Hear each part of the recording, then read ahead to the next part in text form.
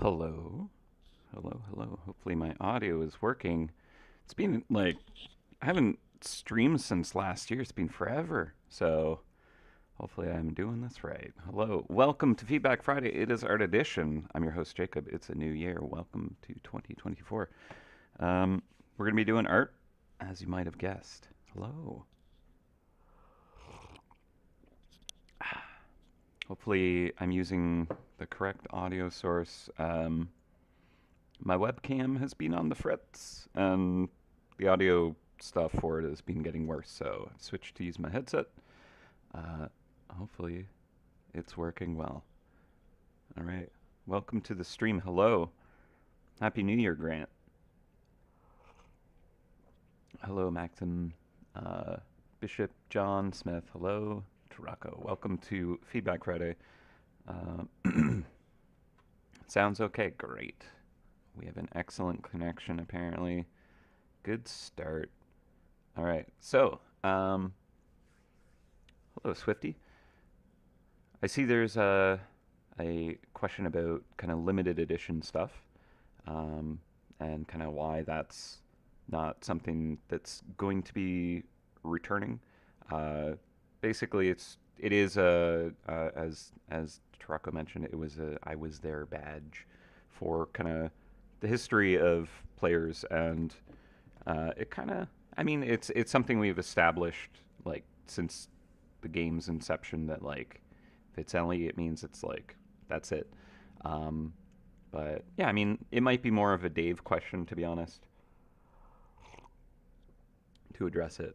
Um, but yeah, one of the things we've done is potentially if there is something that's kind of like, oh, that's a really neat thing, but unfortunately it's limited edition, uh, being able to kind of like bring a almost like knockoff version of that same thing has been kind of like a cool solution. So those who like got the original still have like that version of it, but the replica is just as good. It just wasn't the one from the time it first existed, kind of idea. But yeah, hello. I mean, like that's an interesting point about kind of like opening it up after a certain duration. One of the things I believe we're considering is for the Lunar New Year bases. Uh, are those actually marked as LE? I think we need to actually like go over this and verify exactly how we want to do it. But that one might be kind of like limited by a 12-year period, so those might return. But I'm gonna have to talk to the team and make sure I know what's up with that. But yeah,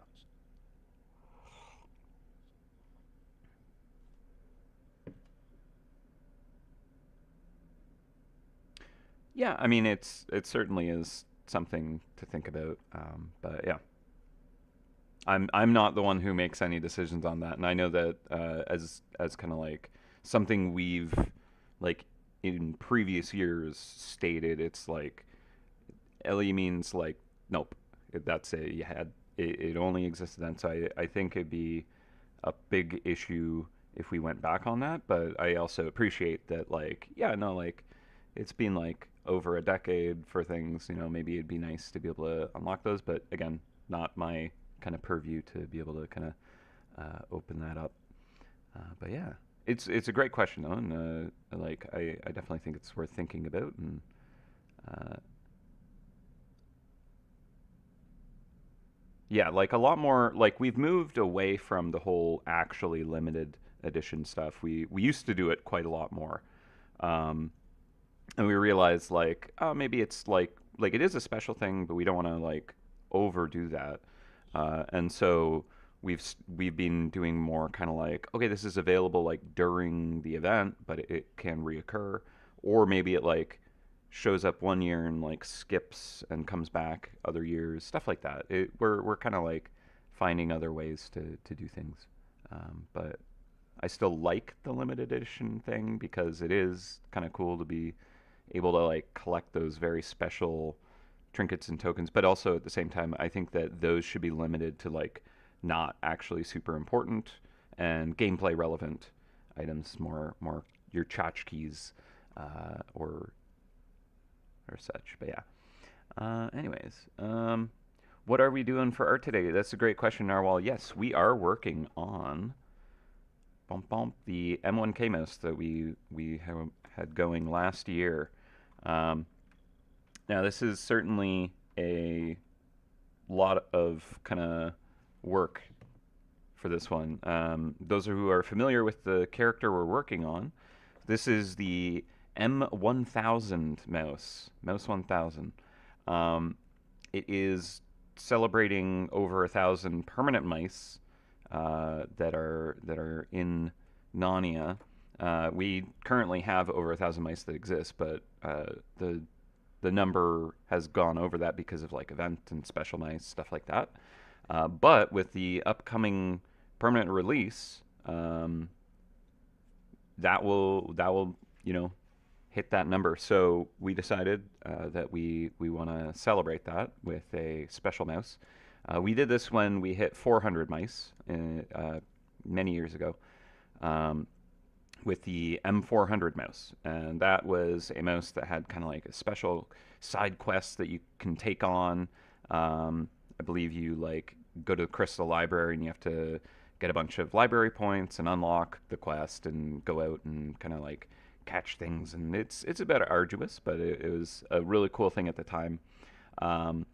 Looking back on it now, of course, after we've done a lot of game design and figured out how to make MouseHunt less tedious, more fun, we were kind of like, okay, well, we want to do that, but like not make it as kind of like unfun. I think it was really kind of being locked behind the whole library assignment points, and the library assignments weren't really that fun to just gain that many points. But yeah, so we've kind of like figured out a pretty interesting way to go after this mouse, and so it should be releasing with the new content. That's all I'll say about that. But yeah, so we're gonna work on this character, and what they represent is actually like this creation, whatever it is, has gone around the entire kind of like kingdom and sort of like taken down or stolen or just absorbed the power from some very noteworthy mice, just kind of like trying to just amalgamate all this awesome power and become a cool creature of doom. So yeah, that's kind of the idea. If you hadn't seen previous stream, I had like a note on one of my this file is like so crazy. There's so much just layers that I'm not used to working with it being this messy a file. Usually it's like, yeah, I got my like the mouse and like some layers for the different props and costume special, magical effects, let's say. Pardon me. But yeah, I have a lot going on in this image. Here we go. Okay, I was looking for the sketch, I believe. Yes, so here, if I turn the sketch layer up. Now, I've moved this around a ton, so stuff is like totally cropped and broken. If I turn off my layer there. But yeah, we have like Balak's necklace, Black Widow's symbol there, the Eclipse's cape, the Icewing's head. I don't know if we want to keep that. It's like a hologram head. We have like Chronomouse's kind of timepiece, Monster the Meteor's ribs, Shelter Shell combined with the RR8. Yeah, and I'm like Big Bad Burrows, and I was trying to get Tritus. We got like the shield turned into a scythe from Bulwark of the Ascent. But yeah, like a lot of like elements that I'm just trying to cram together for this. So it's an interesting piece, very complicated and hard to balance. Uh, but what's nice is it's been a while uh, since I was working on this character, so it's good to come back with fresh eyes, especially on something like this. There's just so much to look at, so much to figure out with it. So trying to kind of like find a nice balance for the art is benefits from getting like a fresh look at it. Um,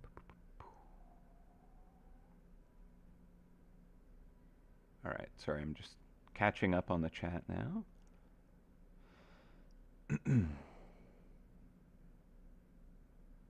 Yeah, yes, the most limited edition thing is the Valor Rift journal theme. Good point. I am the only one who has that because it's used here, and that's the only place you find it. Uh, one day, yeah. We gotta remind people.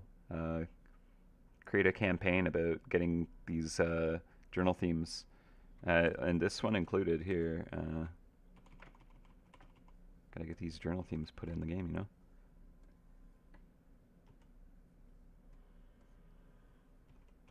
Hit this one as well. The calm clearing, or what is the actual kind of grouping of that location called? Ah, too many too many things to like pull up into my brain in the morning on stream. All right. So, at any rate, art.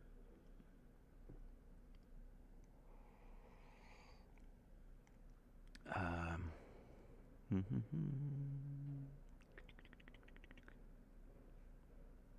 Warpath Thrasher comes to mind. Yeah, actually, the tail does kind of give that vibe.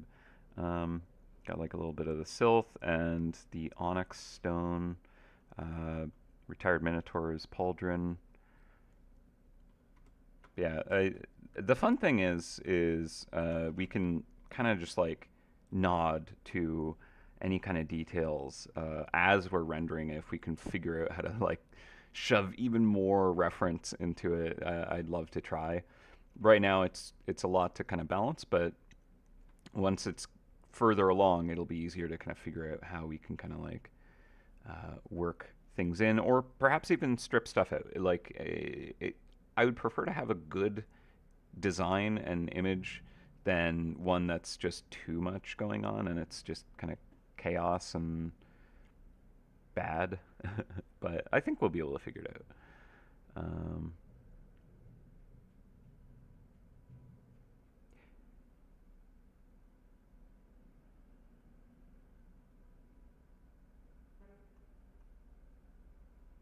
Yeah, no, I like we don't really do the Ellie trap stuff so much. I think Ron's is the only one who really has any of that. And when we do kind of create those, it's it used to be that like we would have like, oh, this is like a really good cool thing.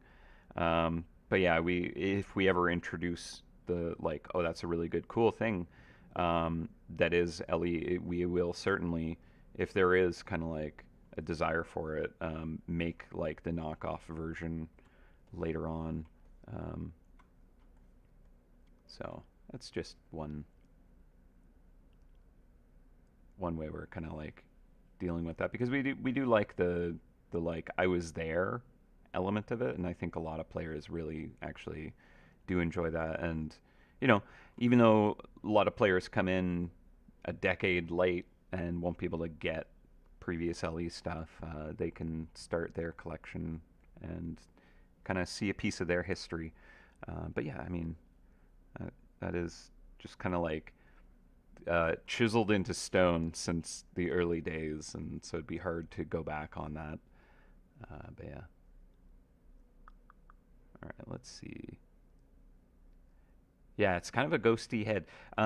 The idea was I was thinking maybe it's like so the M400 is this kind of like cyborg robot creation, um, and this one I'm imagining like maybe it is like it could be that the technology is so much further along and it's got like a hologram head, um, and it's so technologically advanced it is almost magical, which is kind of like a fun way to do magic tech stuff. But I almost don't know. Like, I don't know if it would actually be like. I don't think it would actually be just purely technology that has created this mouse. I actually think that it is like the idea of technology and more kind of like a magical thing that has happened and kind of like this mouse exists because of uh, certain things. But yeah, I'll leave it at that. I think I don't want to get into too much about why and what, but that can be discovered later. Um,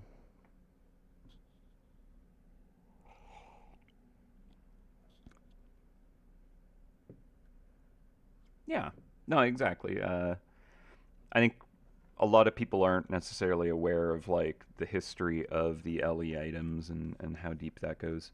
But yeah, it was much more early MouseHunt days that it was like really relevant. Um, yeah, some people actually probably a lot of people would see the LE tag on something and not really even know what that is about. Um, okay, so I think the last thing we were working on when we left off was I was kind of figuring out the value structure of this character because there's so much to try and balance with it that trying to establish good tones on it is definitely important. So I'm just gonna have to dig around in my file a little bit to try and solve kind of how I got to the point that I did. I'll leave that up. Oh yeah, so one of the characters that we're referencing is also Fulmina, and I think that Fulmina has kind of like just due to being lightning and all that, just kind of set the the tone of the piece with the purple lightning, which is good because I think we need that unification through color to kind of pull many of the disparate elements together. What I might have to do is just kind of work on it, and then as things progress and closer to the end, I might try and like harmonize it with like limiting the color palette, pulling it towards a color. But yeah, man, there's just so much to try and like figure out. This piece is going to take some time, certainly, but I do want to get motoring on it. So, do I have a layer? Where would that be? Okay, so this is the mouse. We got our special effects. Sorry, I'm like literally just digging around trying to remember how I built this the way I did. Okay, well that's interesting. Um, I could have sworn that I had more. Oh wait, I do, don't I? It's this one. Yeah. All right. That's right. This was what I was looking for. The kind of value.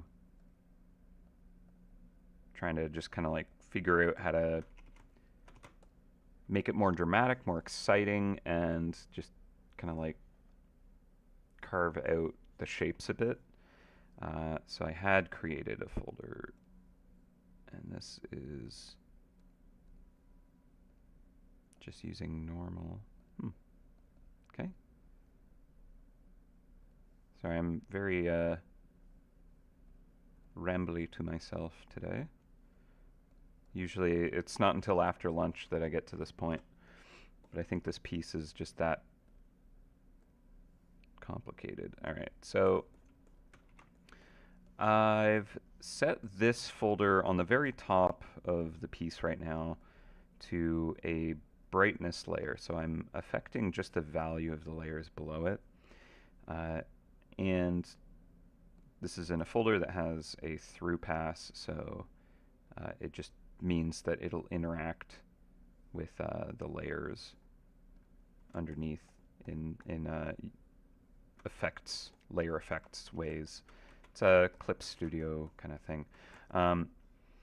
But what this is kind of letting me do is kind of really push and pull my darks and lights. And so I'm just going to try and dive back into this.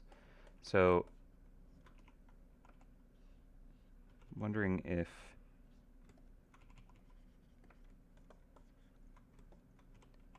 this cape back here, I think I can cut this out even further. And this is like really sloppy. It's not necessarily actually going to be used in the render. This is kind of more, I can use this to figure out my value structure. But if I darken the cape significantly, I can help pop out more elements of this design.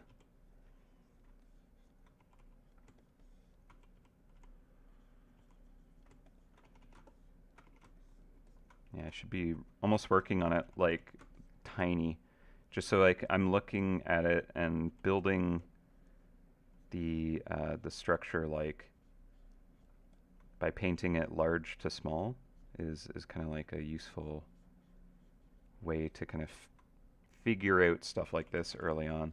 Actually, I think I'm gonna like have the cape be more of a gradient.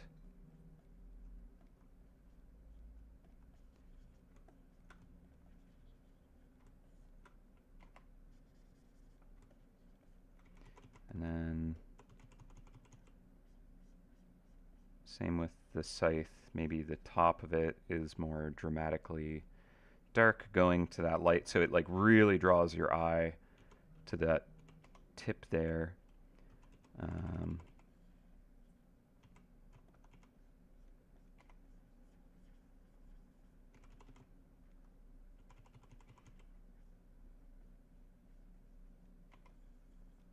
Let's see. I'd like there to be a way to just easily kind of like move these values down into each of the layers instead of it just sitting on top. There might actually be a way to do that, but I don't know how to do that yet. I mean, I can do it manually. That is certainly one method.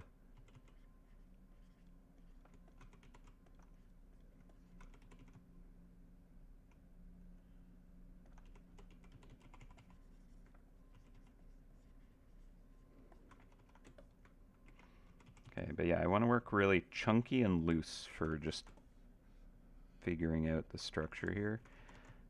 And I think I want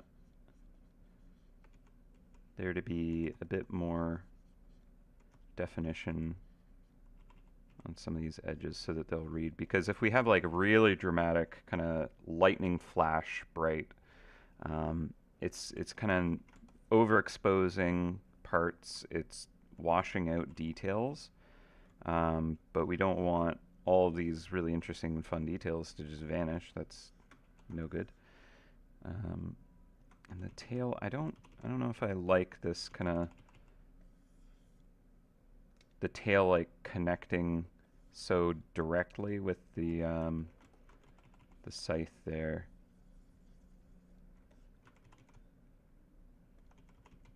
Yeah, I remember we were struggling a bit with what we wanted to do with the tail, but like maybe it's doing a swoop like that. I don't know.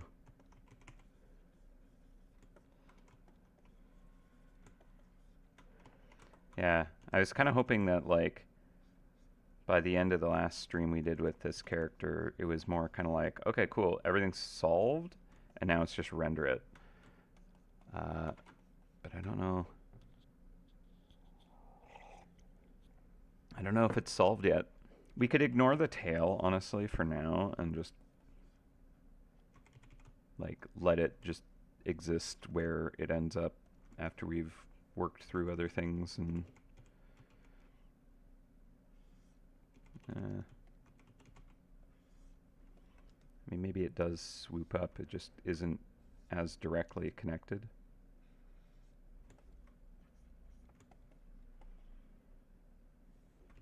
That might not be so bad.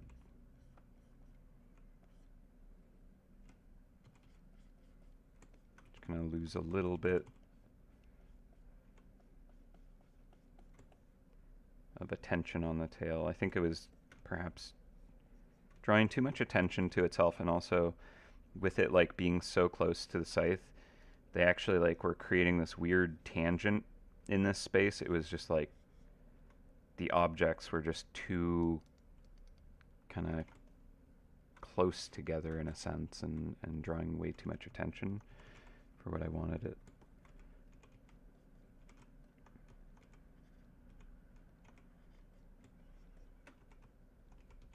Okay. Now, another thing about like a super intense bright light is, do we want it to fall off quickly, or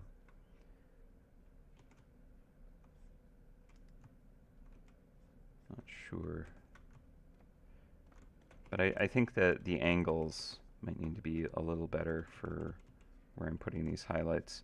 The value structure that I had set up was like really sloppy and kind of not accurate enough, so tighten that up a bit.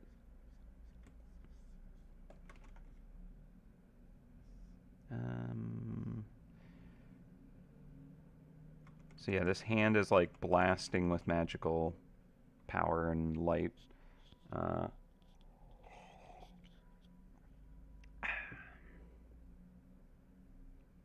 And that'll be kind of like the most dramatic light source that's kind of setting the scene here. Also, I guess the location, they're kind of, it's a little behind, but it's not as dramatically behind. Right now, a lot of the light is telling the story that it's like almost like a rim light, but I think that it is actually kind of like going to be more on top of a lot of the surfaces.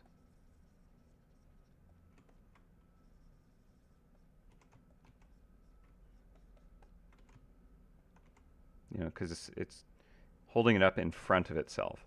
So, sure, the underside of the scythe is not getting hit by any of the photons coming off of this, but like the top of the arm here, top of the cape, the chest plate here, this pauldron, I think these would all be getting a significant amount of the light casting onto them. So I just need to, instead of it being turned away and behind, I need to realize that, okay, this is at least like kind of, I think the light angle is almost kind of like that direction on everything. So that plane here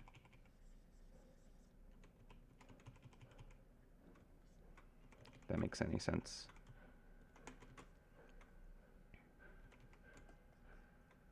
And that light would be kind of raking across stuff at that angle. So, all right.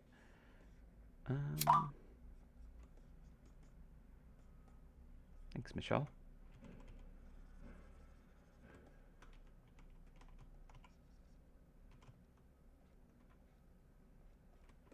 All right, let me give this a flip to see if it makes sense.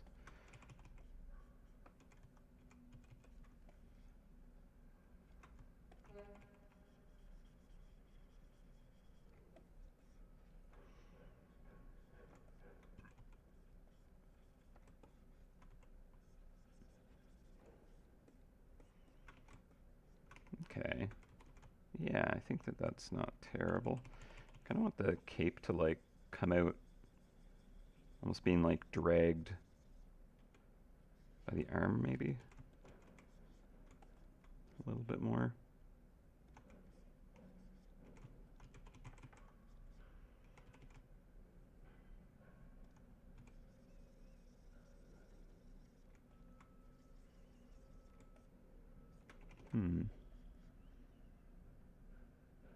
Yeah, like they've lifted their arm and the cape was down and now it's kind of pulled up a bit. It's kind of cool looking. I want that shape to kind of flow. But again, we don't want the tail to be too in line with that. Or do we? Maybe we do.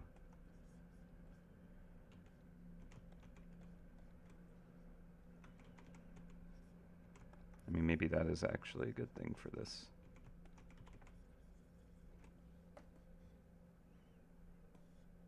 Yeah.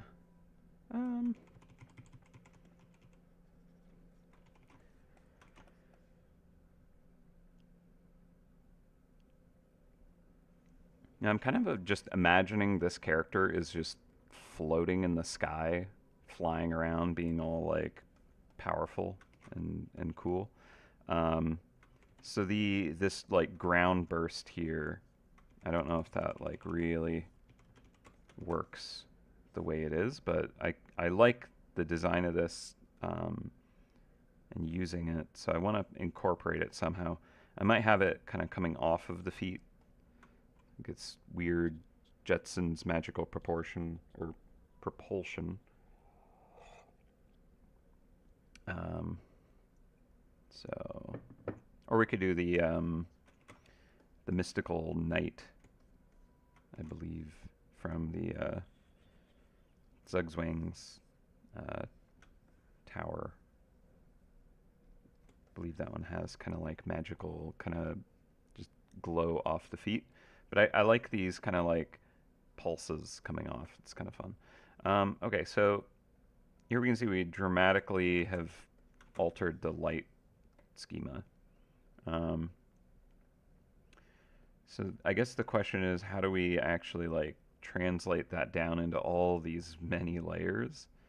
I'm not sure the best way to actually do this.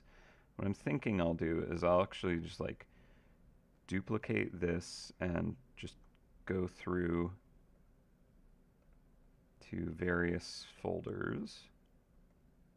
So this is going to be not that one. All right, so we want to bring it down into the mouse folder itself. We can put it below the special effects. So here we'll start with the scythe, and I think if I clip this to the scythe folder,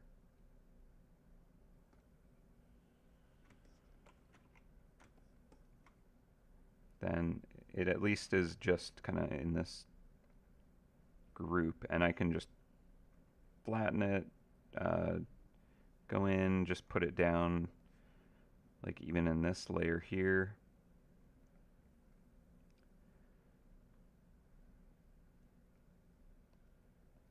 And go through and just duplicate this here for like the front leg.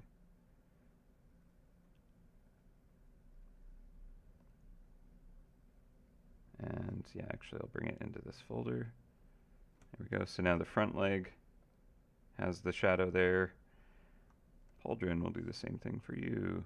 Pauldron has been lit. So I'm basically just taking the entire lighting kind of layer we created and just bringing it down into each of the objects, which already are kind of cut out. And that way I can just work on it in a small scale and integrate it into the actual object a little easier. So this one's a bit interesting.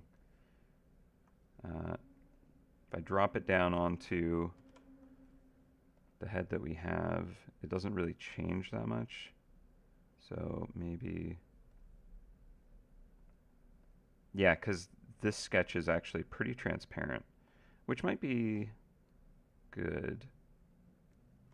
I'll figure that one out. Alright, then furnace. I think that I just, oops, want it to be on top of that. Okay. The cape here as well. Cool. It's really messy, but that's fine. Torso. Boom. There we go. That one had a lot that needed to be done, so this is good. And then the tail. Oops. But yeah, by bringing it down into the actual objects themselves, before this like lighting pass layer was on top of all of my layers. So if I wanted to like draw on any of the parts, I would have to be drawing on top of everything, on top of the lighting pass. So I'm no longer working within the objects themselves. So by bringing the lighting down into each of the objects, that means I can just render directly on top of those. The tail is its own mess. We'll just have to figure out what we want to do for that. So I'll just turn that off. Since in the lighting pass, I just erased the tail effectively. Magical hand. Let's add one here. Okay. Yeah. I think I can, well, I'll turn that on for now. Well, maybe not. I'll figure that out later. Alright, and we got the ground glow. So then I guess there'd be just like the background itself.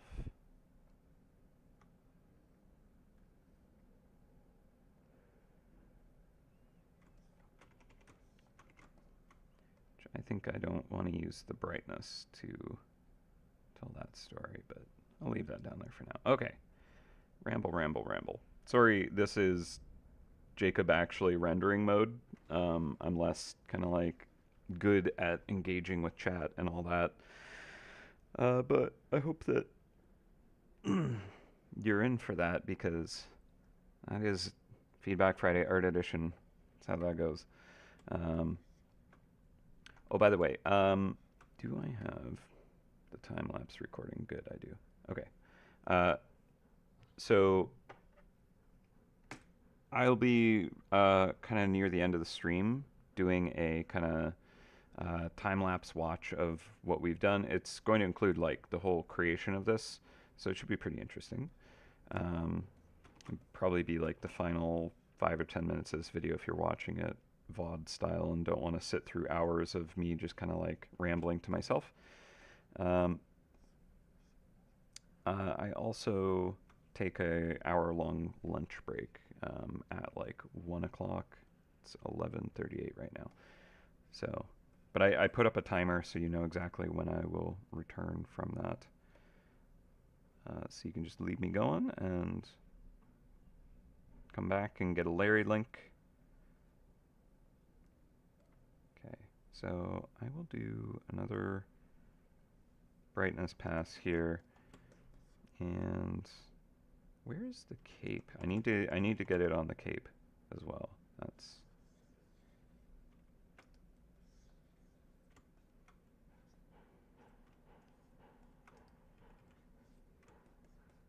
okay. Cape. That one definitely needed it.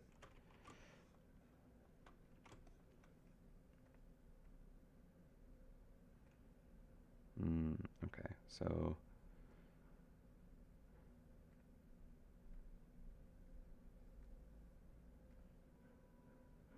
yeah, I think I want to extend the cape out a bit.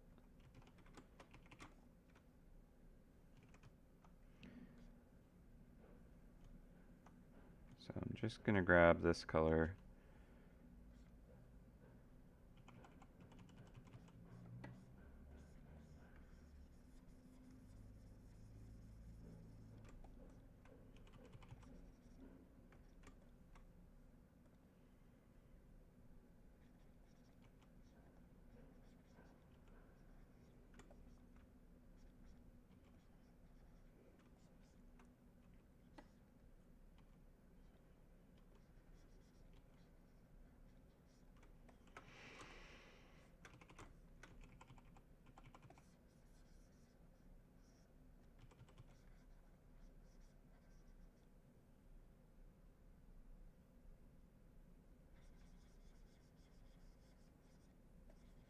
Oh, interesting. Okay, so that's all cape.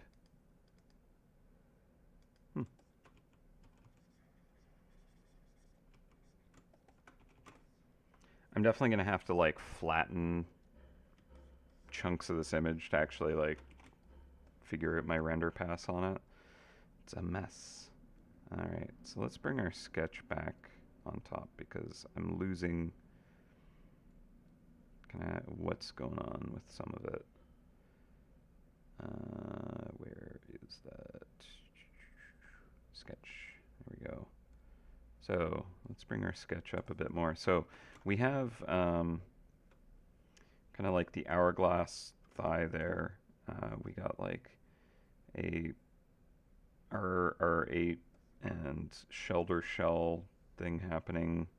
We need the bollocks necklace, which I'm gonna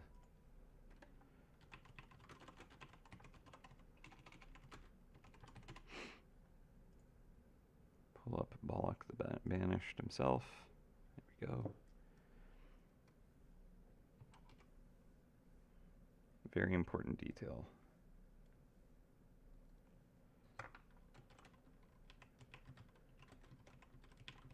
Bollock's necklace. Okay, let's take the sketch down. 30%, why not? Bollock the Betrayed. Very true, very true.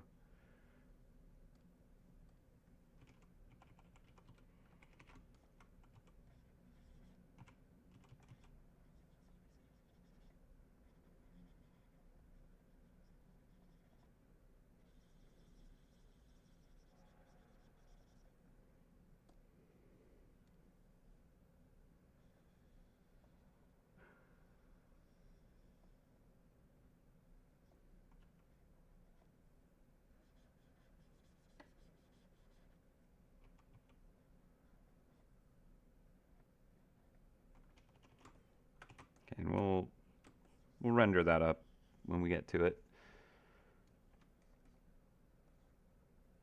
So with light stuff, that is a good question with the green glow of the necklace clash with the purple glow. The necklace is not going to have nearly as much glow force to it. It'll be overpowered by the hand glow.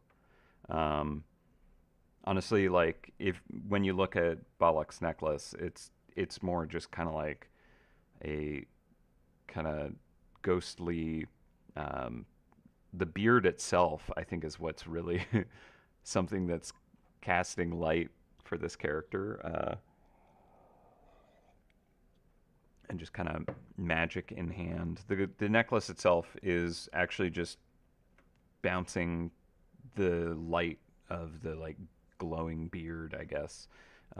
It's not actually creating light. It's going to be purple looking is the thing.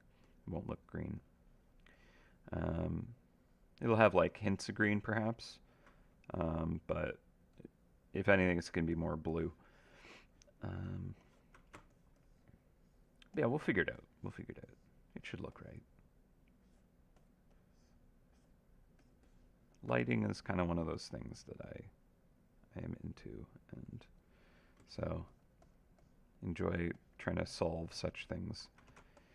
Okay, so goodness, this is such a messy, just kind of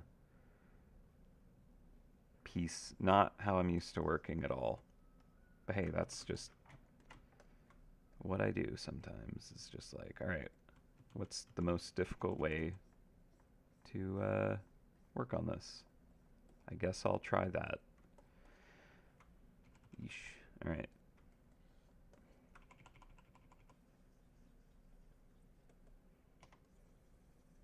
Okay, so I don't want to like blast out all my detail and not be able to figure out what I'm doing.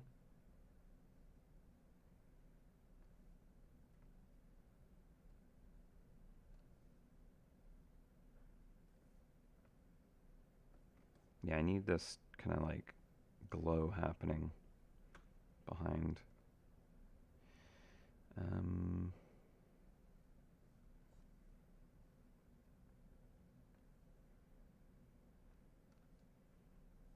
So I think what I'll do is I'll just do another layer of this and just really expand it out more.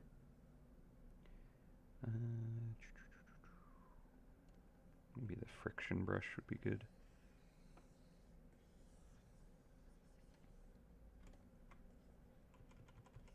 Not really. Not a great brush for this.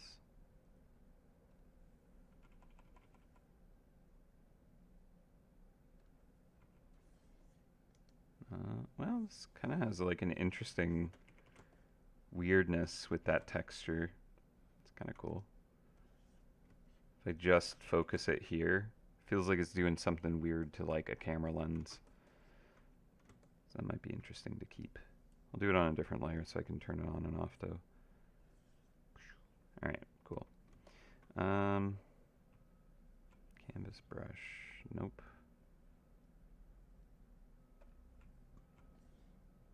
Oof, that's a very slow brush. I don't want to get it. Yeah, let's get rid of that. Alright. I used to have good cloud brushes. What did I do with those? Oh, they're down here. Need to...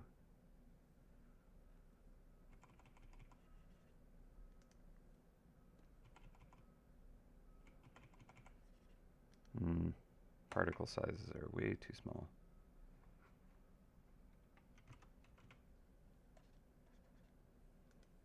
And I don't want... Yeah, this brush, I need to fix these.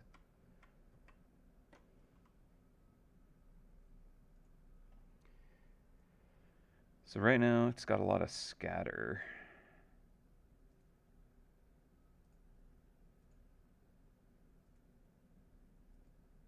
Brush tip angle is random. Density. Yeah. Spray effect. Deviation. That's... I think that's the problem there. Direction of particle. Oh, I see. That's just the rotation.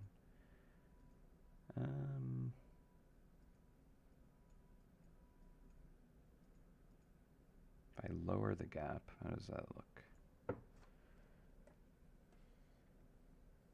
That's interesting. It's like creating a ring. Okay, I don't want it to spray nearly as much.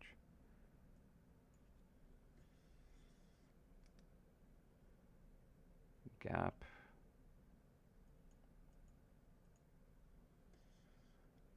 Yeah, I kind of want it to be just more like a stamp where I'm clicking as opposed to it being off to the sides. So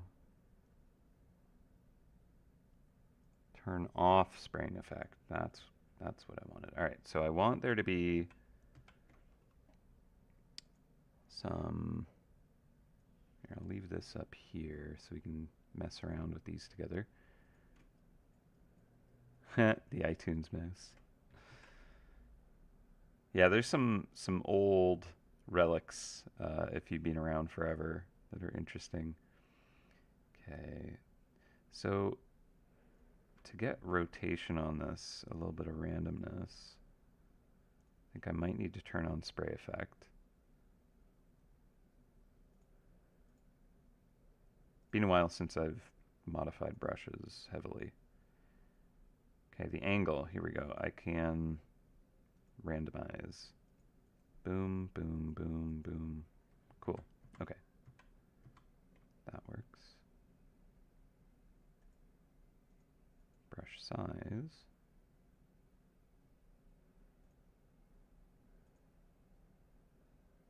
Alright, so save settings as default for this brush. It's at least better than what it was. And then I'll do that for this cloud brush. Brush size. Make it absolutely gigantic as well. Turn off spraying effect. Boom. Alright, nice.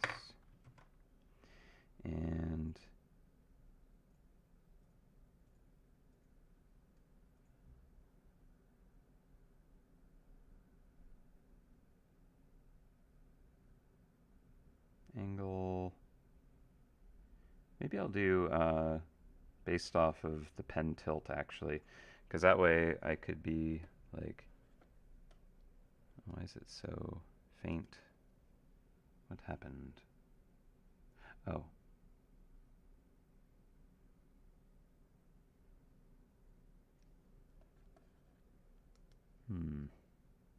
Thickness.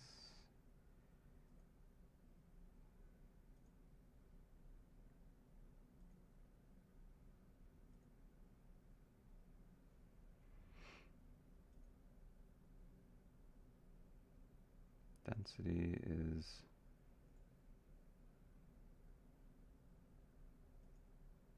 I mean, if I mouse click, it gives it 100%.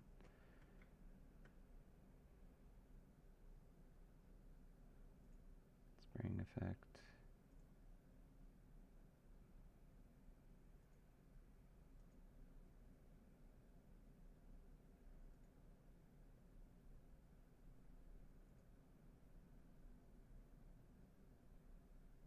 Yeah, I mean, that should be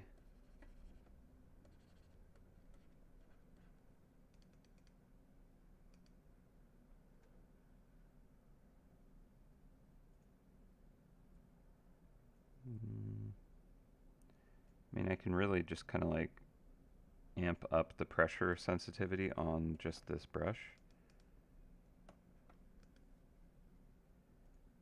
Right? Can I not? Here, it's weird. Why is it so faint? But if I mouse click, it's fully opaque. What is happening? Stroke. Oh. Sorry about this.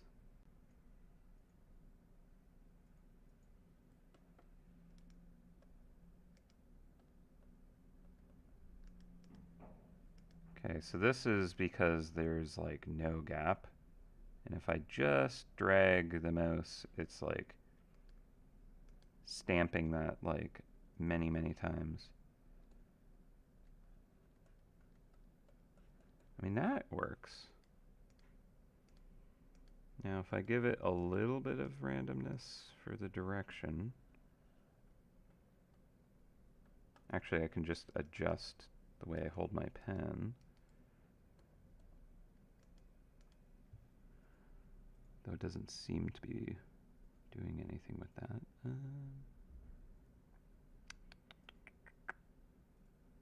Sorry, I'm doing like technical stuff that I don't normally do, and I'm trying to remember how to do some of these things.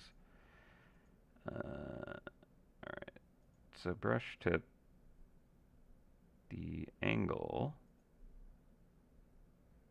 Let's try direction of pen. See if I can get it to change. Because basically I'm trying to like be able to control the rotation that this cloud is being placed at. But so far that's not doing anything there. I mean, I can also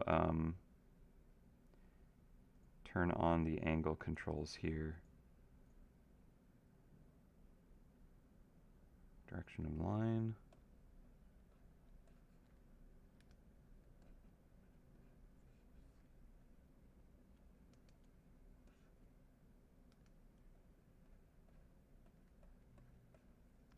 I want to be able to just like tap it and have it like really appear though.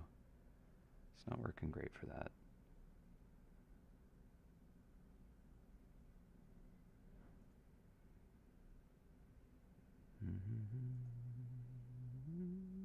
Okay.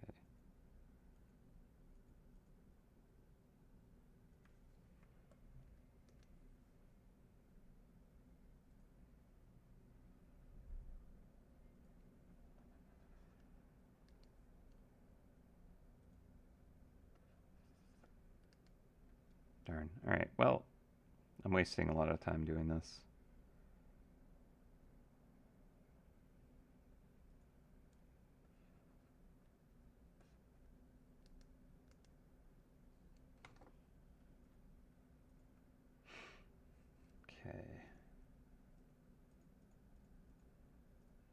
Yeah, you know what? I'll just have a little bit of random on the angle here. And then I can actually just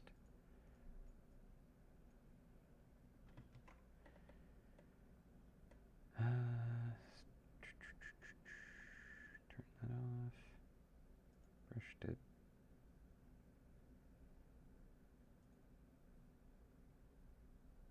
Set that to none. And then I'll just control the angle myself.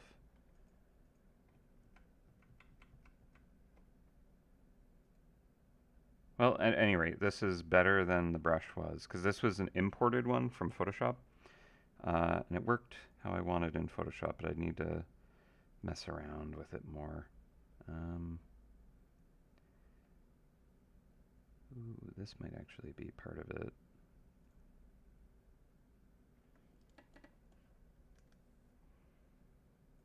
Opacity, let's turn that up.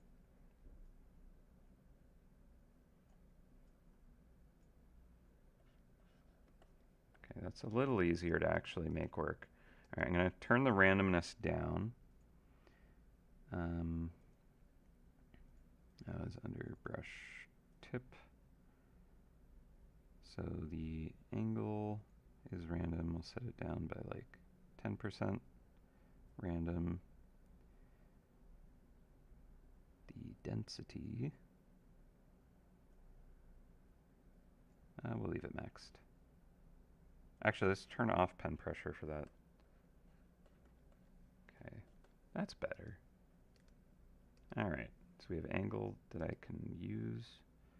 Save settings. Okay, sorry, this was very long, and okay,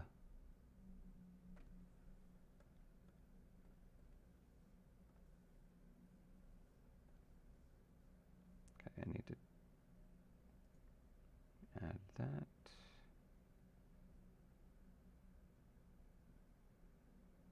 Save. All right. Sorry. Okay. Now I can flip that.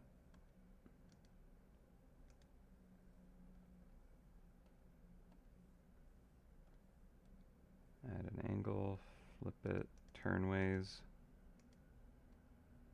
Oh wait, this is, yeah.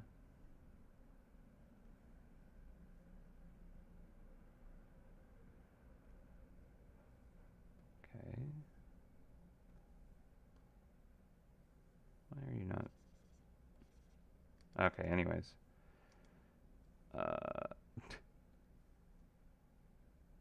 Here, I'll turn off randomness.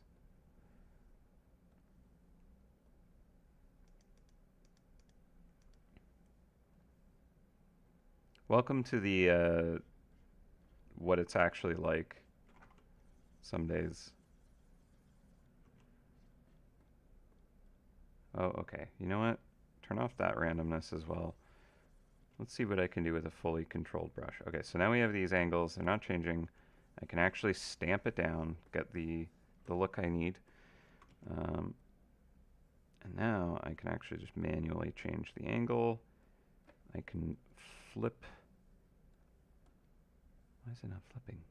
What's going on? Hello? That should work.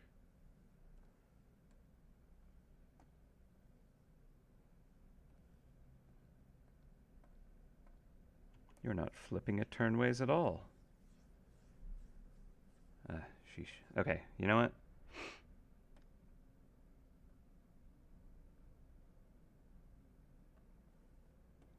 There's that flip, but weird. So my flat brush is set up in a certain way, where when I change direction, why are you different? Okay, well anyways, I should probably just use this brush or something. Goodness. Okay, that was a waste of time. So sorry.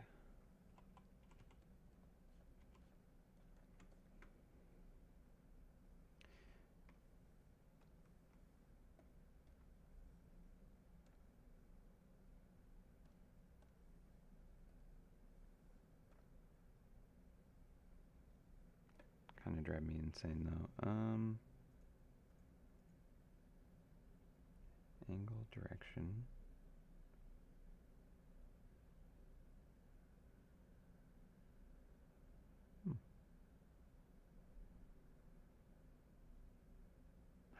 Oh, is that in relation to the thickness specifically?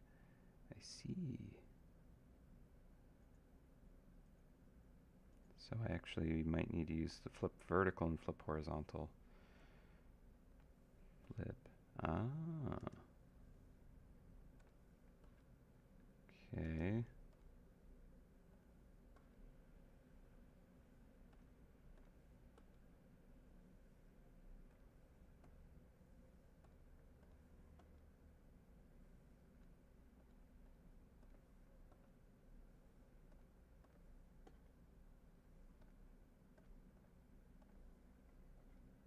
I see. All right. Well, that's kind of annoying. All right. I'm sure none of that made any sense. And I apologize for wasting your time with all of that.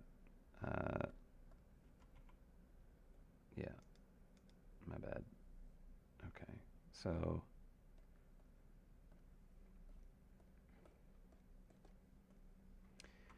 it's not even really the effect I wanted after all that. Okay. Why do people tune into this, I wonder? If anyone's still here, hello, I appreciate you. Sorry. Okay, so I'm not even sure if I want it to be like smoke. Like what is this glow really?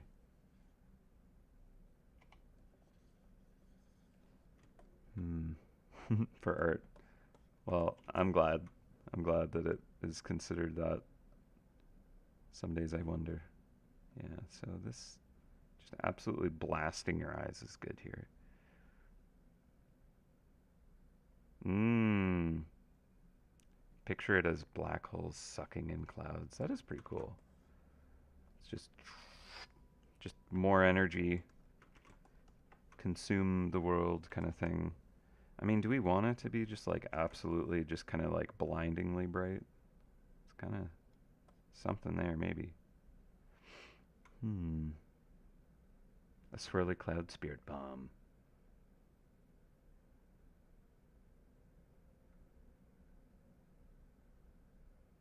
Ooh, is there a mouse anywhere that has a body part of theirs reaching through a portal and reappearing somewhere else in the art? I feel like we've done that gag before, but have we?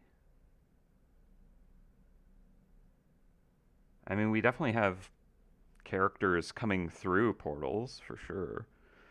Like there was a Halloween kind of like monster ripping through a portal. There's the Realm Ripper itself, the Time Chaser birthday event where there is like the crazy. I think it was our 10-year, where there was this crazy like time rift across the whole map, and there was a mouse that is like running into a portal. Got a lot of portal stuff, but I don't know if any are actually like halfway in and like they're appearing somewhere else. I like it though. Be fun. Yeah, I kind of like it. Just blinding. It's kind of interesting. Yeah, the 10th anniversary was really neat. I had a lot of fun with that one. It was a lot of work, but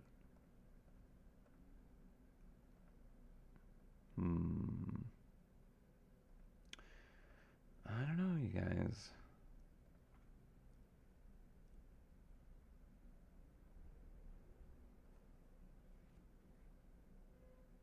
Yeah, the blinding is cooler, huh? I agree. Hmm. The 10 layer base. Yes.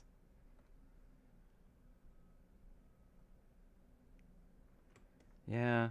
I think we go with blinding actually. I might actually, here's a question. If I turn that off, I go to the very top and turn on this version. Yeah, blinding was good. It was that we had the hand kind of eclipsed onto it. And I think that is way more effective. So let's do that. Let's go blinding mode. Let's blast some eyeballs. In which case, where's the hand? That's under special effects. Aha, that's why it wasn't doing it before. Okay, so I will bring this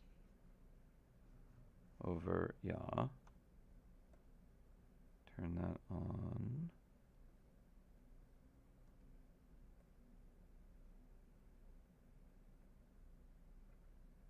Or would that be on the hand?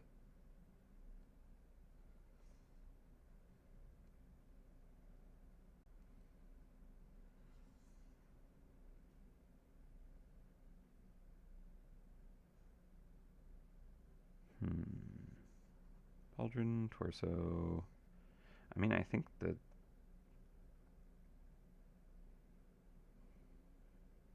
Sorry. This file's getting kind of chonky. Oh, I see. Yeah, one thing that was really cool about this hand was there was going to be like a lava kind of crackly. But maybe I'll do that with the legs instead. Or who knows what. Yeah. Okay, I might leave that off there. And then down here, turn that on. So I can at least see where the hand is supposed to be. And just figure it out, I guess.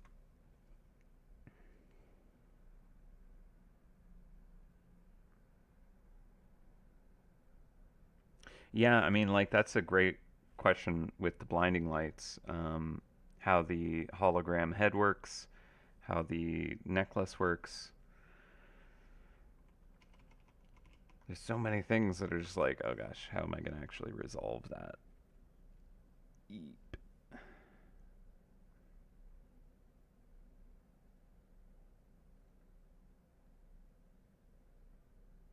I'll turn that off there. Turn it on behind everything else. And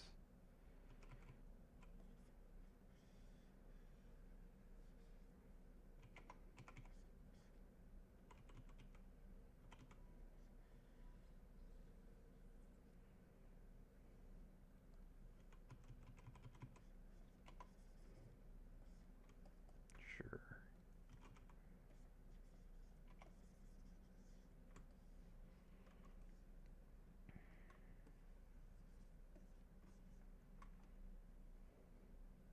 It's not a good layer to do all that on, is the thing.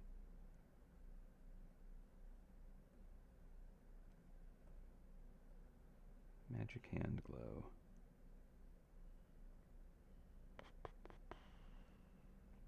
Alright. Alright. Let's see. Where's the actual hand layer? Where are you at? Ooh, okay. If I get rid of that, that might help. We can go back down to the bottom. Turn on the glow.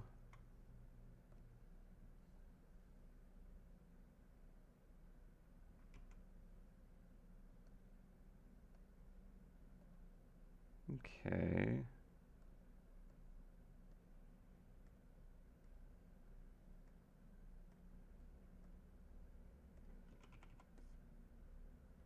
Whoa.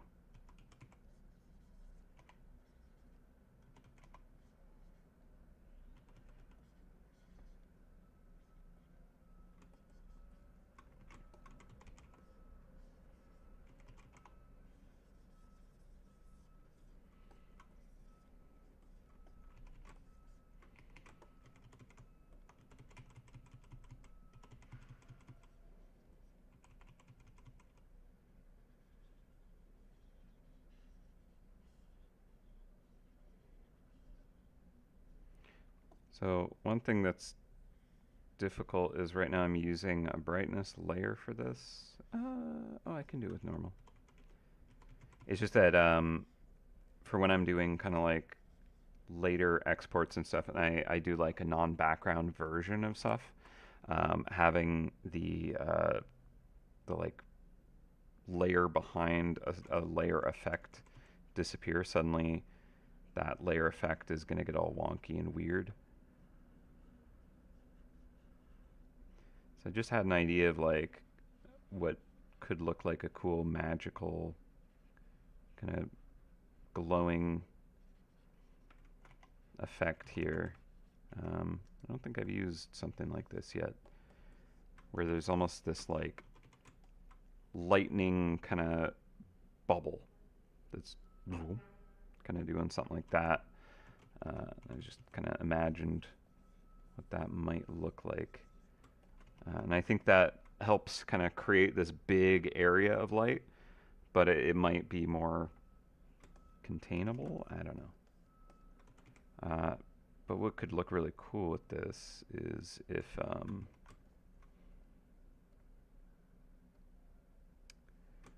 first of all, I'm just going to make it just this area.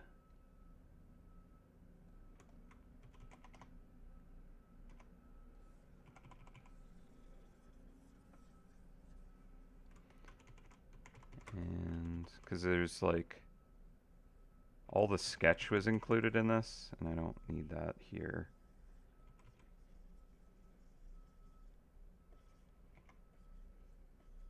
Okay. But I was just thinking that like it's got almost this like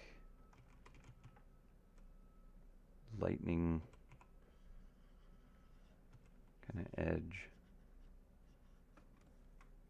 on it, it could look really interesting and magical and just weird. Just like thin bands of color coming away from it.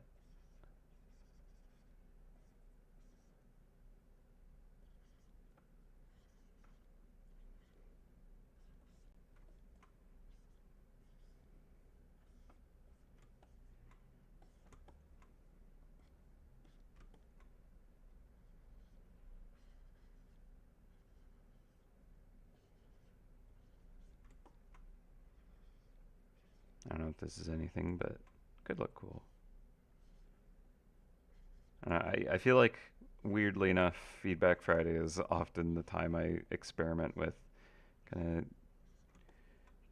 just weird rendering ideas that I haven't done before and see what happens. You know, why not kind of like do things you don't know how to do with a live audience?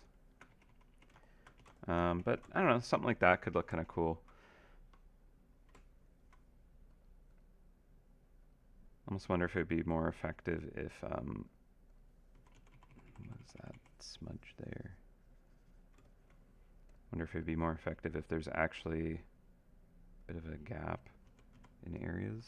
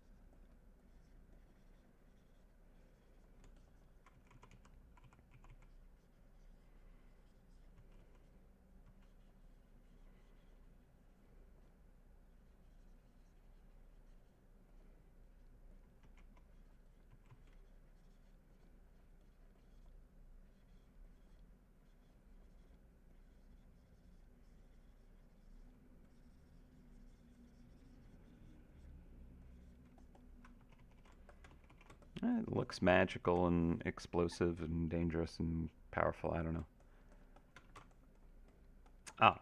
No, we haven't talked about Relic Hunter seasons. I'm not in a position to speak to that currently.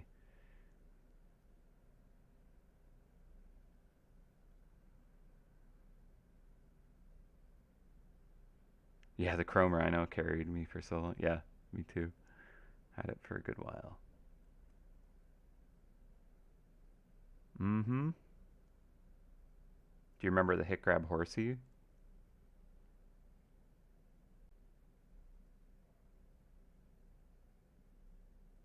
That's a good question, Jonathan, about getting a higher tier of Great Winter Hunt uh, gift box. Yeah. Hmm. Yeah, it does kind of have Valor Rift kind of vibe with this kind of color scheme and magic, which is cool because I enjoy the designs in the Valor Rift a lot. I think we did some really great work there.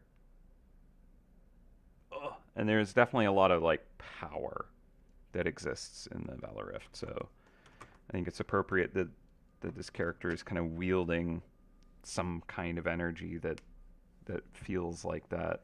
Okay, I think that is working. Um, I think the this bubble needs to kind of like encase the hand and arm more. Uh, so is that going above or behind? I think that's just behind. I'd need to do a layer above.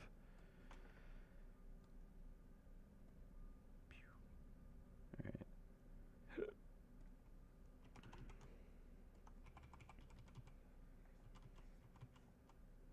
Actually, I would do it on the special effects layer because that is here.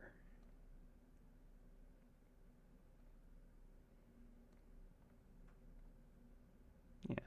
But yeah, now this lightning is like kind of pitiful, and we could put the lightning elsewhere instead.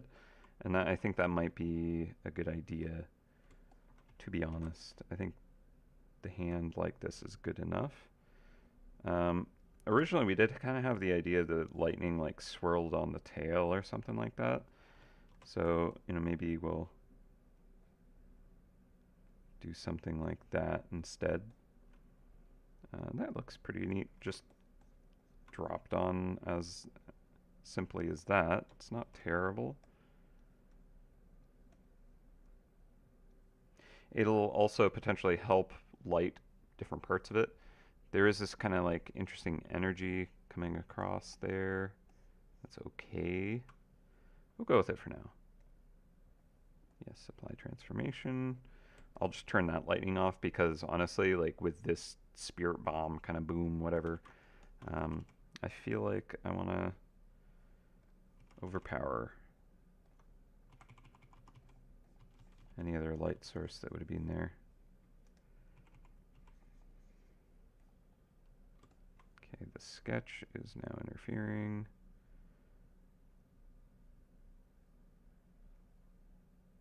Did I? Oh, okay.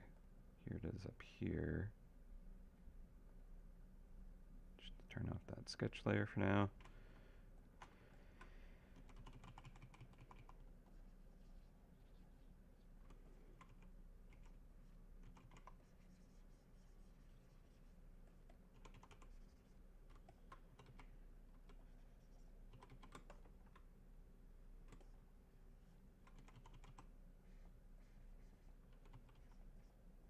I mean, it could look really neat if it feels like their kind of like hand is passing through this barrier.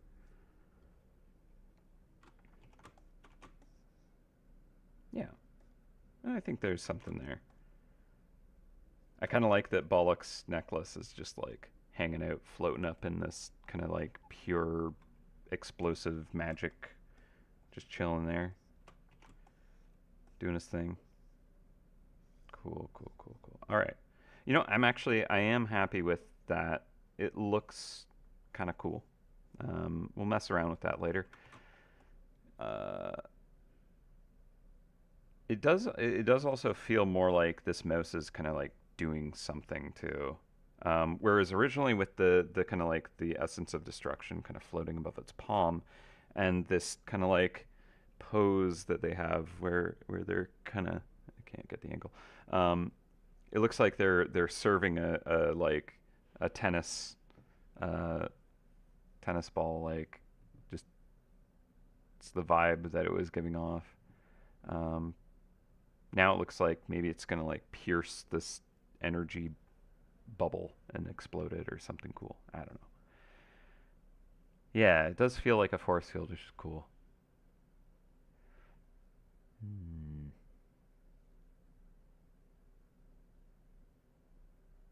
Lightning feet or tail. Yeah, I mean maybe the tail itself is lightning. Could be cool. I know, right? The tennis serve. Yeah, no. It like I've been dealing with that ever since someone mentioned it in the chat, like 2 streams ago. We were first sketching it, I think. And I've moved the hands and stuff around, and I'm just like, I don't know. This pose is like the most dynamic and interesting, but yeah, it was you, wasn't it, Swifty? Yeah. But now it's kind of more like, okay, they're like piercing this kind of energy with the scythe.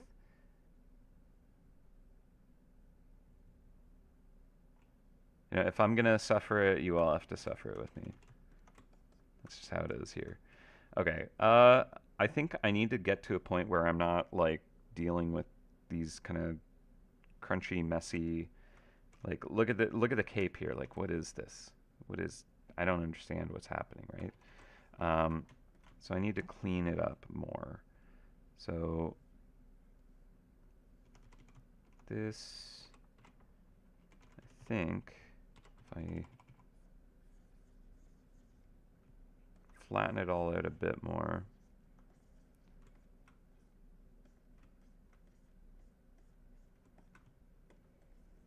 Okay, the underside of the cape, relatively dark here.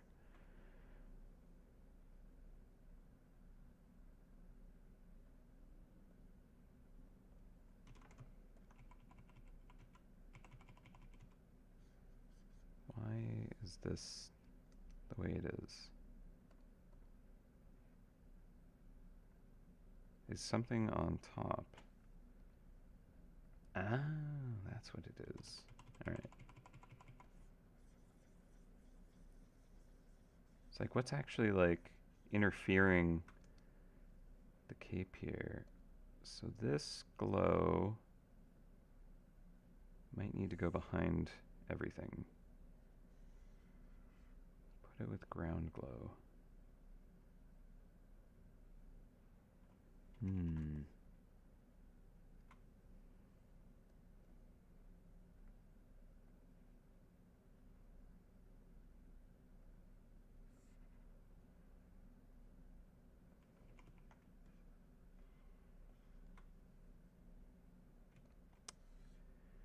Interesting.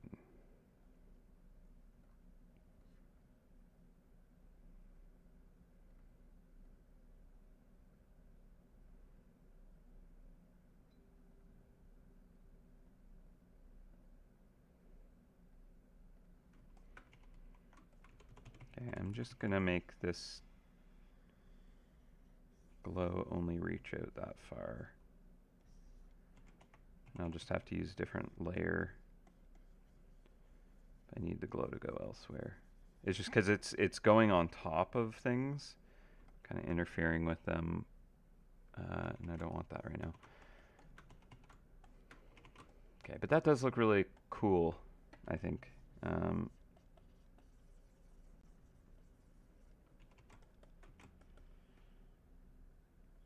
right. Oops.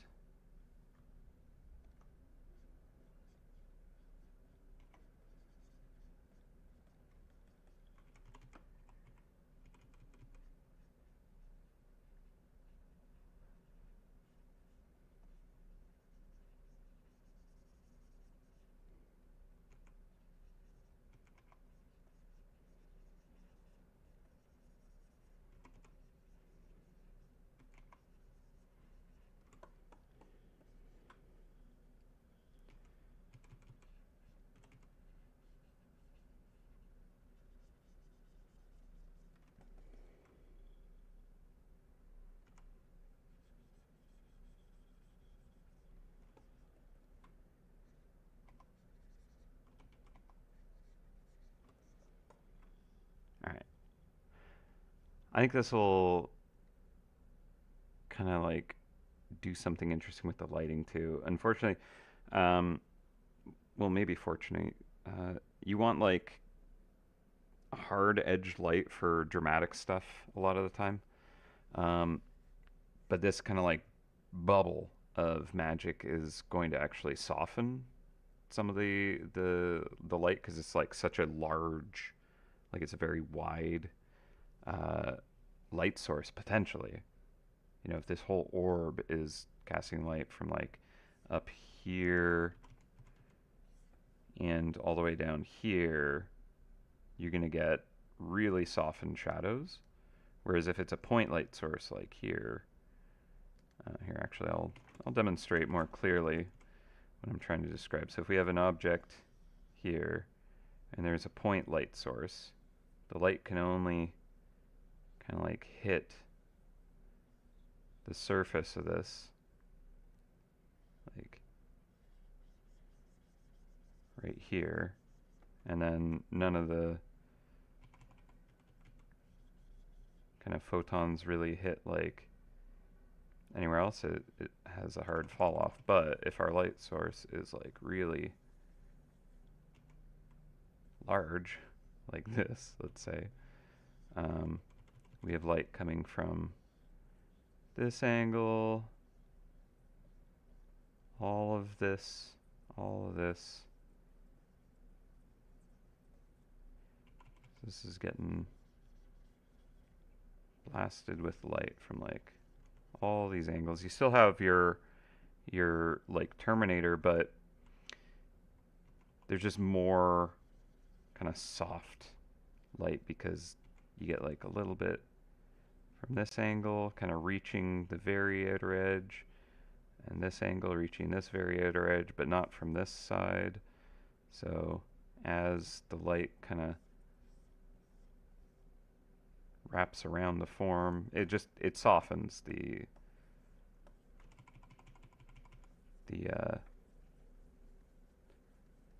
edge of the light. And like, sorry, a better example of that is actually when it comes to cast shadows. So if you have like your wall here, you know, you have like this all is in shadow. But then if you have a large light source,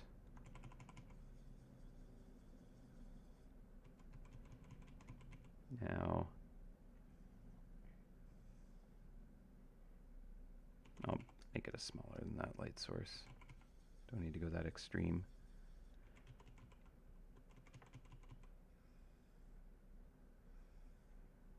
Now potentially all of this. So we still have a shadow here, but there's still a little bit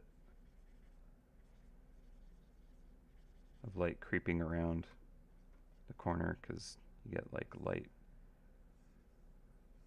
kind of coming in. I don't know. I don't know if that was a good demonstration or explanation, but big light source, softer shadows, especially cast shadows.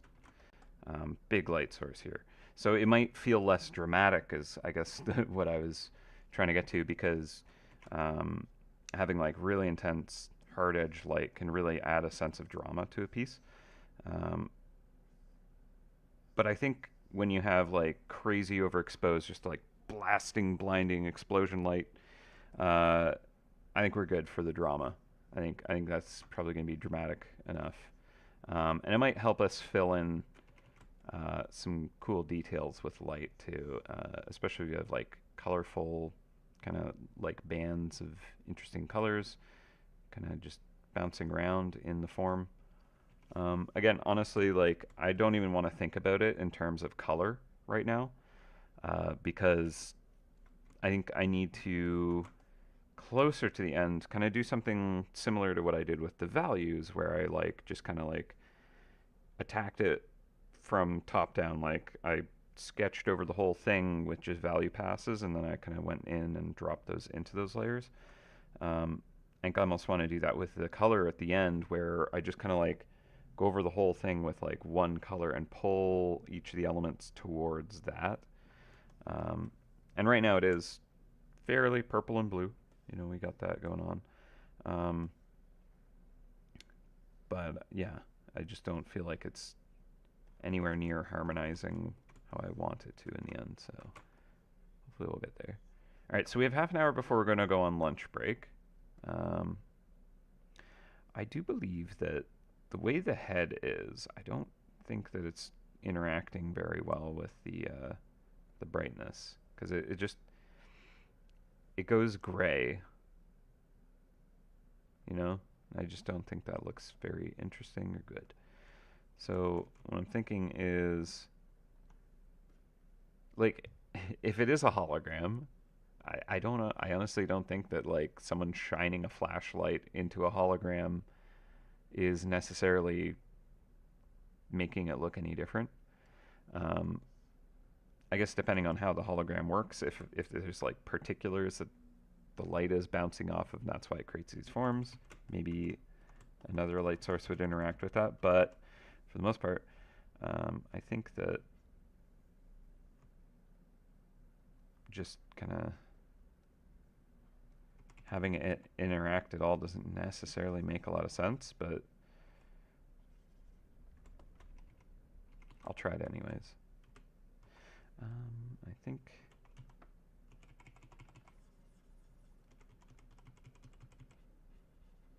like I don't know what it is right now.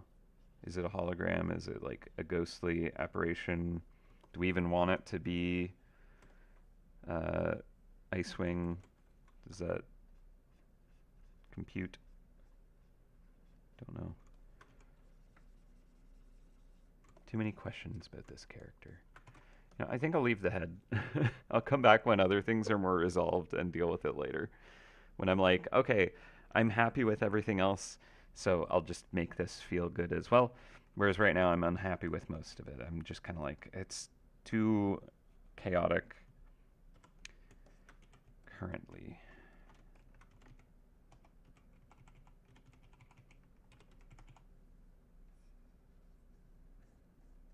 Okay, so I do like the cape being relatively dark.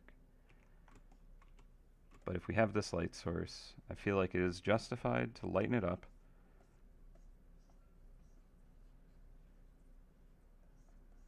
With a bit of more of a like softer gradient, which I think will work well with the value structure that I think this could benefit from.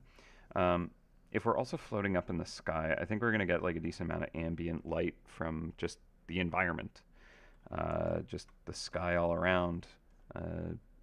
So we are going to get a fair amount of just kind of like cool light kind of bouncing up inside the cape probably.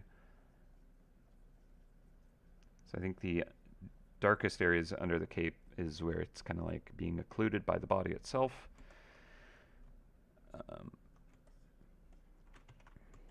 And ultimately, you know, it's nice to be able to do like totally realistic, this is how light and material properties work. But if it's cooler to do it this way or that, the rule of cool does win. That didn't used to always be how I worked, but I've kind of come around a bit. So I'm going to drop the brightness layer on that just so I can kind of see what this is actually doing. Yeah, I'll just do a whole new layer. Okay, so if we have our kind of eclipse cape and there's just like this big booming kind of blast of energy,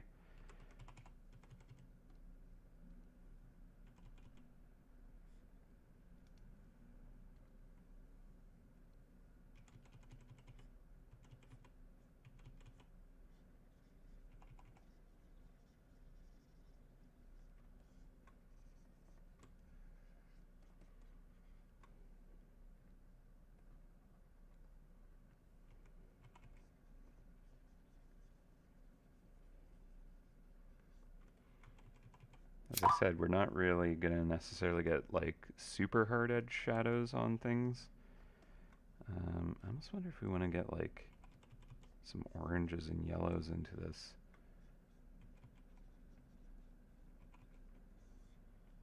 Sure.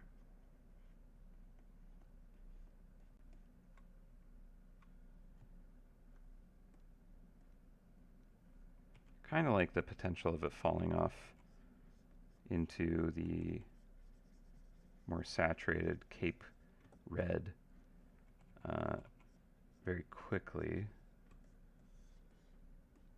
just so we can kind of like get an idea of the material color that this has.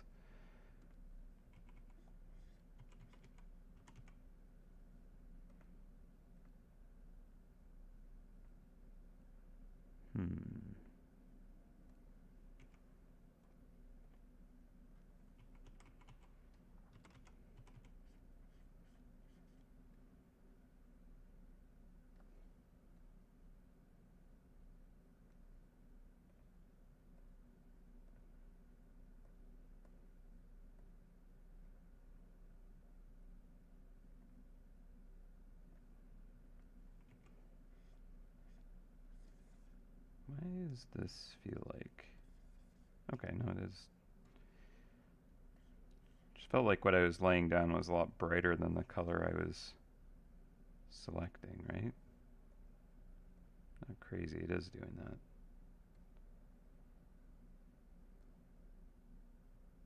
Just trying to figure out what is interfering. This is a normal layer.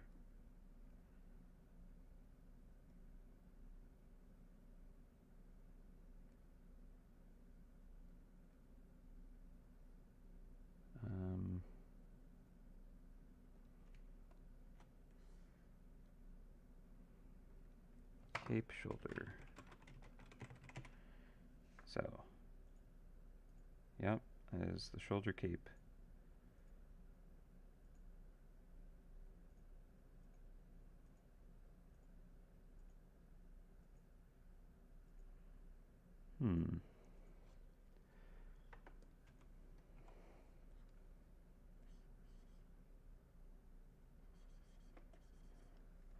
It's just like these colors. I guess it is that color. Huh. I don't know, it just didn't look like it was painting the color that I thought it was supposed to be. But you know what? That's like color relativity for you.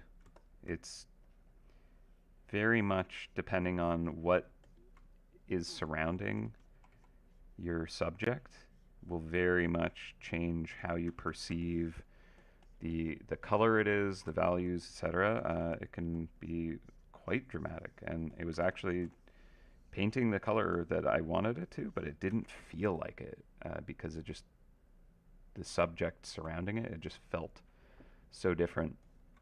There's a lot of visual illusions that like show this where there's like maybe like a chessboard with a shadow, a drop shadow kind of across it, and it's like you know, like this white box is actually the exact same color as the black box over here, but because the white box is in shadow, it actually looks totally different. Like you wouldn't even looking at it, you're like, no, those are not at all the same color, but your brain is telling you that. But when you like use the color picker, it is actually exactly the same color. So I think there was a bit of that happening with my brain just now, where I'm like, that why is that not the same color? But it actually is. So interesting. I don't normally trick myself with that. Or maybe I do a lot and I just don't even realize. That also seems likely.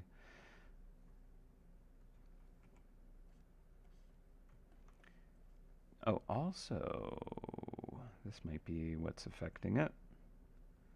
Bam. That. Yeah. That is affecting it. Okay.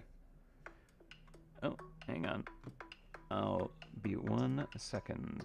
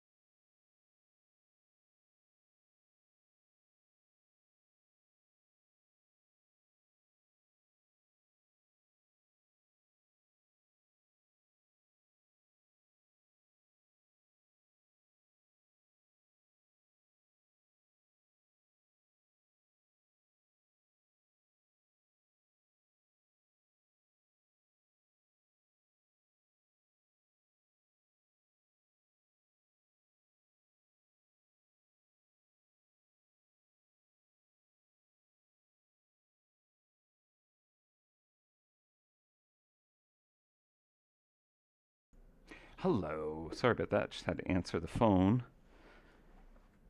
I'm back.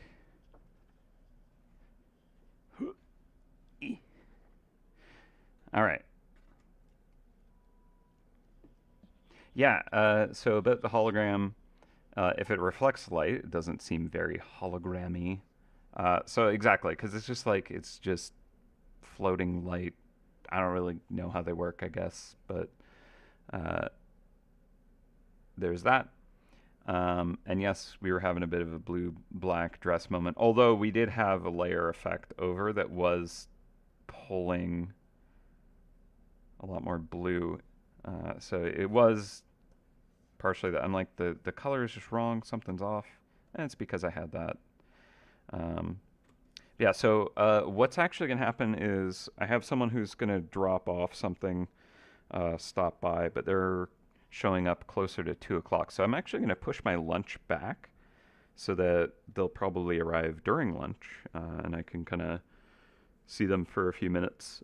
So I'll actually take my lunch in more like 45 minutes. So at like 1:30 or maybe closer to 2 even, uh, just to make sure that I can kind of see them for a little bit before I have to boot them away.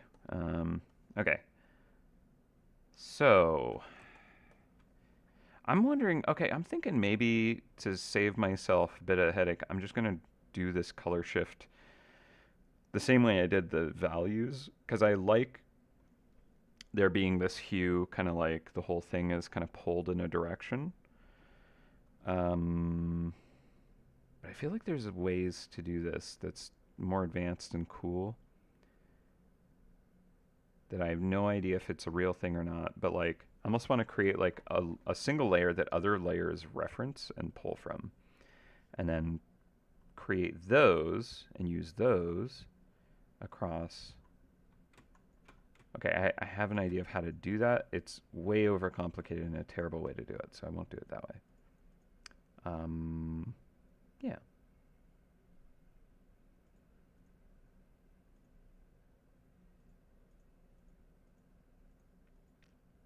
You know, I'll leave this for now. Just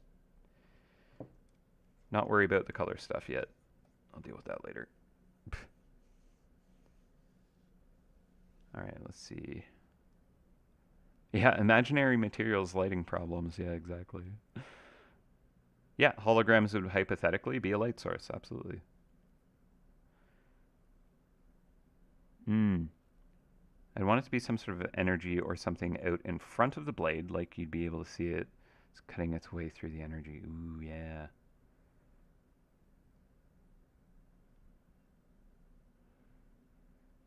So like, if this energy bubble, let's say,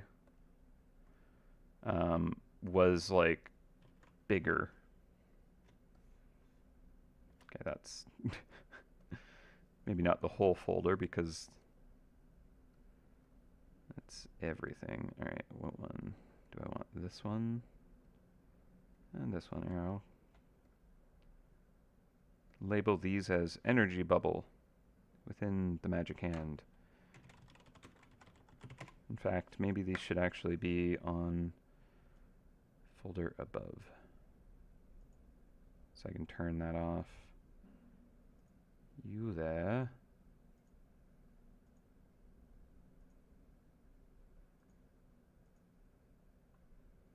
Where are you?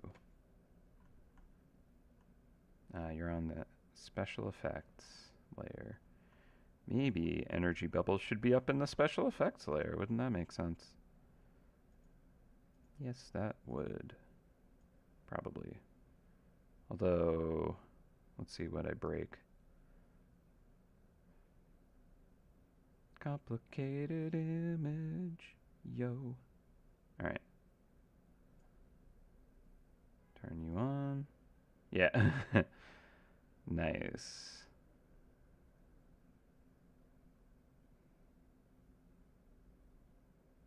Let's put it behind Balak's necklace.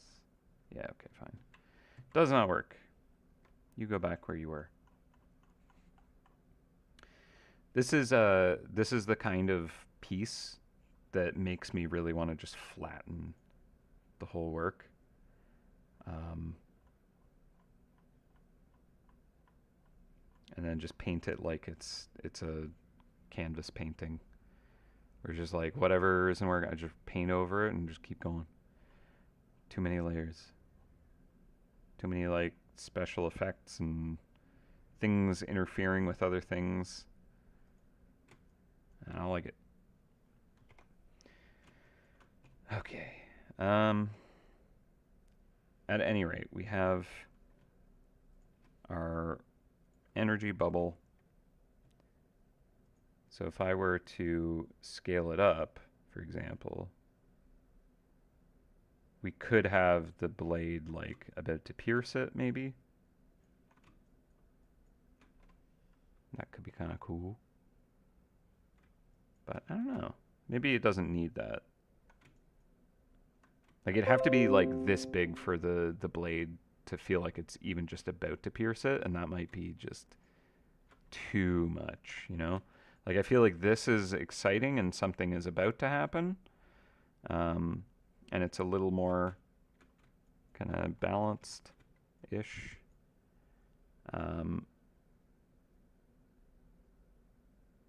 Yeah, I think I'll leave it this small. One thing that we did have in like the original concept was actually like flame licking off of the scythe, and that was actually pretty radical. Oops, didn't mean to drag that. It was pretty cool. Now, we can see what that would look like.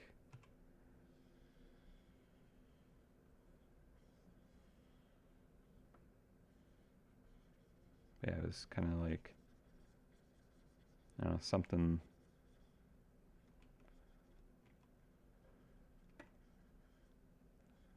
I'm sure I could just dig up the sketch somewhere.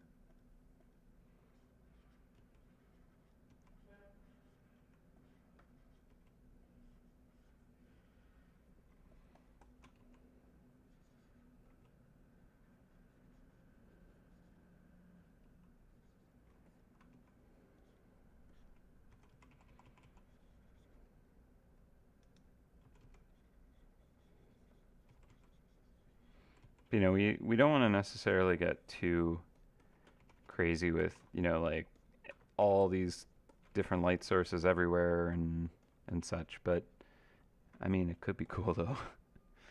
I do like more magic and glow and fire and special effects. It's fun stuff. Let's see if I use occlusion brush here. Get kind of this bloom coming off of it.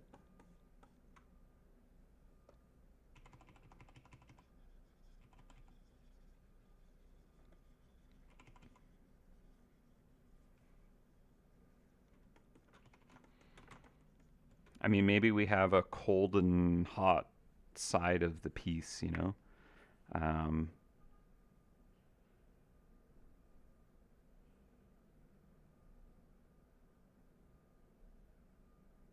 It is kind of dramatic with the fire and lightning. And honestly, I don't know, like the energy bubble, it's kind of got this like almost cold ice but also radiant vibe going because it's got the blues and stuff. If it was like blue and gold, it'd be very like angelic.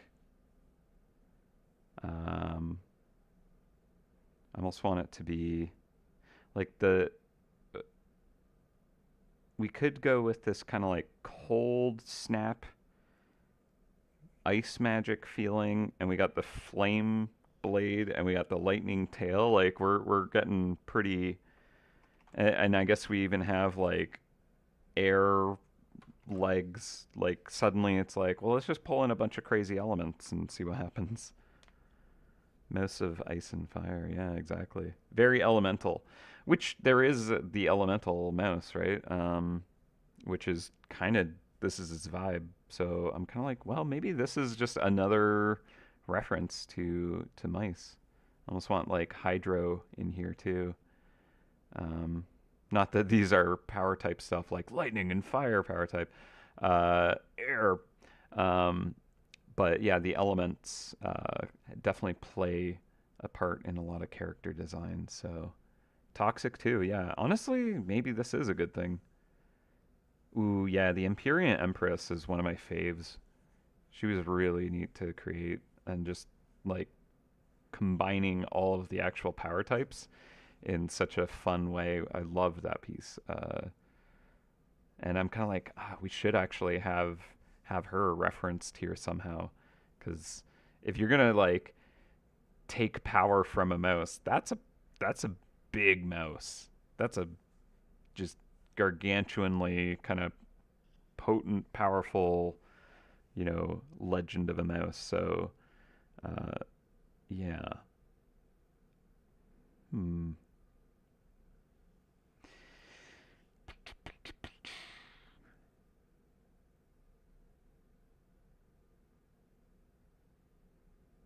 Yeah, no, exactly.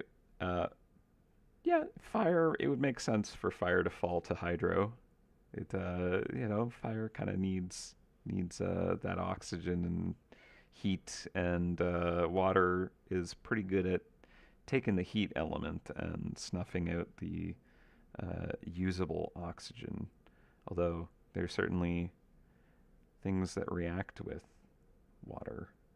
So, um, yeah, floating islands does need representation. You're right. I think it does. Um, I'm gonna pull up the Empress actually, because there's so much stuff to pull from on it.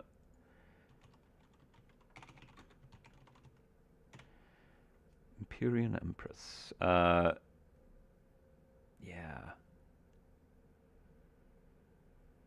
The moon scythe is so fun. Hmm.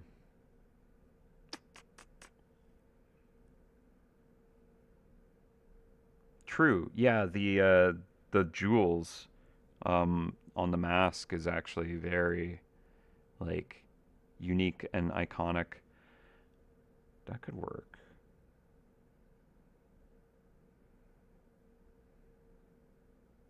Ooh, I almost wonder if maybe the okay, so we have oops, I was zooming in on the browser.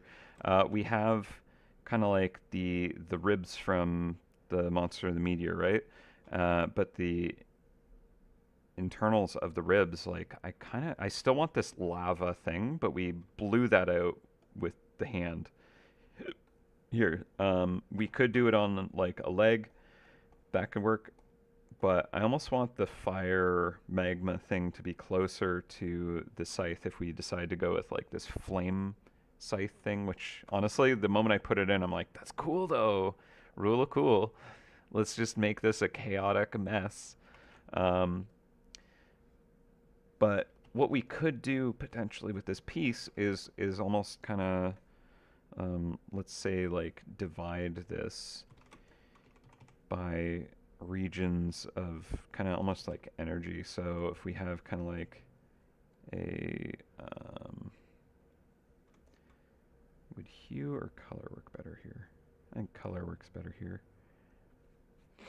Um, so we have kind of like different regions of energy almost.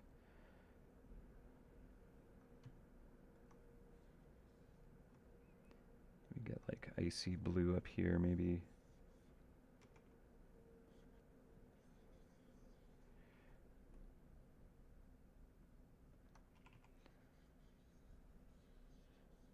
Now, I don't know if this is a good idea at all, but it's kind of interesting to just see what this could be like.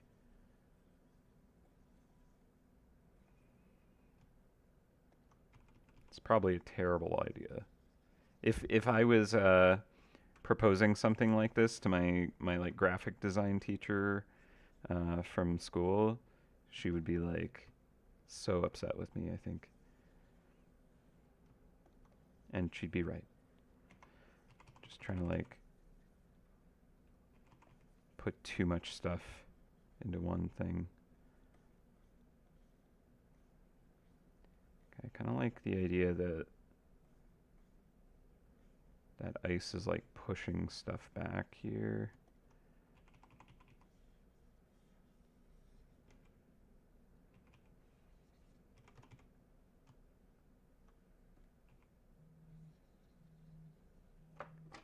Okay, so we're at 1 o'clock, but we're not going to go on lunch yet because I'm going to have a friend stop by closer to 2.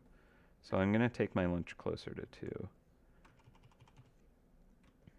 But so there's this kind of like idea that like maybe we have this trifecta of colors. And I think that if I was going to make something like this work, I need to kind of build a hierarchy out of it instead of having like a balance of 3 where it's like equal parts. If I was to make this work whatsoever, I need to kind of like make sure that there is a stronger hierarchy going on. So I'm thinking like if we did kind of the ice blue is kind of taking more overall,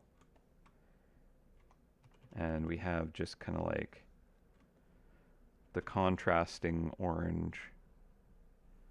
That could work. Or I don't know, maybe we should go with kind of like the lightning purple as most of it, because I think that this whole thing works quite well with the purple.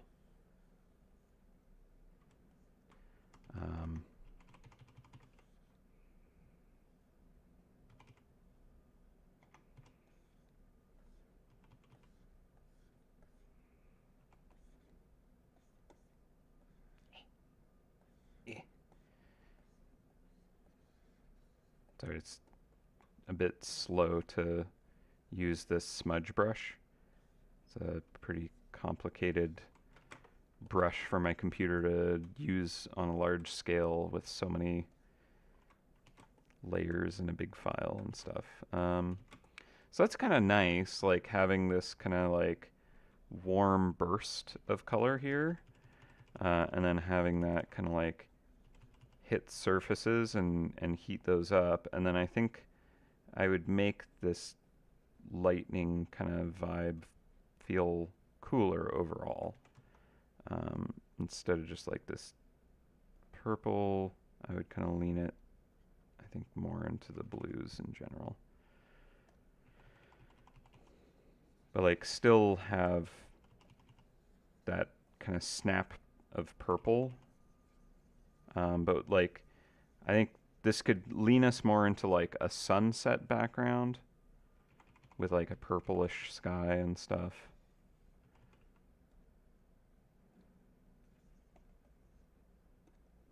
Purples and blues and stuff like that. And I don't know. The fire adds a potential interesting mix-up. Not sure if I like it, but it could be cool. And also we have this like little furnace here. The magmatic furnace might make sense to like have the heat coming off of it. And then of course, if we have the lightning on the tail, then we do go with that kind of lightning purple.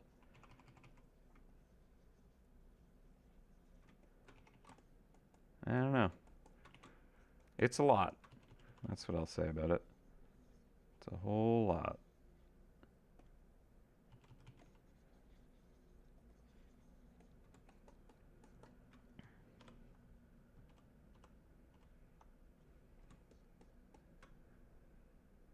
Oh, Eileen?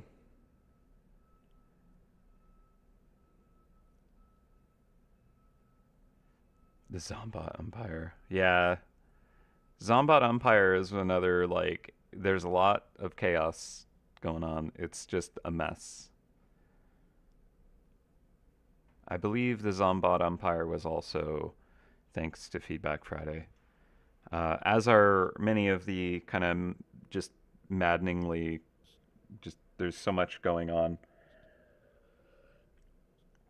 creations. There was like a birthday party bonanza pinata or something like that, and it was another one of those where it's just like, let's just add anything we can. Zombot Umpire the Third. I mean, it works. I don't know if I'd create that same thing nowadays, but at the behest of Feedback Friday, and this being, like that's why I'm creating this character on stream, is because it's like, hey, okay, so like what we want to do is we want to take, 16 years of just mice, and can we just cram them all into one? So no matter what, this character is going to be madness. Like, I want it to actually be a bit like, this is overwhelmingly too much stuff. I want it to like sit with you visually in a nice capacity. Like, I want it to look good. I want it to feel balanced and not like, I can't even look at this. There's too much happening. It doesn't feel like I can even make sense of it. But I do want it to still be like, there is so much happening in this that it's ridiculous. So, I think that having this kind of like blast of fire is pretty radical, pretty cool, pretty sweet. Um, we can even get like the toxic spill oranges to work with this too, right? Because the toxic spill, sure, a lot of it is like green ooze, but there is also like the orange kind of like side of it. We have like a lot of like magma stuff that I wanted to play with, and that'll be the orange as well. So I think we have orange and purple as our kind of like palette. I think we can do this. And if we have the kind of like main, I mean, honestly, the orange might actually be a better main color to work with, and having accents of purple even. So I guess I'm going to duplicate this. And let's actually see what we can do with that. Now, I think because we have this giant energy blast that I think is the main light source, like fire, great. It is a light source, but like it actually falls off very quickly. Like a campfire or a candle, it doesn't actually cast light very far, um, because it's bright to look at and all, but like if we're talking like a little campfire versus some kind of like explosive lightning bomb blast orb, I think the orb's gonna totally win. But let's just see what we can get if we kind of like flip the color palette to be kind of like warmer overall. Like, we could get this kind of like more of a sunset vibe potentially. And then we have like the lightning tail and stuff. Okay, that's way more than I wanted.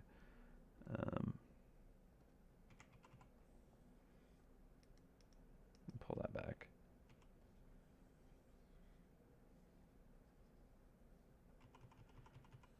But like, yeah, like the lightning tail.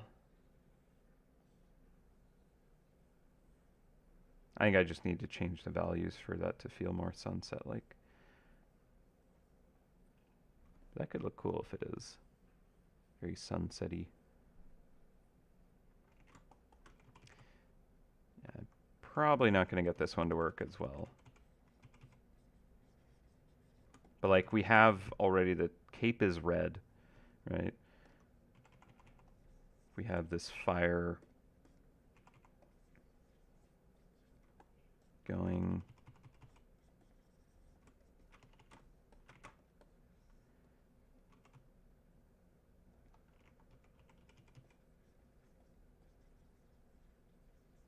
Yeah, no,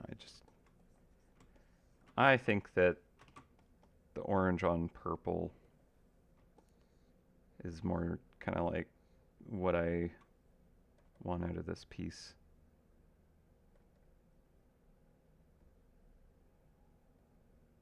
Okay, but let's take a look at it without the fire, just to remind ourselves how that looked, in case we're like, yeah, maybe it doesn't need that.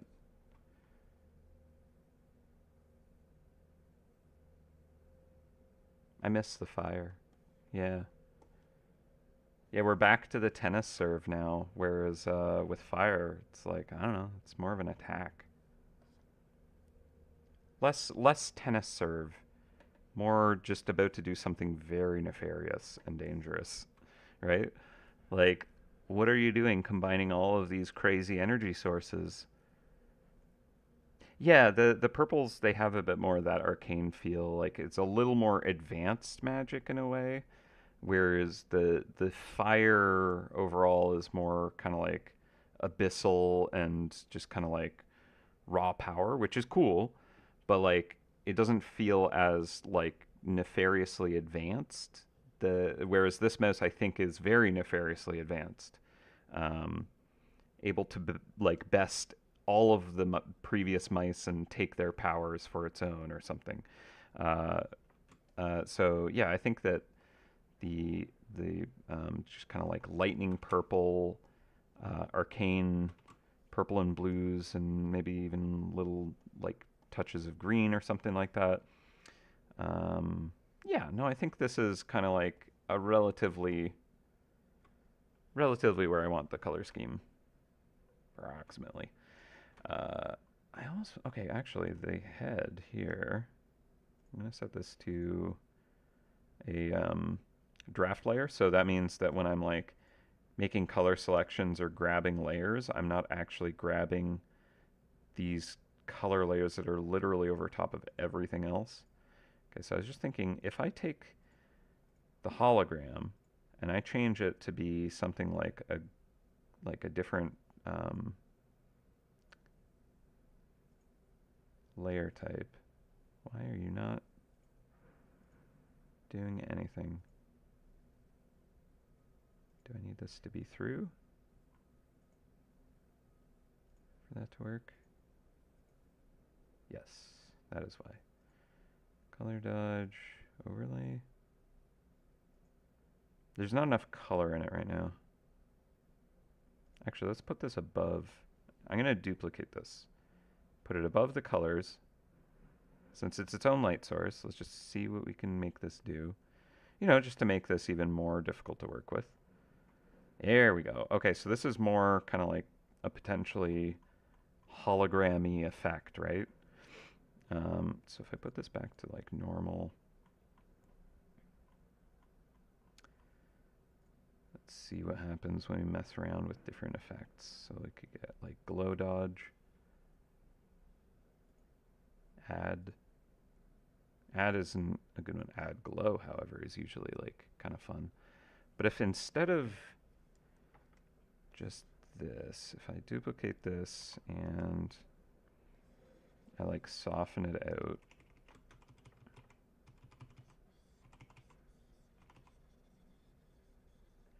and actually, you know, instead I'm gonna try something really quick. All right, so if I use occlusion brush,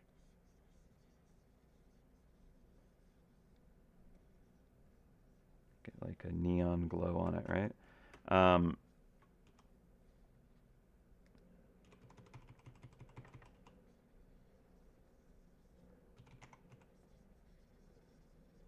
Like if I really want it to feel more hologram, I might need to do some trickery like this.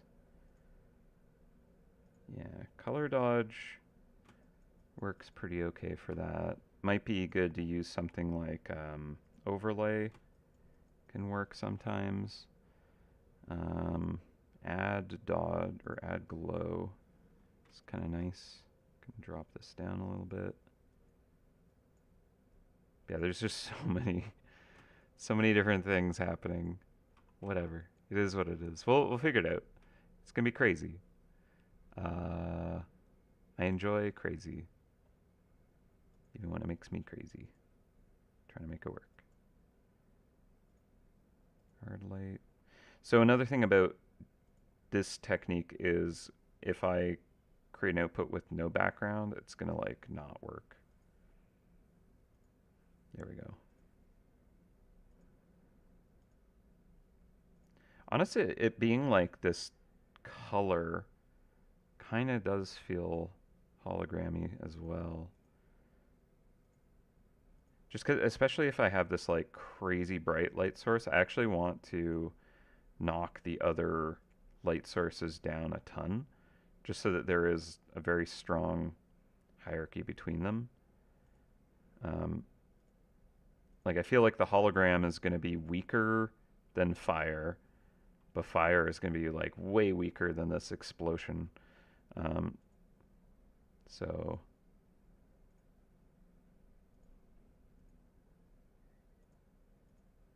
let's see. I know like most of these aren't going to work. Lighten's okay. Screen is less good. Color dodge I do like. I think that works quite well for a hologram effect. It's kind of, it looks like neon. So that might be the one I'd go with. Glow dodge is a bit too powerful, but we could try knocking it down just to see if that works better. I kind of like what it's doing with the colors right around it. It's more interesting, just kind of weird color burning. Add I don't think was any good. No, it's very flat. Add glow is pretty nice too. So add glow and color dodge with it turned up look pretty similar. Color dodge or glow dodge dim down has like an even more weird and kind of like cyberpunk glow to it, which is fun. Yeah, I don't even know why we did the Icewing hologram. I think it was just a case of like, I think Icewing has some fun like head spikes, and I was like, Icewing's a significant character in the player's journey, so why not, right? Uh, and then we have actually the eye here is the Lycan's lightning eye. That was a detail someone requested, and I thought it was pretty clever. Yeah. I think, okay, so we'll go with the glow dodge because it's the most dramatic. And why not push it way beyond?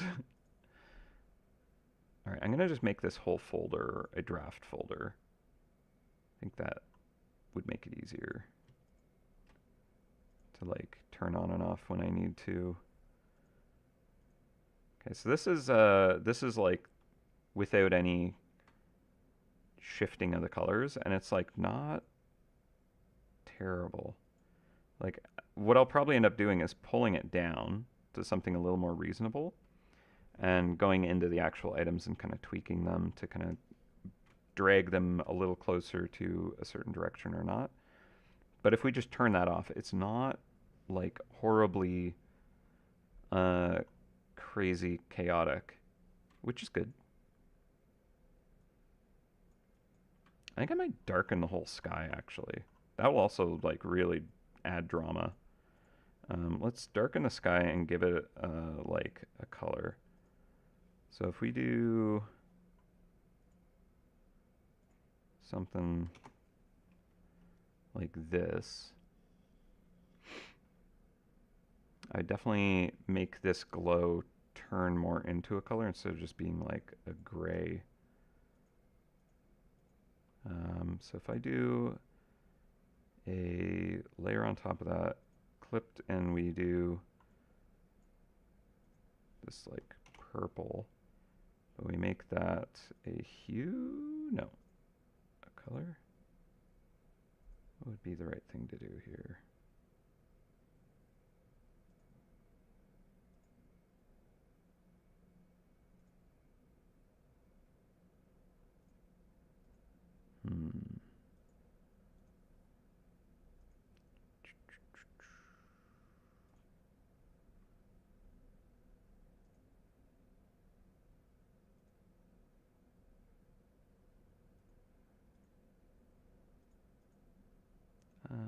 I guess normal should actually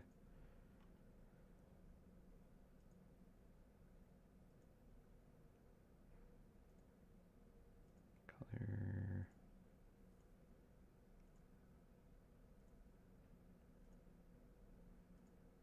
I was hoping to get a little bit of color into the light difference. Nice. Now it's very Halloween feel. Vivid light, linear light.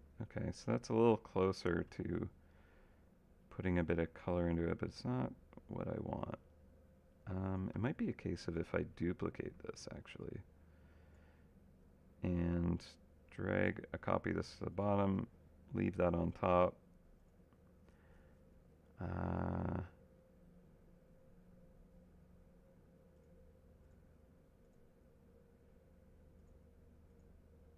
Normal. Actually, this I clip. There we go. There's a little more intended color, and then if I actually do like add glow or glow, color dodge, glow dodge, too much. I'm just trying to get a little bit more color into that, and I can just paint it manually and make it look exactly how I want, but I'm just seeing if I can figure out how to use these tools that are at my disposal a little bit more effectively.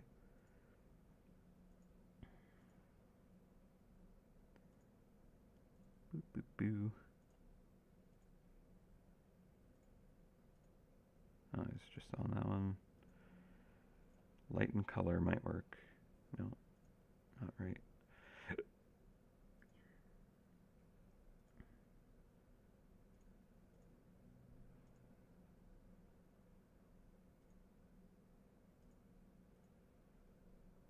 Yeah, honestly, they're all pretty similar.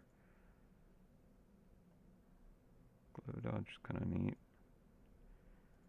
Add glow.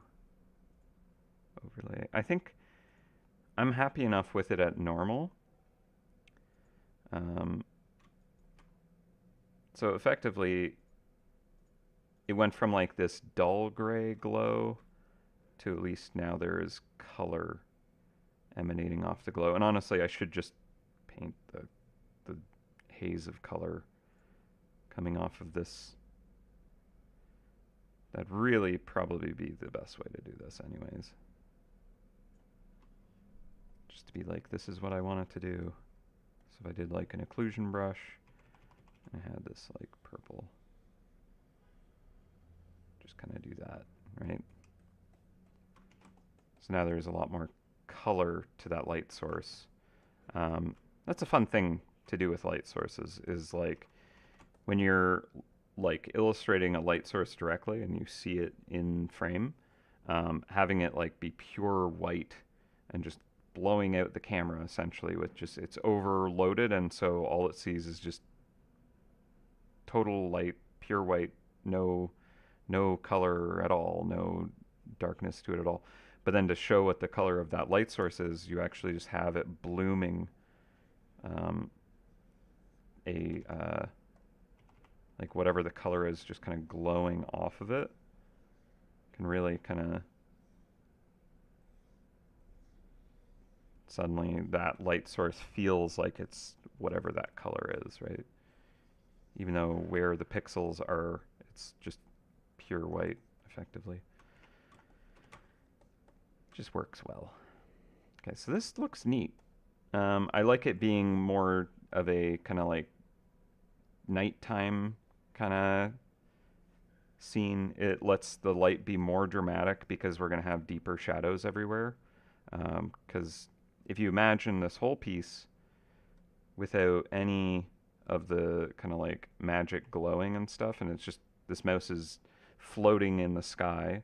If it's like midday, they're kind of well lit. You can see all the different angles, and the atmosphere, the sky and stuff is just kind of like lighting the whole thing. But at nighttime, obviously, it's darker, so there's less light cast on everything, so you can't quite see into the shadows and stuff. And so with it being more of a nighttime scene, and then there's these crazy energy sources that are glowing close by, those will fill in the like the character with light, and it'll look dramatic and cool, I guess. Also, one thing that will be a lot of add some complication but also interest visually is if we have like this cool light source that's our key light, very bright, powerful, and then a warm light source that's kind of like off to the side, we'll get to like have like warm kind of edges on things and cool kind of like dramatic light, and just the two of those playing off each other throughout the character should look kind of cool. Thank you, Roxanne. I appreciate it. All right, so let's just go into grayscale and just see if we're okay with what we got. I think that I need to bring more of the dark tones into the cape here. Pull it down quite a bit.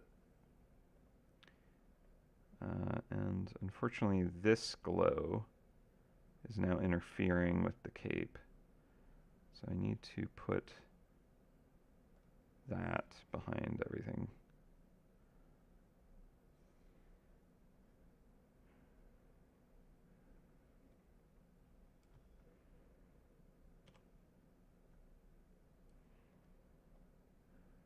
Even though it was kind of nice having it interfere with the object, I'm gonna leave it behind for now so I can just fix my values a little easier.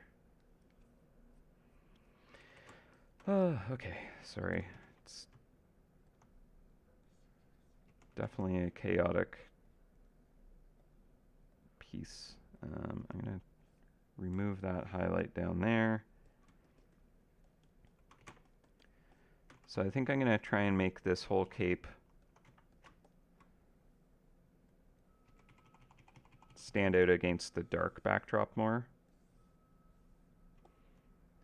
So if we are doing kind of more of a nighttime thing, we can darken the cape to be our darker tones, and kind of pop the character out on top of that. Stuff like the torso here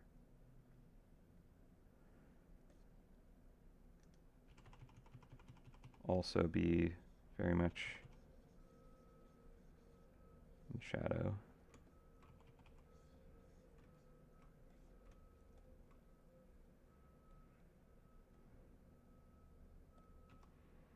I think all these highlights, we're just going to have to knock them all back. I'm still going to keep them around just because they add some good dimension and volume to the character. But it'll be kind of third party to these two light sources. So I think one way that I should actually render the values is to actually start rendering it without these light sources in play, and kind of like figure out, okay, what's the lighting actually on this character without these like crazy light sources right here. Figure that out, and then one at a time do the light pass for each of those super dramatic light sources. So I'd probably do the fire next because it's less powerful than the like magic explosion, and just kind of hit stuff with that firelight, and then just blast everything with the crazy kaboom of lightning nova orb, and then I think that'll look pretty good, I guess. See if I can even separate these elements out of the image. Okay, so if I turn energy bubble off, I'll make you purple so I can find you. Magic hand.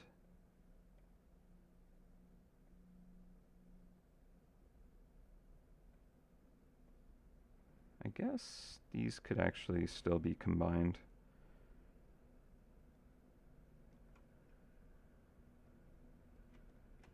I'll move those into the energy bubble since they are kind of all the same. Nothing going on in Magic Hand anymore.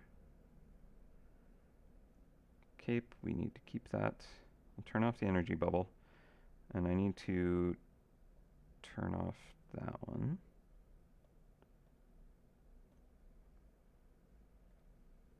I will, however, color this purple. Look at the like banding on that.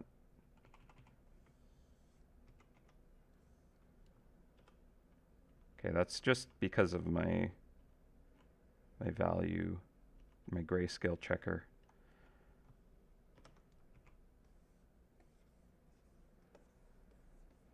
Okay, good enough. All right, and then I'll turn off the fire.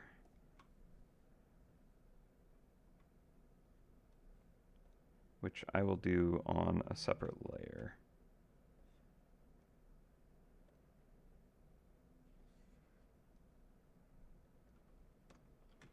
Flame. So hide that.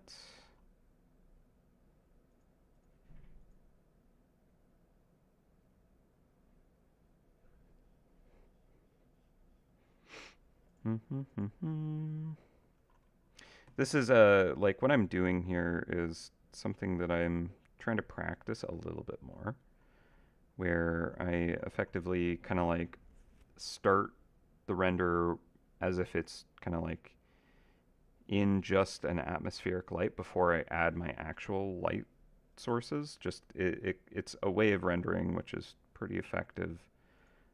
It's something I learned many years ago, but I don't tend to pull it out of the toolbox. And so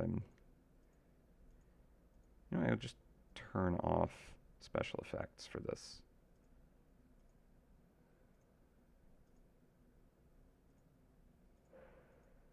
Because that is kind of a light source as well. I will actually... Yeah, I'll turn this off as well, just to not get distracted with it. I think I'll even have the hologram be one of my starting light sources. All right. Oh yeah, I have references to work off of. I forgot I had you.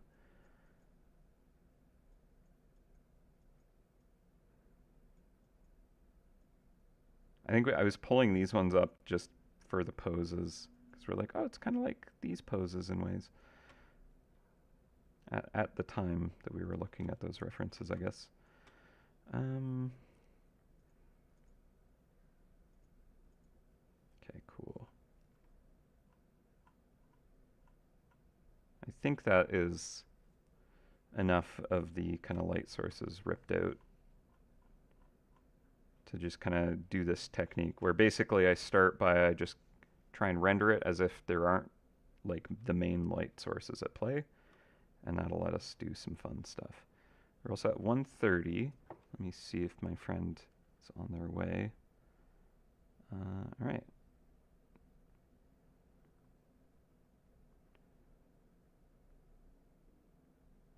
Okay, so they're heading over. They'll be here in 10 minutes. So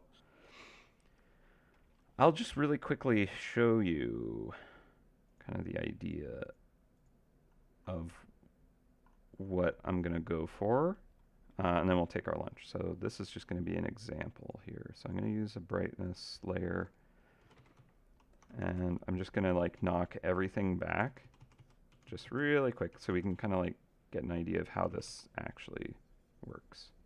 So let's say this is just the atmospheric lighting pass on the character. A preview of, and helping me kind of, I guess, think through how I want to do this as well. All right, so we'll have like the top side of this, maybe have like a twilight blue glow to it. Actually, I'll just do a normal layer for this. So we got like, sure.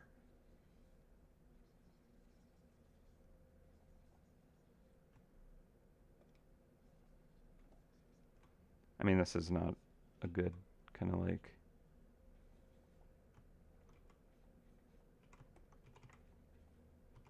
there we go. This is a little more something. Sure. We'll go with that. All right, so what this lets me do is let's say that I did have kind of this hologram casting a little bit of light. Just enough that it's barely visible. If I come on here with like another light source, so let's bring in our fire.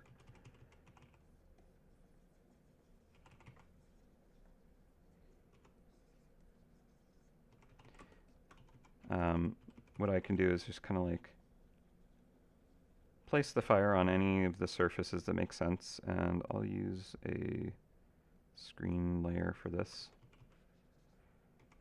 And I'll just imagine it's hitting like every surface that's kind of facing towards the fire. Doesn't matter if it be blocked by stuff around it, or the fall off or anything. It's just kind of like, okay, if this angle is pointing towards the fire, I'll add the fire glow to it. That's a start, right? And then what I can do is, using logic, just start to erase. So first I'll be like, okay, the fire fall off is more, dramatic. So the further away it is from the fire, the softer the impact of that light source is. And now also it's like, okay, well now think about like what surfaces are actually blocked by other objects, and that'll kind of like create cast shadows. But it's a big light source, so it's going to be softer, kind of like cast shadows in parts. There's like folds in there, and these are all turned away.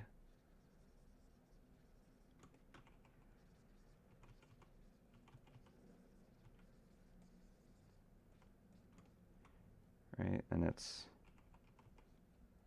like segments in the tail, let's say. This leg is like tucked under, so that isn't even reaching there. So here we have kind of like, okay, here's like the glow from the fire on it. Maybe we'll even have like a couple of specular highlights to just kind of, here's a really shiny surface that is reflecting the fire directly or something like that.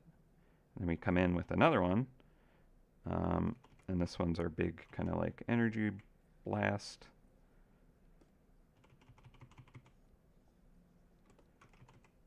And same kind of idea. We can just kind of like go over the whole thing and just be like, okay, all these surfaces are getting a blast of crazy light.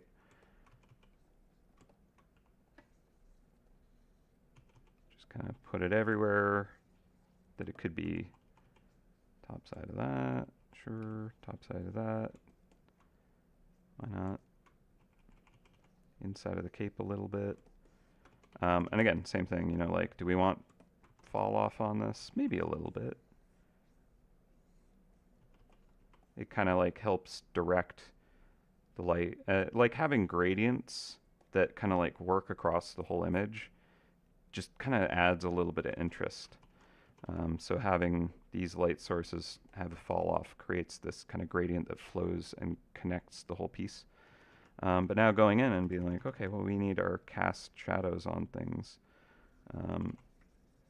Like, where is that light not actually reaching these surfaces? Maybe there's like drop shadow there. The inside of the cape here.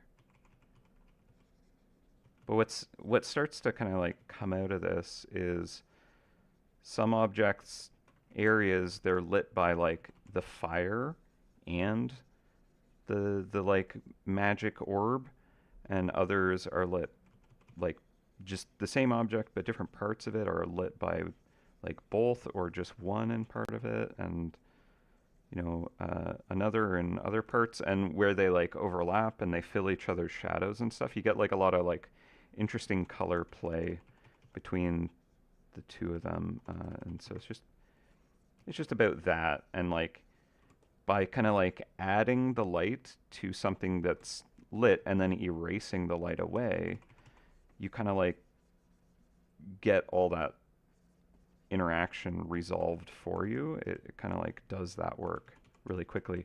You just kind of like light the whole thing as much as you can and then actually erase away the lights, and what you're left with when you do that is just like the different light sources filling each other's shadows in cool ways, and it's a good way to just kind of do like really complex lighting schemes. And then I think overall I would probably just do like a big kind of like everything is now more purple kind of vibe as a gradient. Just to like really sell how absolutely powerful this light is, and therefore how powerful that magic is by just kind of washing everything out with it. And do like it as a add glow overlay. I don't know. I'll figure it out. But yeah, just kind of pulling it all together with a color at the end. All right. So we are at 140. I think I'm going to go on my break right now because my friend should be here in like 5 minutes. Let's go with add. So this is kind of like the idea of how we'll get to where we were going to get. But what I'll do is I'll pull up my time lapse and I'll put up a timer to let you know when I'll be back from my break. And we'll keep going. So here we go. It's going to take a second for the time lapse. Also, I should probably save the file for once. All right, time lapse. Okay, I will see you in less than an hour. I'll be back at 2:40.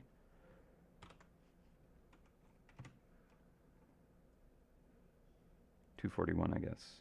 Okay, see you very soon. And by very soon, I mean an hour. All right, I'll be back.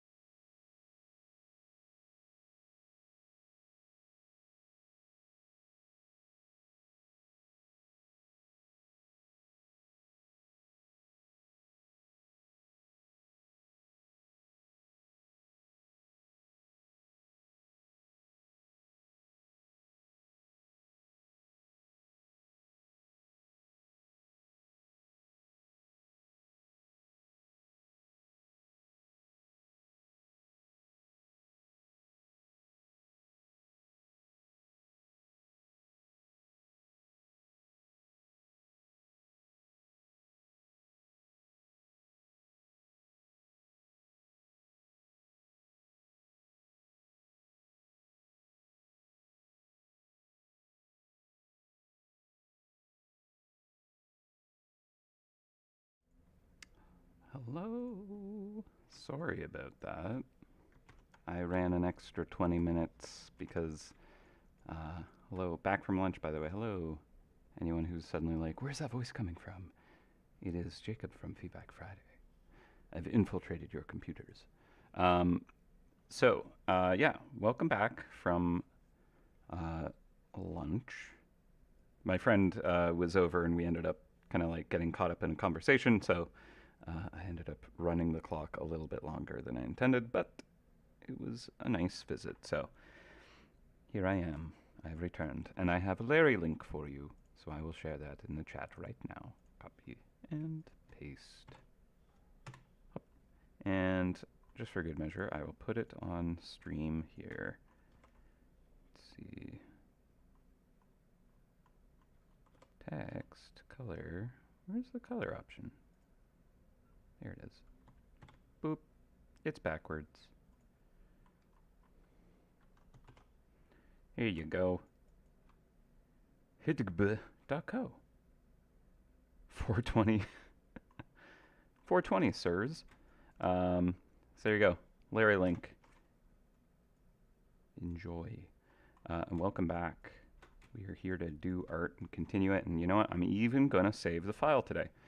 There we go. I've hit the save button. It's happening. Also, I actually need to claim my charms. Welcome, Dan. Claim gift. Thank Larry and Michelle. Oh, I also got distracted collecting and sending golems. I haven't actually managed to send them all out. There they go. Attaboys. Yes, I still have some materials there. Perfect. All right. Travel. Sorry about that. All right.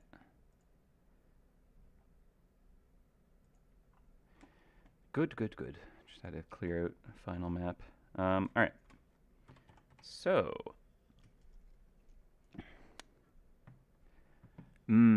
Assassin Mouse has a cool tattoo. Does it mean anything, or was it just a neat design?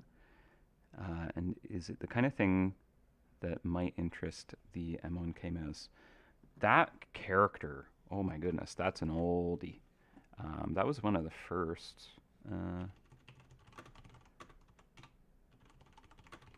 Need to take a look at the tattoo again. Yeah, no, that was, it was just kind of cool, but I think at the time I was actually, I might have been working on like the OG Dragon mouse around that same time. So I might have had like Dragon on the mind. It's not a bad little design though. Yeah. Yeah.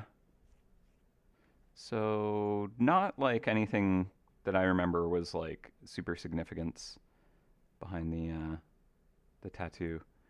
But it could be something if we wanted to place that somewhere. If we can find room, you know. That's the challenge with this, really. So I just, before we went on break, and I know it was a while ago, I was kind of like just mocking up how one could kind of like work up really complicated lighting structures. Because we have so many light sources and they're playing from all kinds of different angles and different materials. Instead of trying to tackle it all as one thing at once, it's actually easier and more accurate and just kind of like a way better way to kind of like build up something so complicated is to just kind of like construct it one light source at a time, and generally going from your least intense to your most intense in that order. Sorry, Charlie, Pika's already on my lap. You're gonna have to move though. You're right in front of my tablet. I can't draw with your butt right there. Your butt is actually just front and center on the tablet, huh? But you are getting the good scritches, so you're not gonna move. All right, oh, come on. There you go. All right, as long as I can reach my hotkeys. Good. All right, so Yeah, I think that'll be kind of like the next step for me, just because there's so much happening. It's so complex. I think the best course of action is to just try and render it without any significant light sources first. And then I will come in and do the major light sources one at a time. And I think that'll be the only way I can really get such a complicated piece put together. So here was just kind of like a super rough pass on kind of like, here's the general lighting kind of idea without there being an actual main light source. So what I might actually do is just hello? Oh, it's shift. Just take like a little screen snip of this, and I can actually just paste. Oh, OBS, what's happening? Why are you disconnecting? Hello? Apparently the stream just disconnected for a second, so hopefully it's still good. It says excellent connection. All right. Yeah, honestly, like, there is like a lot of potential areas for adding lore from the community. Legitimately, Balak's necklace has become infamous because of kind of the players' connection, and there's just kind of like lore developed, but it's more meta. It's kind of like with the community in an interesting way. But yeah, it was down for a couple of seconds. Weird. But I guess it's still the same stream, so that's good. All right. Nothing major then. We're good. Okay, so we have this. We're knocking. I'm just going to knock this down to just kind of like more ambient lighting. What is happening? Why is this leg? Where is this leg? What is happening? Oh, I see. I had clipped the pixels. Sorry, making no sense. I locked the transparency on that layer, and that's why I couldn't kind of adjust the values. Okay, so I'm taking the values down, and I'm gonna just pretend that there is no kind of light source anywhere, and it's just kind of like the night sky. And we're just gonna start to render proper and actually figure out our details. Nothing like too high fidelity detail, because we're gonna have to paint over a lot of it with the actual light paths, which is what should pull the details out. Like when you're using your shadows, which this is basically the shadow pass.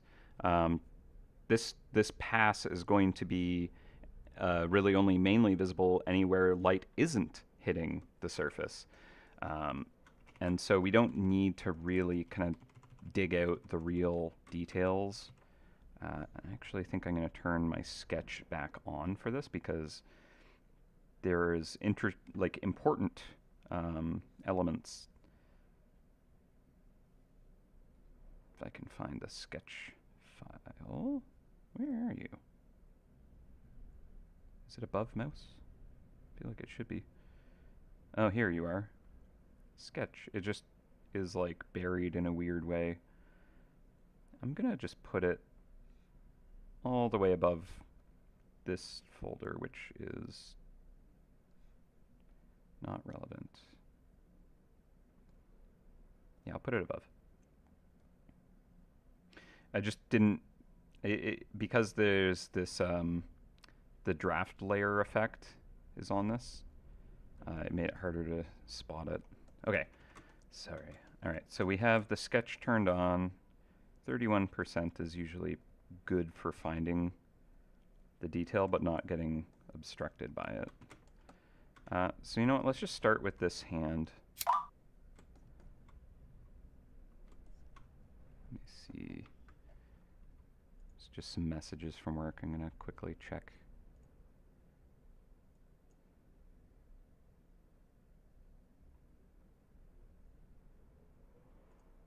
Okay.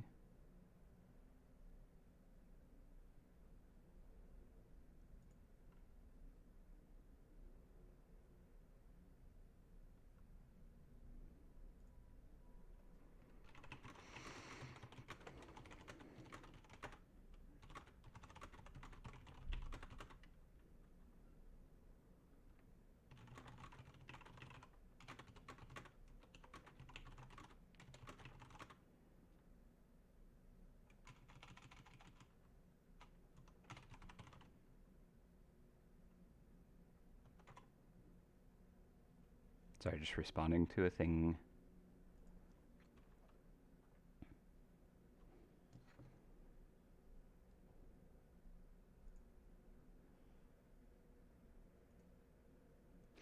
No, actually, I'm still going to be going for a bit. Nice of you to join, Iggy. I actually took a late lunch because I had a friend stop over. We ended up hanging out a little bit later. Uh, so yeah, I'm probably going to go for another 2 hours. So probably till around 5 o'clock. Uh, and we'll see how much energy I have left. Like I just had a big coffee. My friend is like pure energy incarnate, so I'm all kind of energized from hanging out with her real quick.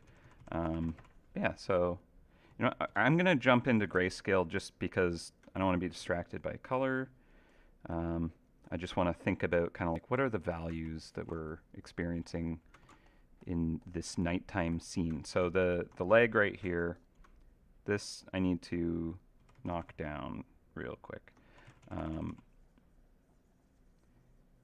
and so yeah, we want it to be really just as if all this lighting is, there you go, that's the one I want to get rid of right now. So it's literally, we're in the environment. There's no real significant light sources playing on the character. So we're going to get kind of like just the environment lighting the character. Now I am going to give a little more kind of edges and stuff like that to be able to read this. Also, we're going to have the background kind of environment, like where the surfaces kind of roll over towards the background. We've got like Fresnel reflections, and so we get kind of like the environment lighting there.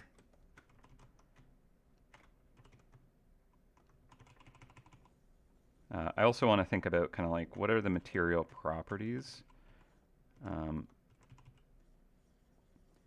and use a bit of that in kind of like the lighting schema as well. But yeah, so we're going to start to get more detail resolved at this stage. So I think we've kind of like, we've figured out the main pose. I think the tail, that's up for debate, but we have kind of like, here's the focus. We have these like energy kind of blasts and flame and stuff. That's going to add a lot of fun drama. The pose I'm feeling pretty good about for the most part. There's a lot of detail to figure out, so we're going to just keep moving on this project. So here we have the cape. We're going to hit it with our brightness layer, and we're just going to bring it down because basically everything is going to kind of fall into the shadows a bit. Oh, I see. I had the transparency lock on again. It's like, why? What is happening? Why can't I draw on this? Brightness is set to 45. That's definitely why. Okay, sorry.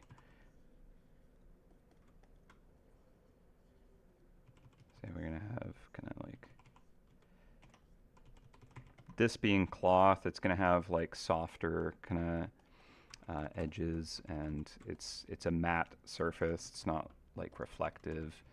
So it's really going to be based off of kind of like what lights are actually being cast down onto it.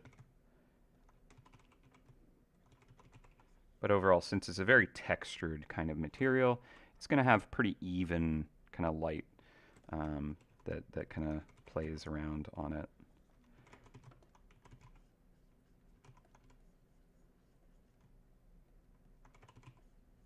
But we'll still have like occluded areas for sure. There's a lot of folds and stuff that can kind of eat up the light. And then overall, it is a kind of deeper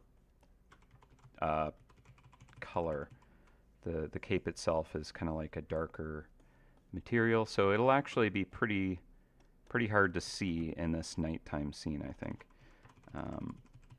Maybe we'll like do something kind of along these lines. Sorry, I got more messages that came in.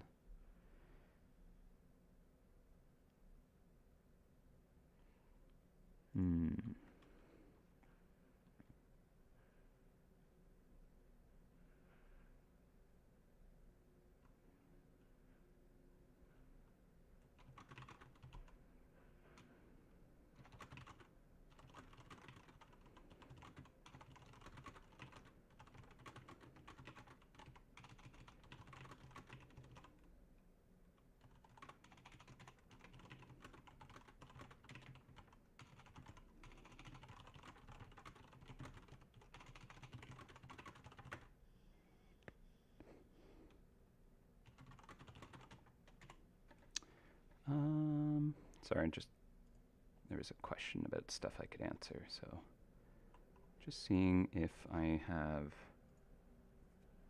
adventure book.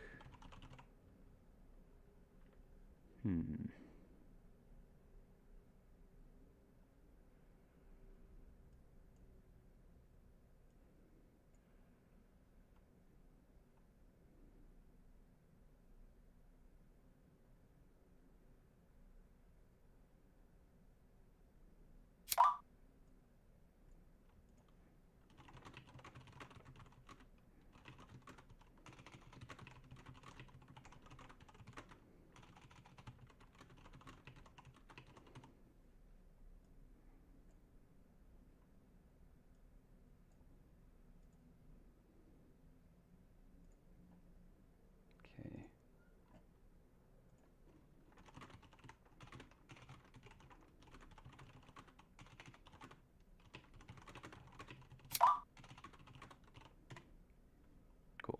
Sorry. Just a lot of messages happening.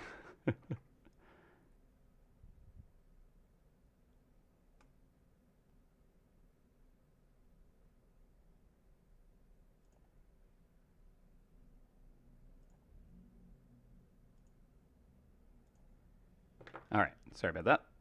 Let's get back to it. Yeah, as I said, this is going to be it's a long process. This image, there's just a lot to figure out, so it's going to take many sessions. Yeah, so up until this point, we've been trying to just resolve the bigger picture. I have them turned off, but I'll pop them back on because so right now we're actually starting to do proper rendering. We hadn't done any of that up until this point, but we're gonna start to do a little more.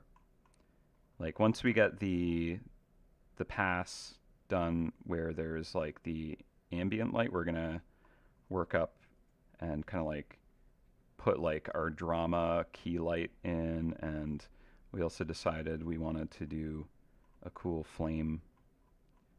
I don't think I marked that layer. Look for orange. That's not the orange.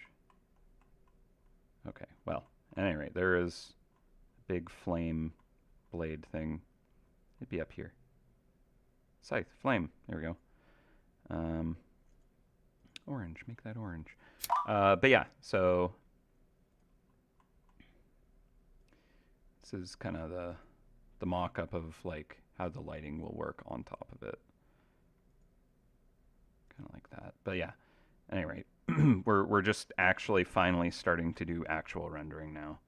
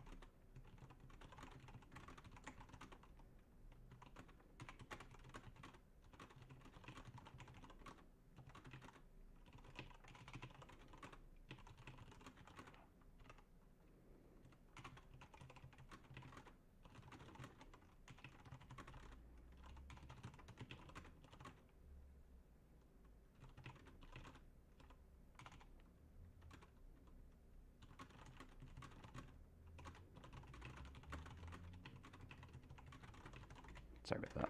Just lots of little details to sort out. All right, sorry. Yeah, right now we're gonna try and render what is there rather than just kind of add more and more and more because we could we like there's 1,000 mice to pull from. We could just keep adding, but we need to kind of like I feel like there's a lot here, so we got to see if we can even work with what we have here, and there will likely be opportunities to just kind of like cram even more stuff on if I find kind of like ooh I kind of want to add something there. Um, but yeah, we don't want to overload it and make it impossible to deal with. One thing, however, that I do want to add is something for the Empress. So there's a few things that came to mind actually. One of them that I think is a pretty good idea that would probably work well is perhaps just having kind of like the that like jewelry that's on her forehead, like on this mouse, like this, perhaps something like that. That might not look very good. I'd reposition it or something. Um, or the actual like cloak is kind of neat too, where it's got like the trim, um, like so, or the hood kind of has this like cool drapery going down. Um, and I think it looks really neat. But it would potentially cover a lot if we had it kind of coming off the hologram, which doesn't really make sense. But what we could do is take that same trim and have it be lining the Eclipse's cape.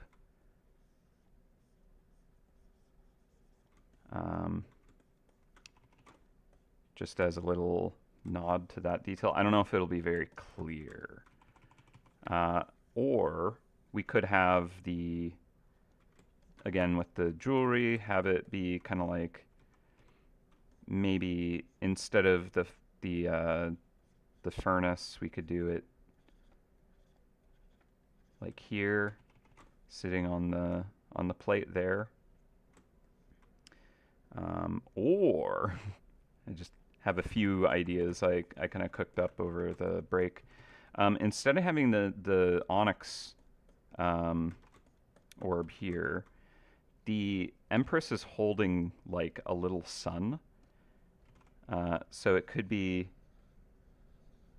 here, and with the flame going, it could actually work kind of well to kind of like play with that flame that exists there.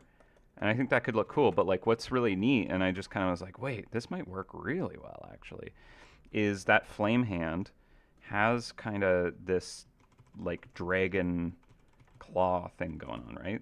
So like if it was the dragon claw thing that the Empress has, it actually kind of works with the layout that we have here, because if you think about it, it's like her arm would be coming up here, and it's like clutching this like fire orb thing, and the scythe is just built all around the hand, I guess. It kind of works, maybe. And like that might be the cooler way to show the Empress kind of element, because I think that dragon, the draconic claw, is pretty neat design, and it'll give me more potential to like get some nice light here. And I was even thinking like, well, you know, I really like the lava thing, and I haven't figured out how to kind of add that element. So maybe all around it, it's like kind of heated metal and doing its whole magma thing. I worry we start to like lose the bulwark of the ascent kind of element if we go too far with it, but I think this could be worth it. And I might still be able to fit that bulwark feeling. So, I don't know.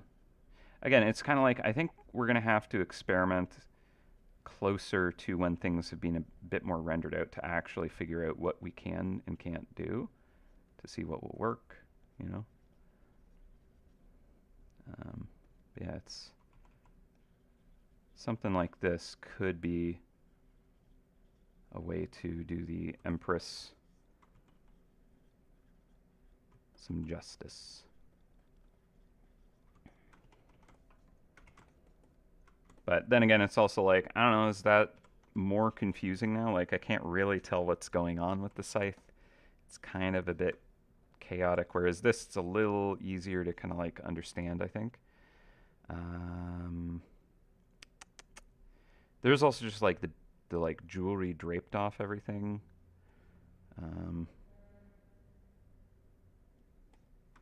Yeah. I might do the like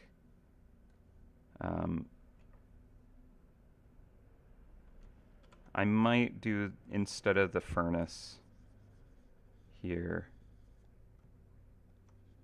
it might be better to go with kind of the bead or the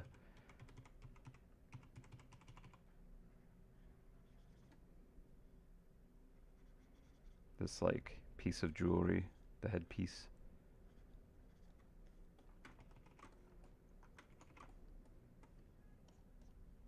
And we can get like the gold.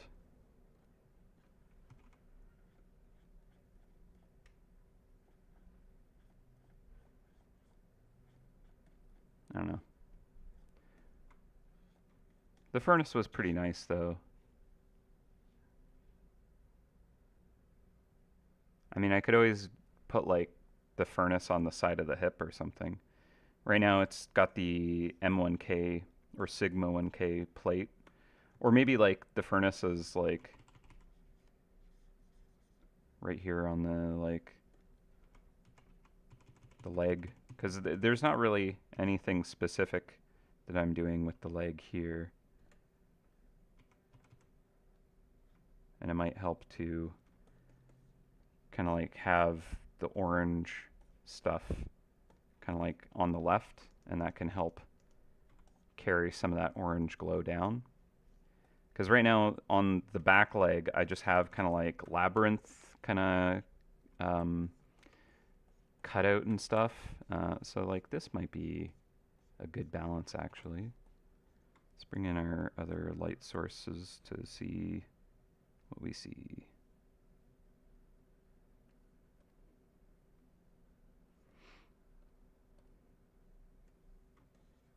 Yeah, I don't hate that actually. It's kind of nice with the tiny furnace playing off the giant flame here. That actually, I think that kind of balances it in a better way. So we'll do the magmatic kind of furnace then down there, I think. Or it could be down like on the foot or something like that. The jewelry is from our good, powerful, and wonderful friend. The why didn't that carry over? Hang on. Copy image. Try that.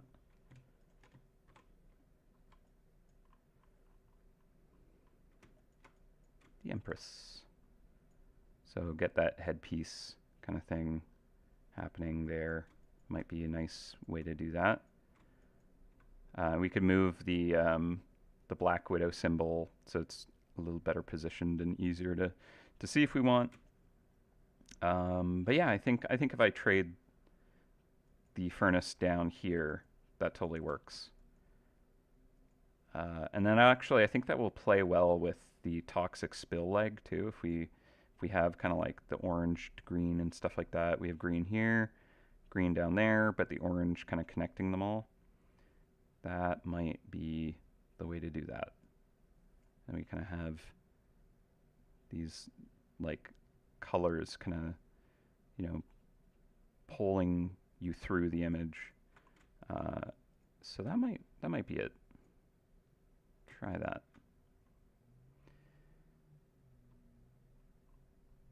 Yeah, the trim did look nice on the cape, didn't it? Okay.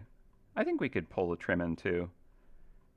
Just because, like, even if it's not obvious what it's from, it is kind of something that works. It's just a little bit extra. Kind of like taking what exists and enhancing it.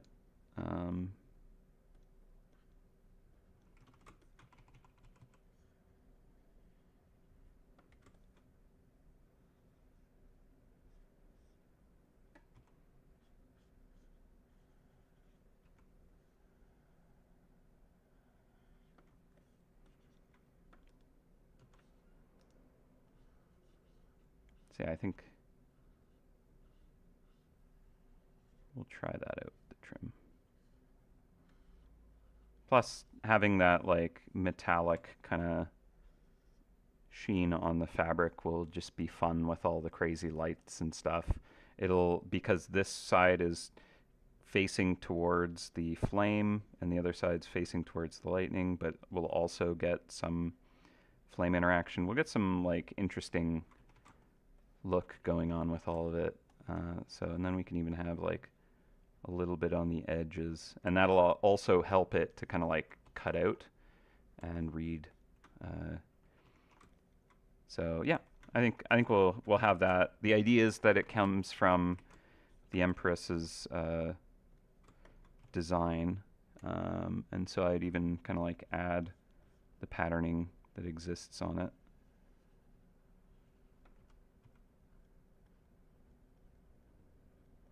Which I'll just mock up real fast. But it's kind of this zigzag thing going on around that trim. And I actually used like a special brush to do that, now that I recall. See if I can maybe find how I did that. It was a, let's see.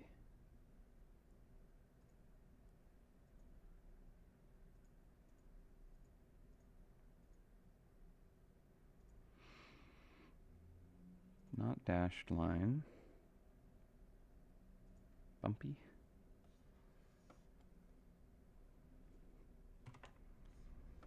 Yeah, so it was basically this tool here, but it was on the inside of the trim. So I'll do a new layer, and I'll just darken that, shrink it down a bit.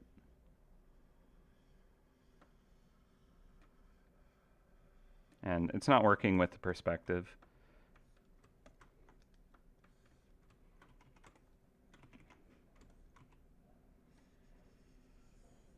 But just to block it in so I remember, like, oh, try and get that detail. And I think there is, what else do I got? There's like another texture going on with it.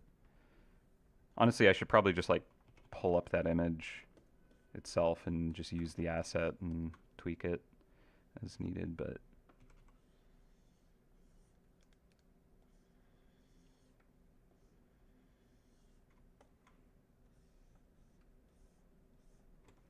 yeah, anyways, it's kind of that. And then the neat thing about doing it on another layer there is I can make the light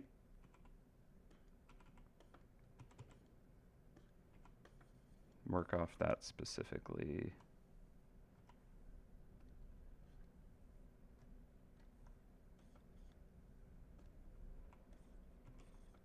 Okay, they're pretty thin, so it's hard to read. But yeah, anyways, I'll deal with that at the higher detail layer. We're not there yet. All right, so where were we? We were turning off all our main lights because I don't want to get distracted by those. So we'll shut off all our light sources.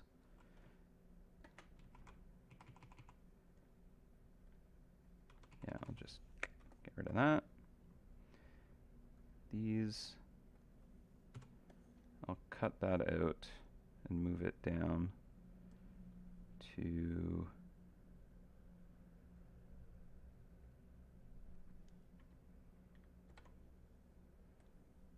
cut the layer, find the furnace, and let's paste that on top. That also like is nice color-wise, I think, with the is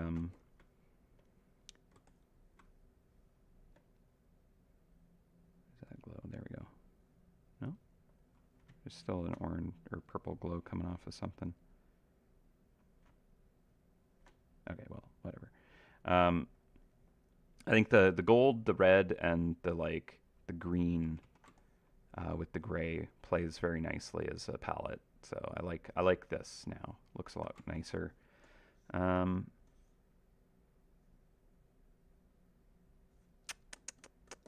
Cool. And this little furnace wannabe, you can be cut and moved down to the back leg. Yeah. Paste. There we go. So those are now where they should be in the sorting of the layers. So yeah, Dark Magi Furnace. Like I was thinking back then, yeah, we did it was like the Magmatic Furnace, and then we gave it the Dark Magi energy, didn't we? And that's why it was purple. Um, so I kind of think it'll look better with the orange. But I'm wondering if we give the RR8 and Shelter Sphere the Dark Magi energy in the core of that. That could be kind of a cool way to deal with it. So let's take a look-see to see what we can do. All right, so we're gonna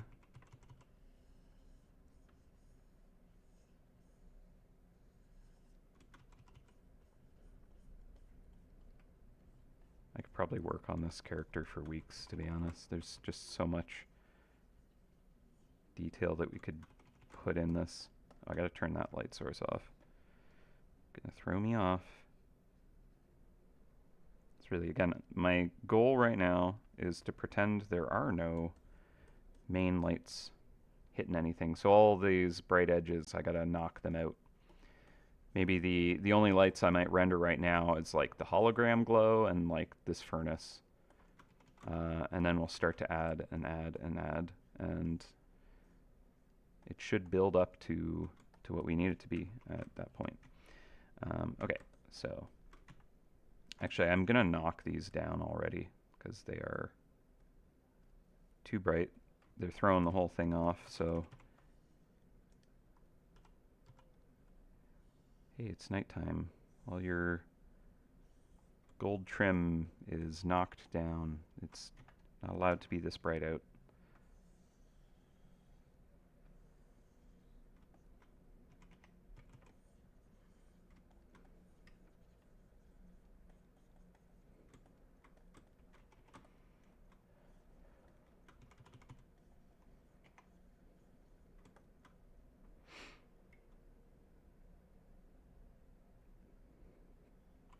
Autosave. Cool, good enough.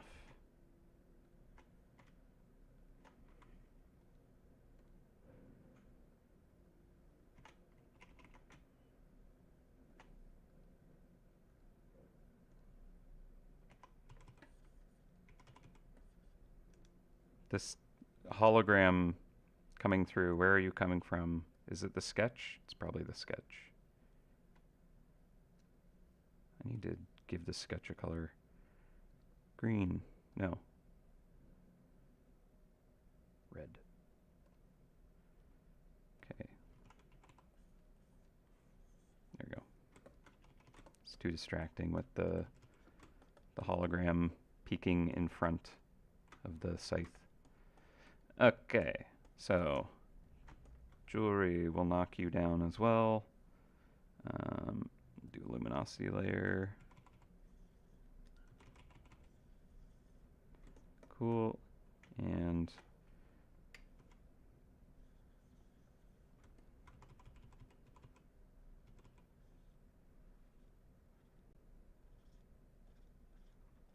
good enough. We're gonna have to do like a lot of work on a lot of the details because they're really scribbly anyways, so. Okay, and the bottom of the scythe also is just way too bright for like the ambience. Okay, so it's pretty dark out. It's nighttime.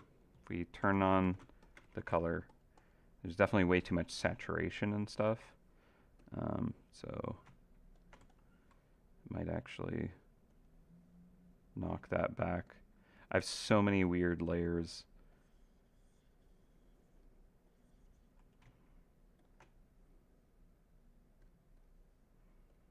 But once this is kind of like resolved, the nice thing is I can actually just start flattening these groups, and it'll simplify things, and I'll be able to work a lot more effectively, because when I have too many layers doing too much stuff, I start to kind of like get in my own way. That should be clipped down to that.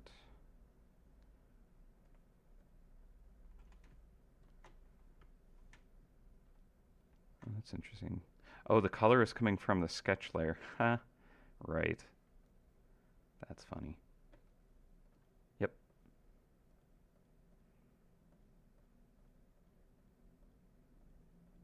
Well, I will need those details to resolve some of it. So I guess I'll just dim that down more though. Okay, so go back to grayscale mode. And so one of the things that I want to kind of figure out is like what materials are what kind of like general value area. So the cape is, I would say, pretty dark and saturated compared to the body, which is maybe like more of a kind of like a metal. I'm gonna do something that I don't tend to do. Material spheres. Just because this is such a, there's so much happening with this piece. I think I'm actually gonna give myself some material examples to like work off of, and we'll start with kind of the cape and the, I guess, main metal body concept, if it's like metal, whatever the material is. And so it's kind of like a cooler nighttime, and these are both really warm. So if these are kind of like, let's say, the natural colors that these materials would be in very neutral light, I think I'll do like a bit of a color pass over it, and we'll bring in kind of like a purple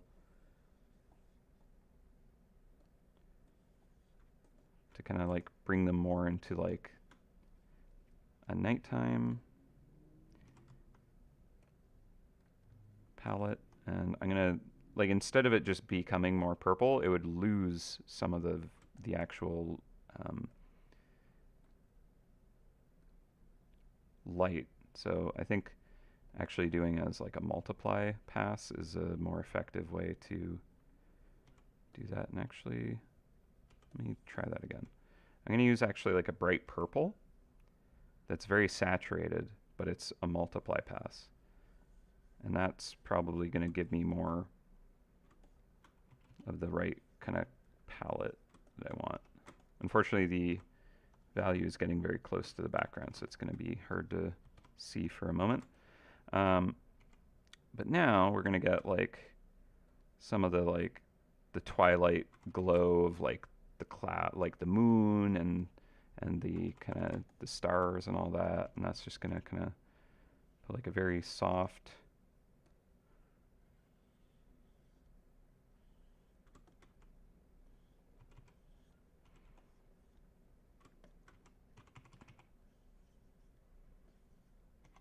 kind of glow of light on things.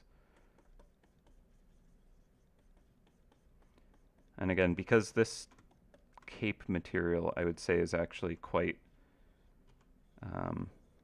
saturated, we're not going to be necessarily adding blue. I think we're just going to shift it towards gray and lighten it a little bit.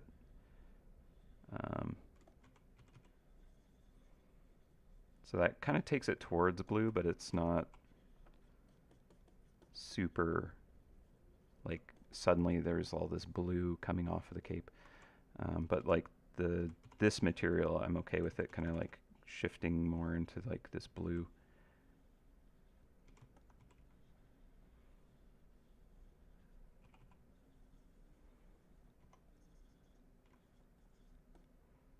It's, I think, too bright, honestly.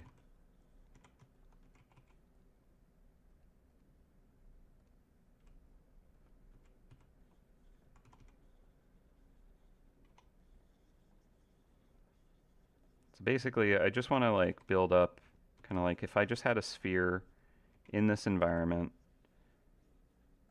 how would it be lit currently? And this, I'm gonna go, no, pretty warm, pretty dark,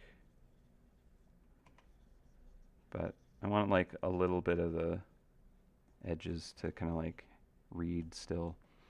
And also like as your fabrics are kind of rolling away from you, fabric has like a lot of kind of texture and kind of fuzzy edges that are kind of like poking out, and as those turn away from you, you get those like little strands which are better at kind of catching the light.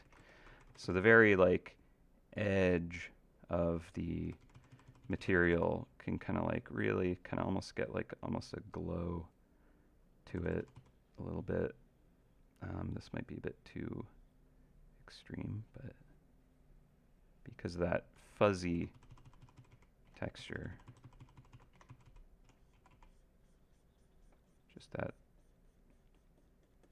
just as it's like really turning away, and it's almost like the tips of grass are the very last bits sticking out, and those thin little things are just gonna like have the light scatter right through them. So they'll kind of almost like glow with their color even more. Okay, so I think I might get a little more kind of cool up here. So we'll roll towards purple, we'll go towards the gray, and I'll just do another layer on top so I can kind of bring it back where I want. And I'll use a more kind of textured brush to kind of do that.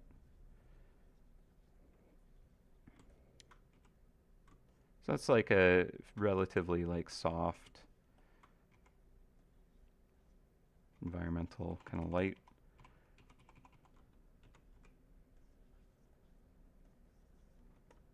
Okay, so here is our kind of like neutral, just ambiently lit material spheres.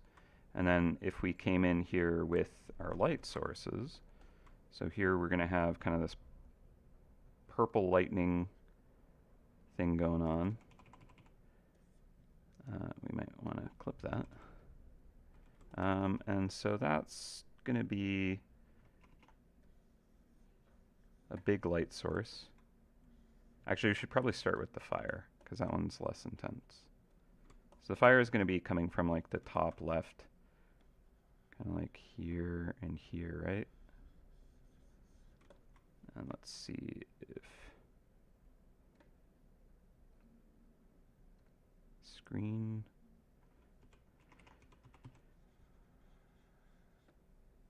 Now, depending on where we're picking from, it will dramatically change where the angle is, because these sources are so close, like just moving around the character, you're going to get totally different lighting angles, right? Like, so this part of the cape, the fire is up on the front side, but like heading out towards the elbow, the fire is directly above it and the shoulder and stuff like that. So I guess actually a lot of it, the fire is going to be maybe more, actually more like that, perhaps. Well, I guess thinking of doing the cape material, I probably want to actually think of it more like this.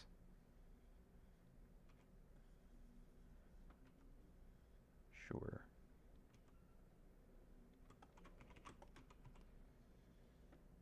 Okay. All right. But it's not a very good like fire color. Also because it's, both of these are going to be really big light sources, so they'll kind of have a lot of fall off.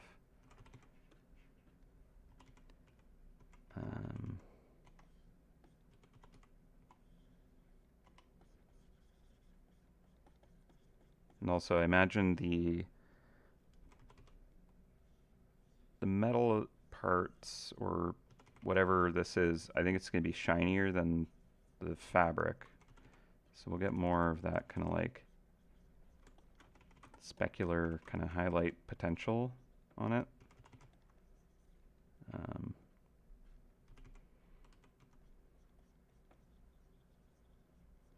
need to get more yellow.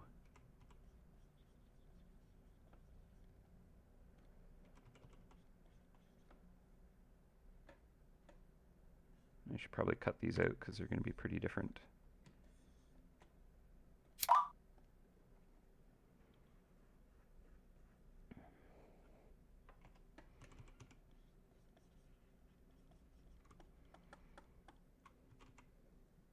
Okay.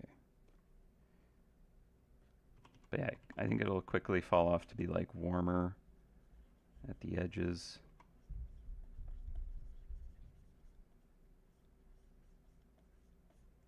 And we can adjust like the intensity of it. Whereas this one,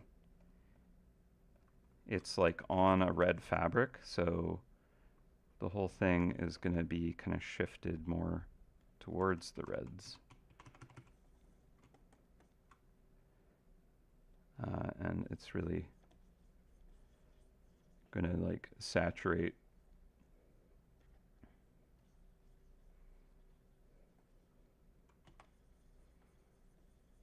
those edges, but it's not going to get like that specular kind of highlight.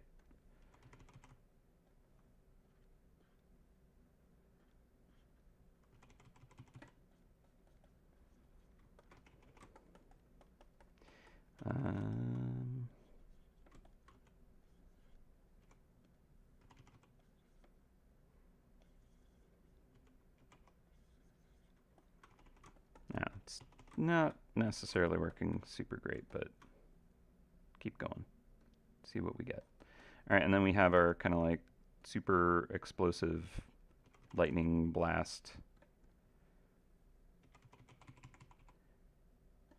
which I think it's so intense that I do want it to have more of like a hard edge. And it's so intense, I think its color is going to like overload things.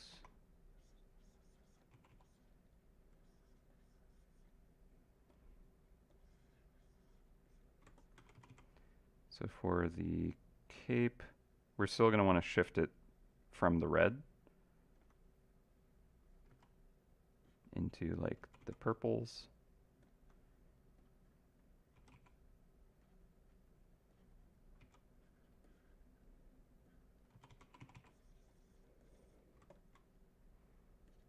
But it might be kind of more like that.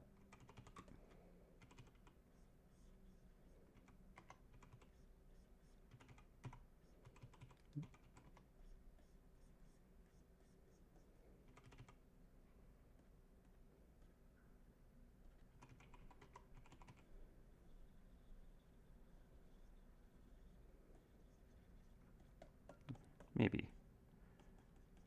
And this one I think is just going to get like crazy bright.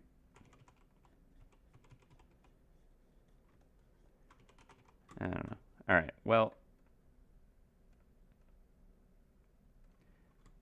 another thing this allows us to do is we can do cool stuff where we like figure out if there was a cast shadow here.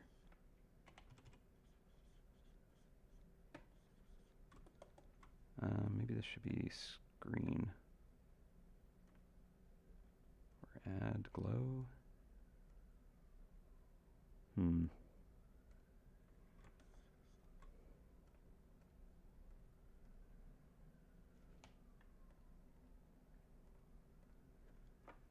Charlie, you're getting in the way again. Sorry, girl.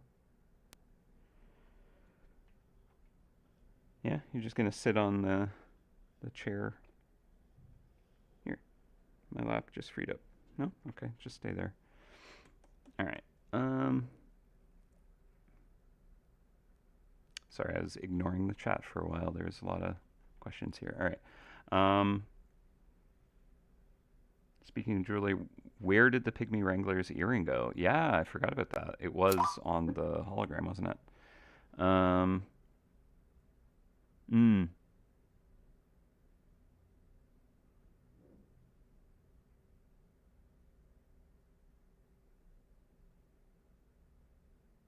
Did add something from either the tower or library, maybe both. Could be made from sandblasted metal or something similar to the really shiny precious gold. Yeah. Always like the meteor, Fort Rock's meteorite effect. Yeah, actually, I think that I can do the Fort Rock's meteor effect on the rib cage because I wanted it to be like the monster of the meteor a little bit. So I think I'll try and get that texture going there. We'll see if it reads. That's the difficult thing is like the lighting is gonna be doing a lot to everything. So we'll see.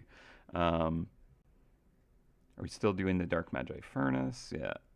Uh, so yeah, I think that I mean those were asked quite a while ago. So sorry about not responding to it directly. But yeah, like I'm thinking we can do maybe the Dark Magi glow with the sphere, and keep the or it could be the furnace as Dark Magi Furnace, but the orange might look nice. We'll figure it out once more is resolved. If I remember to kind of think of it with those specifics. But yeah, so the question of are most mice worked for this long, or is this a rare exception? Definitely, most mice aren't this long because there's just so many details to this character. A lot of mice, it's like 2 days to do a character. The sketch alone took like a full day for this character. Normally, I'll do the mouse and do the rendered silhouette, not rendered, but like blocked in by lunchtime. I get the sketch done in a few hours, figure out what it should look like, and then I start blocking it in, and it's already looking like the rendering process has begun by the end of the day, and then the next day is just like finalizing details, and that's kind of like a typical simple mouse. The more complicated ones definitely can end up taking like 3 or 4 days. Like sometimes, yeah, it's like a work week, like the 5 day week might be like a boss character. Um, but usually mice aren't more than, like 5 days or so, unless they're like really lots going on with it. And like some of the bosses I've done definitely take quite a bit. This character is definitely on the very high end of like, there's so much kind of like detail and trying to balance that it's like we're still early on this. We're just starting to get the rendering going, and there's just so much stuff to deal with that it's actually gonna be a bit. So yeah, oops, I meant to be doing that here. So we had like a the idea is I just want to show kind of if you like had some kind of shadow, drop shadow across this, how this technique allows you to work on your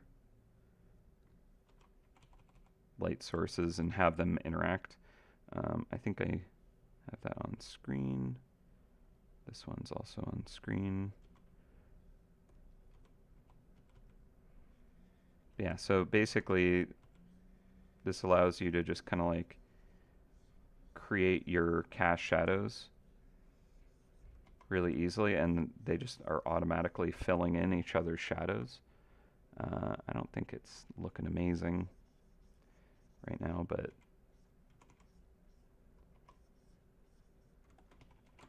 it's kind of the concept behind it. It's not awesome, if I do say so.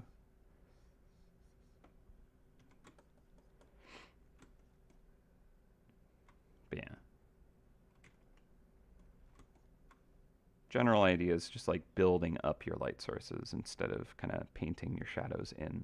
You start with the shadows and you build your lights on top of it, and you can end up with like really effective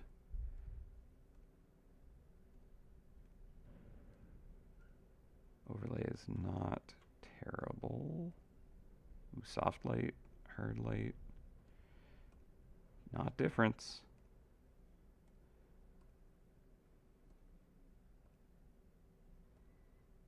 But like basically you want your lights to combine.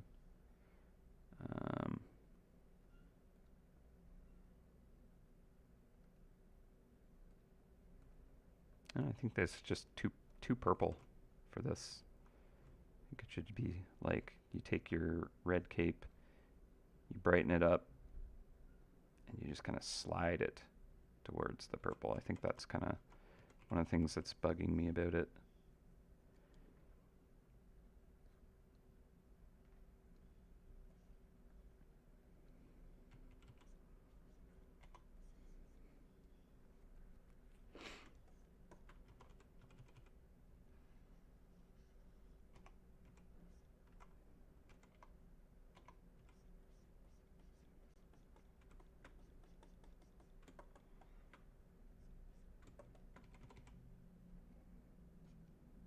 Maybe like if it's really close to the light source, it might start to overpower, and we just start getting the color of the light source on it or something. But yeah, I mean that's kind of,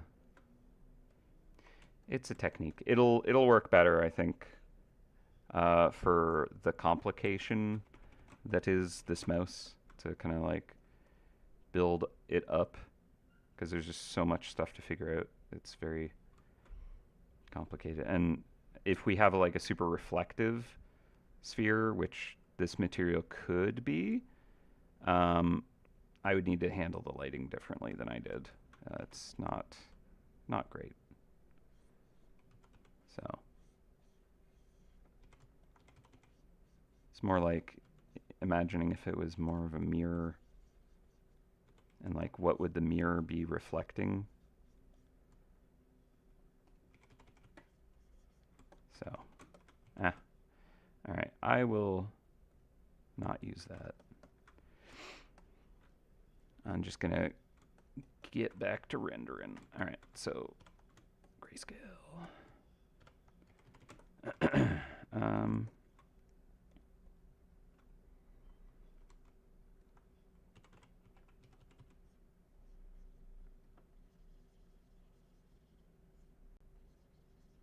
Just darken it all down a bit more.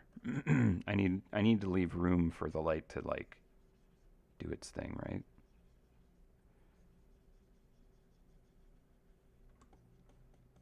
That seems like a good kind of like neutral, not really lit.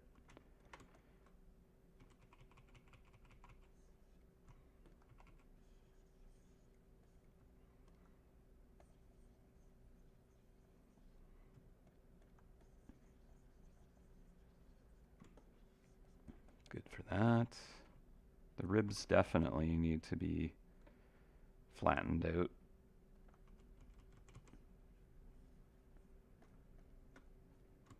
Far too bright.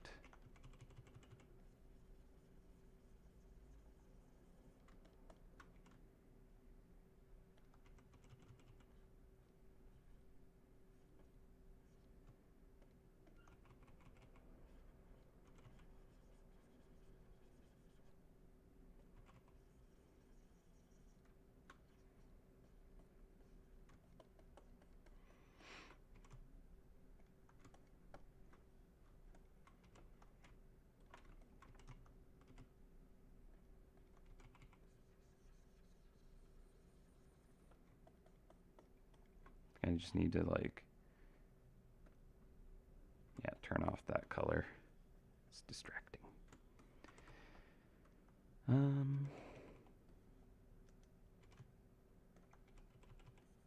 It's too much saturation under there too. I do have a saturation layer.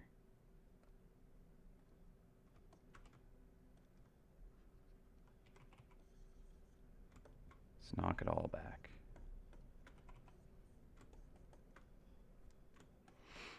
Okay, and then the thigh here. Saturation, take the brightness down.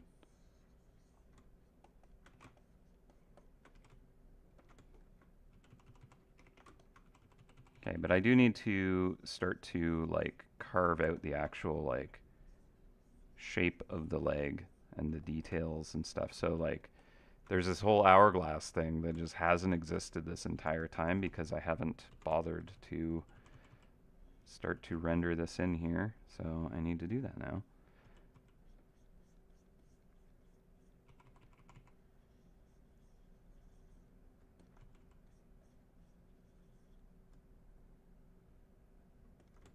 So I think I'll actually pull up my material spheres, but turn off all the lights on them.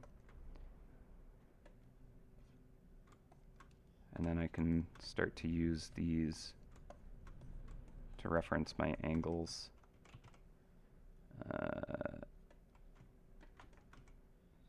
So if we got this surface here, it's that brightness.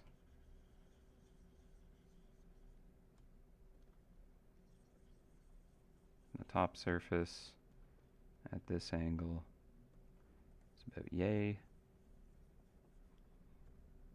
The front of the knee as it rolls around.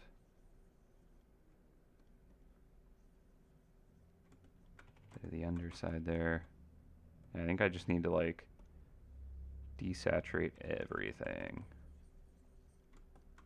Just not think about color yet. Okay. So then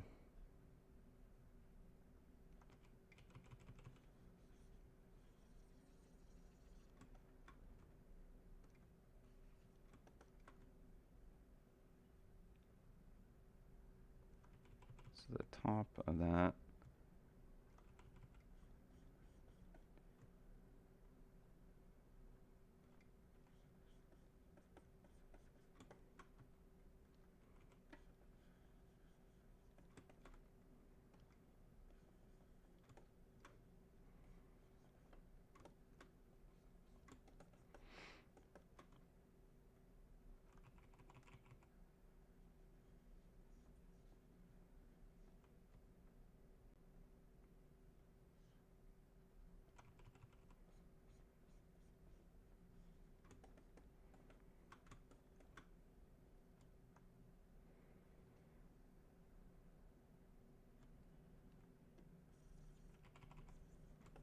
All right.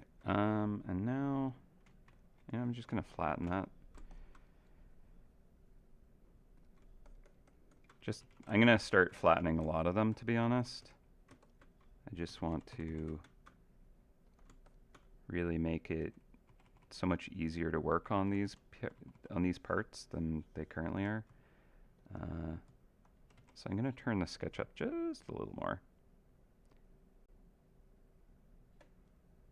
I'm going to also move the sketch all the way to the top, because what that lets me do is have it on this like extra group.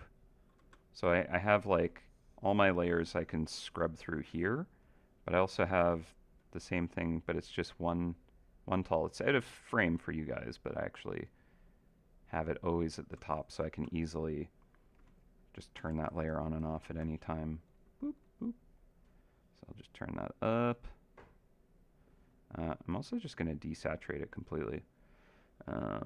So I will do a new clipping mask.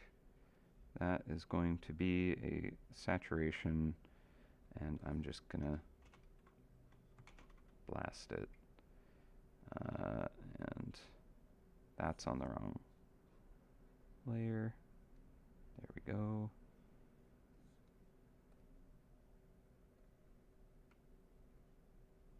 There.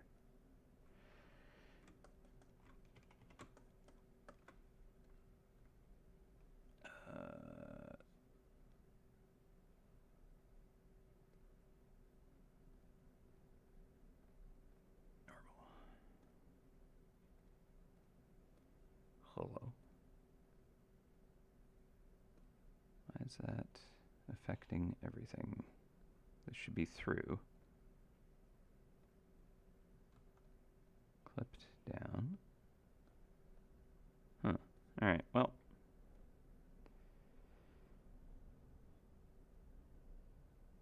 Charlie.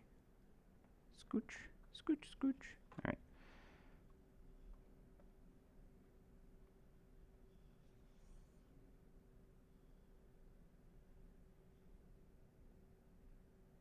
I just need to find where that is. And the hourglass.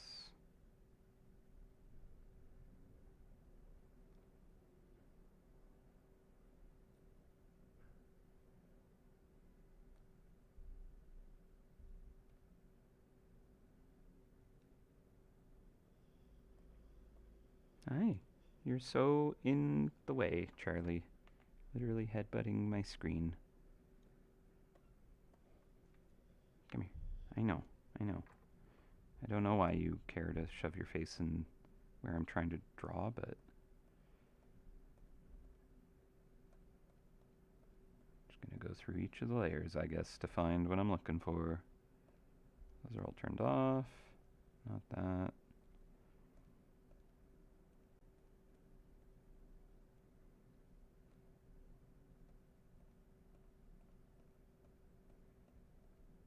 There you are.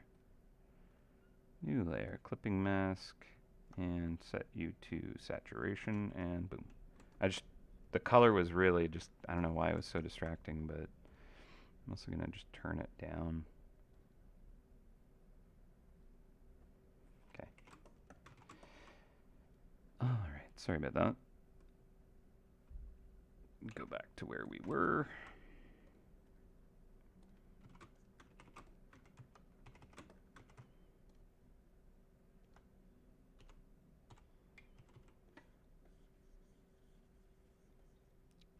So, since I can see the sketch better, I can actually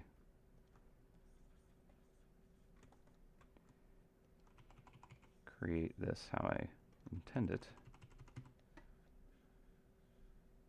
Which is a bit smaller than I had it just a second ago. So I think that will fit better. And now I need to actually fix this shape here. I'm going to knock this leg back.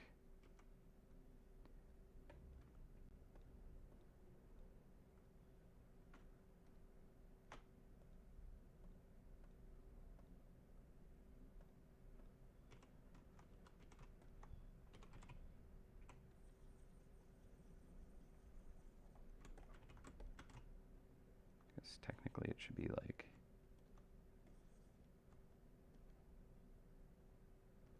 that-ish. I'm going to have to adjust the shape of that, I think.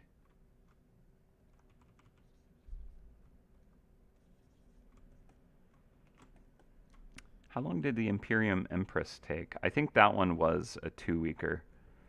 Because significant details in that.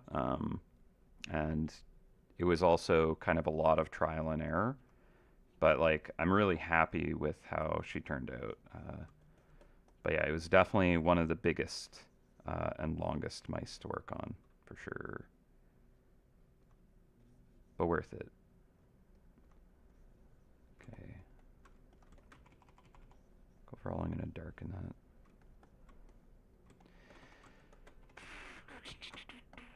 But yeah, this one, I don't know if it will be... I think it's going to be similar in terms of work to the Empress, to be honest.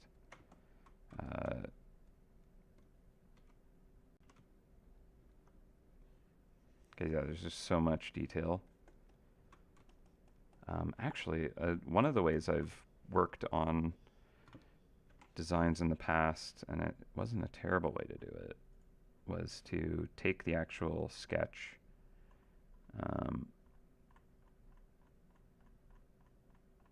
and you know what, there's just,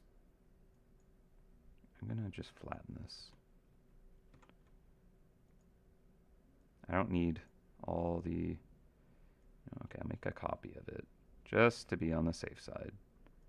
Because I've done this before and I've regretted it, but all right, I'm gonna flatten that sketch.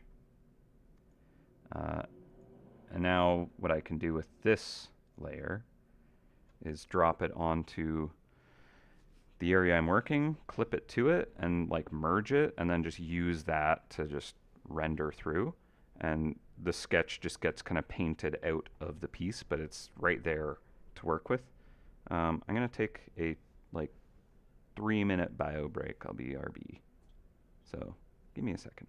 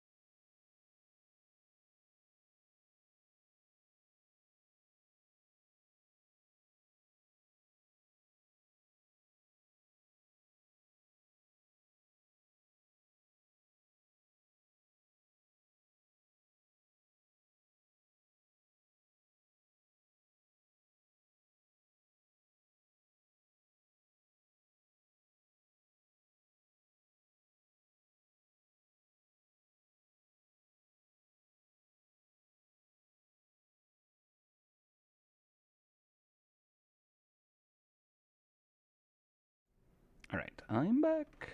Sorry about that. Need some water. All right. So yeah, we're just kind of like trying to simplify and make it easier to work on this. And as I was saying, like different mice definitely take different amounts of time. Um, so like the Empyrean Empress, I think that was like about 2 weeks, and so it's like 80 hours, but like you're not always fully effective um, throughout. And there's also always so many little things that come up through the day. So it's more like I don't know, maybe like 40 hours in total of like full on working on it. So this character is probably going to be similar-ish, uh, but we'll see.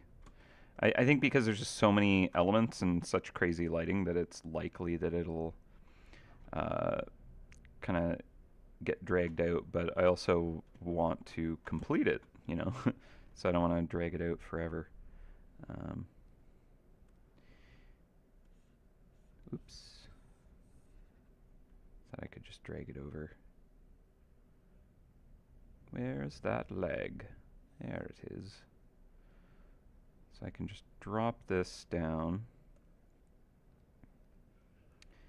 and clip it on. And if I put this above, and then erase away most of it. So I only really care about getting kind of like whatever the sketch information is. So like the hourglass stuff, I don't need the edges here. I will need to clean them up though. But now if I like merge this down if I wanted,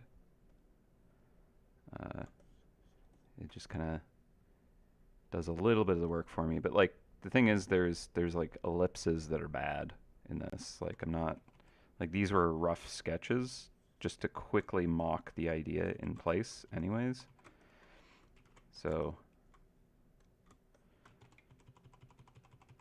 not exactly perfect to work off of.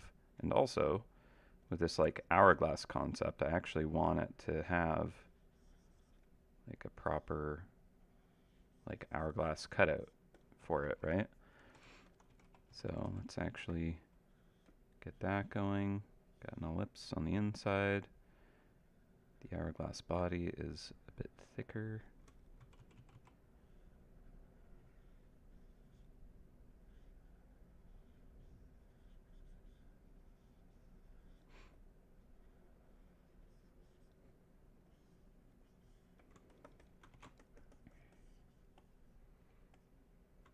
I thought that'd be kind of cool if it is actually like cut out.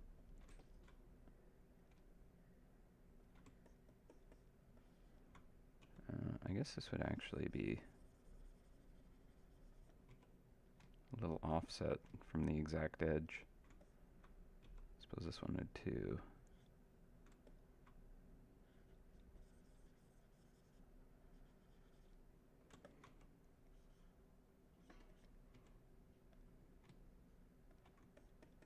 Yeah, like that would be kind of cool. All right, so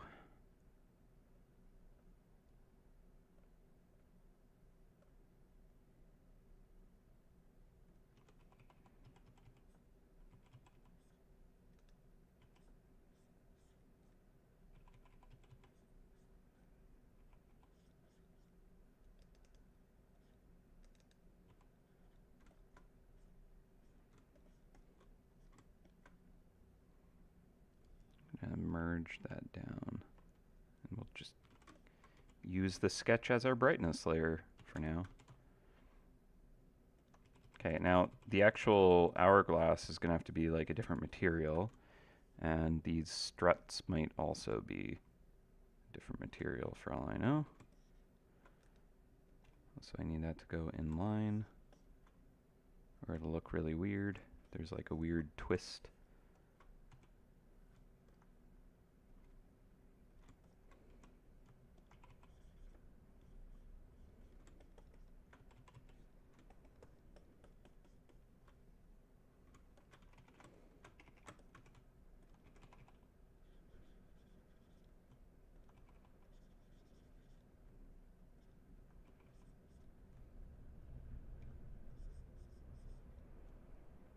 It's quite the wind happening outside.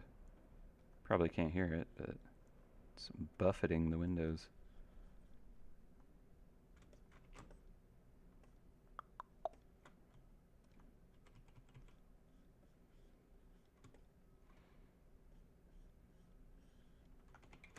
Okay, we need to do some flipping every once in a while to keep our eye on the prize.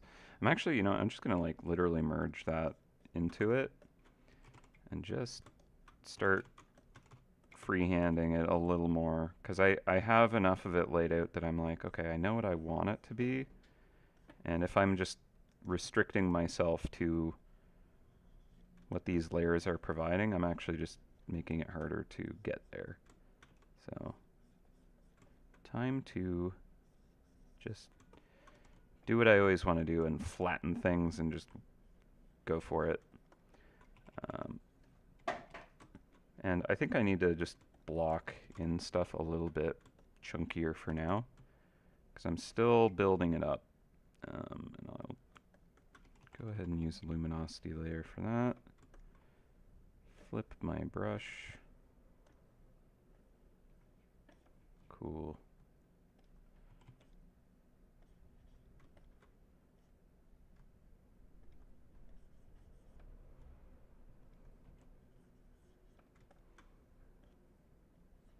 I just need to manually tweak some things.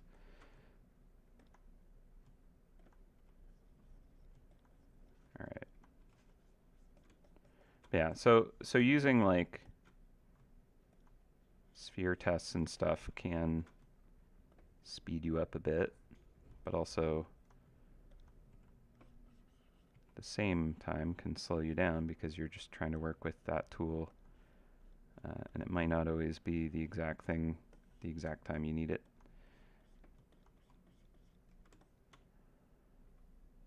Unless you did a really good job on it, which I don't think I did. I think it could have been better. Also, this hourglass is like wonky. It's so tiny at the bottom and big at the top that I want to fix that anyways. So merge that down, and I'm actually just gonna just like flatten over that whole thing. Do a layer on top.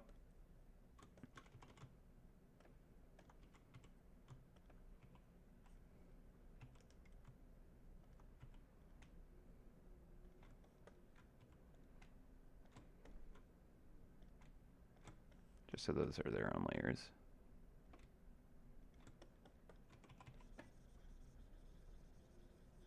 No, I won't do that one yet. It might be better to do it this way, actually. Let's do this. We'll actually slice this off completely.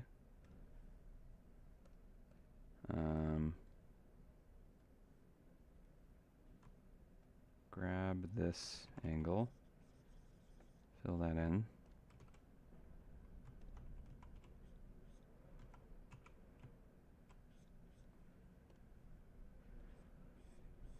Hello? Oh.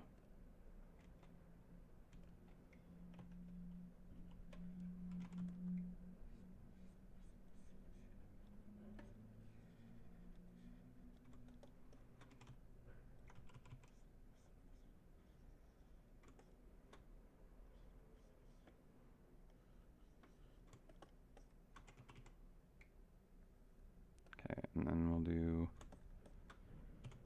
this layer is above. Do a layer between these two. This will be our hourglass.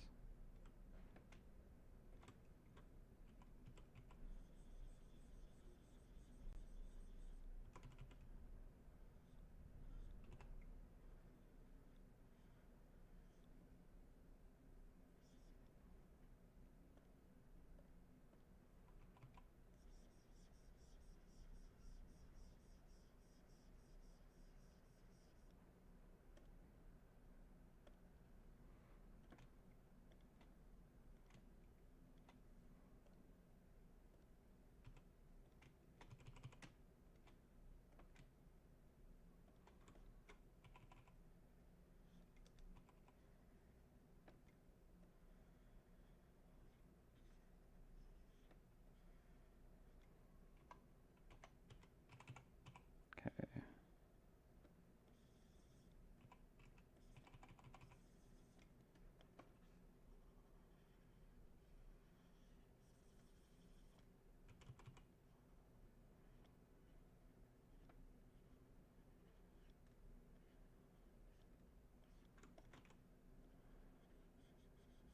Now because the hourglass is like tapering, that's probably why the center of it got pushed down.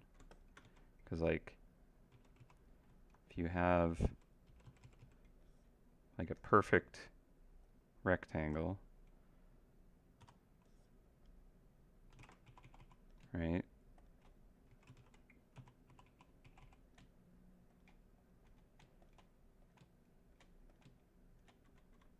You're going corner to corner. The center is going to be in the center of that. But if you have a tapered rectangle,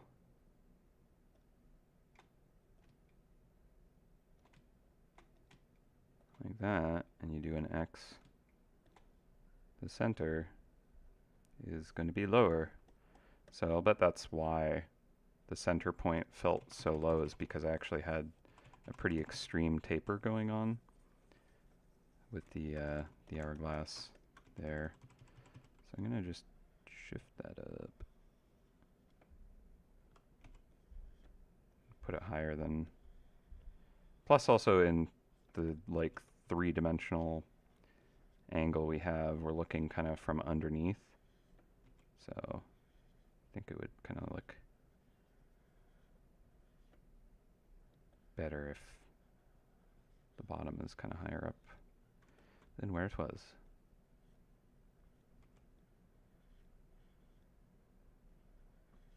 And it's not like a super steep angle underneath, but we'll see. We'll see how this looks. Okay.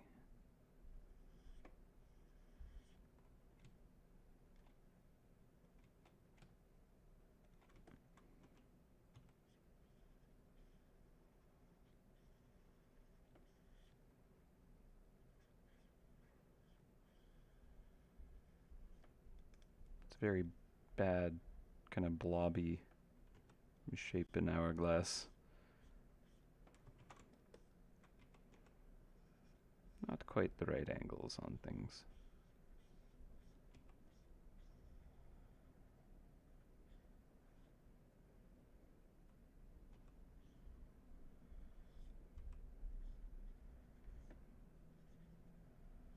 Some damage happened to it when they were battling the Chrono Mouse to get it, perhaps.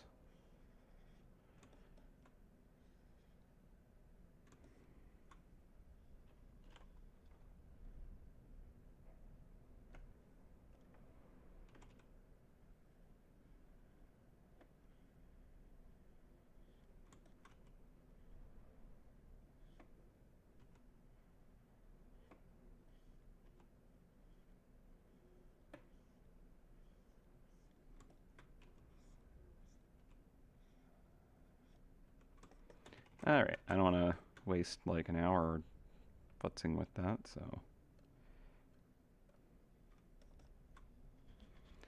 let's see. I think these I want to give them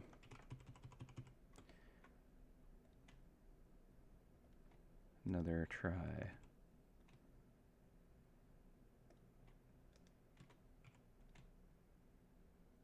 Or maybe I actually start all the way up here and go all the way down there, just to try and conform with the leg.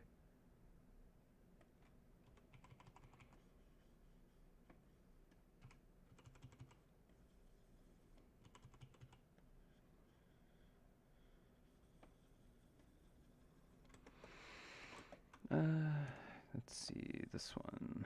No, this one I want to bring it in. And it'll go behind the hourglass. So I will actually cut that out and bring it below.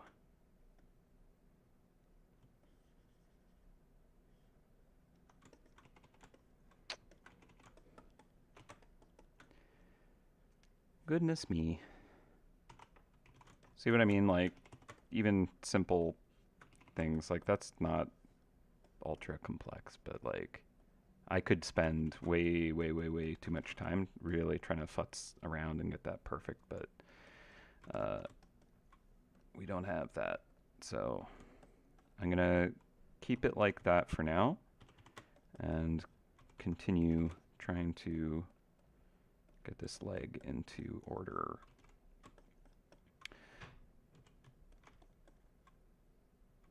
So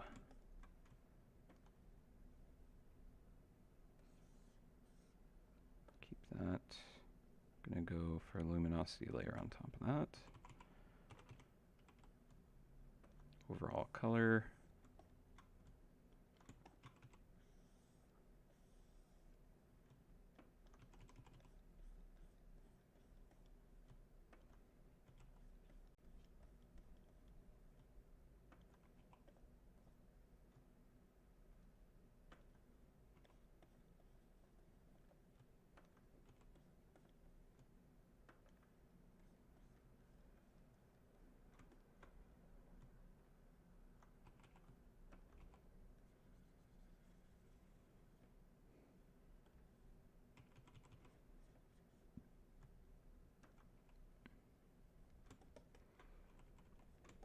and then we are going to get like occluded shadows from objects, basically kind of surfaces running into each other. I might do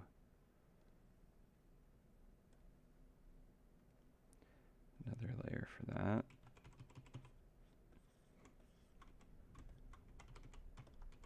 You know what? I don't want to do another layer. Too many layers already. I'll just paint it in manually.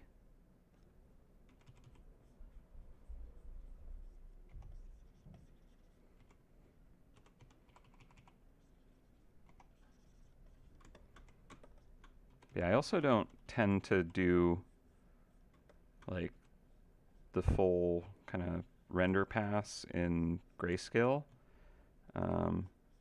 just because it can be a tedious thing to add color to it afterwards. But honestly, because I really want to have the colors a little more unified for this one, I'm gonna basically work it up in mostly grayscale and then do a soft color pass. And then I think most of the actual kind of color is going to be the light source stuff, just because they're so bright that it's kind of going to overload the palette anyways. So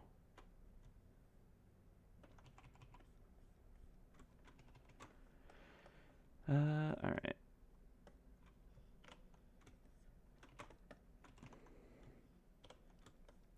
Let's do this leg back here. So we got our saturation. I'm actually going to pop that down there.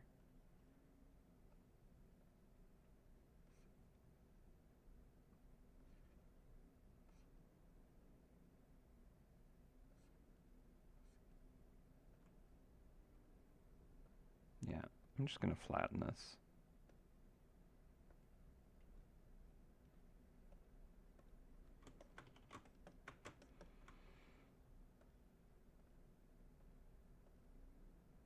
Maybe? Might not be a good idea. There's a lot of stuff happening here, because it's not just this leg. I think what I'll do is I'll make a selection of the torso itself, and then I'll use my selection tool and cut it all out. That didn't work, did it?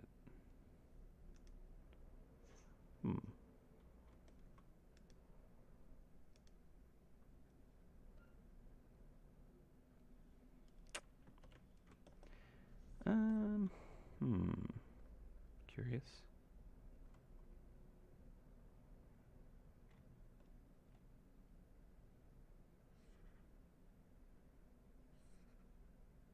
Oh, you know what?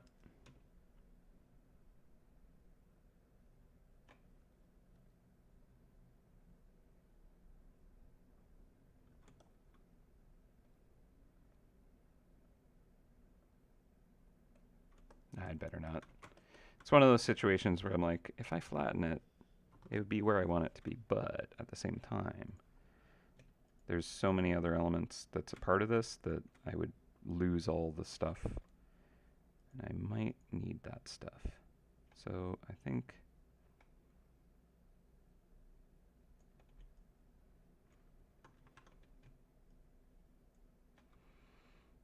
still though, I feel like I should be able to make a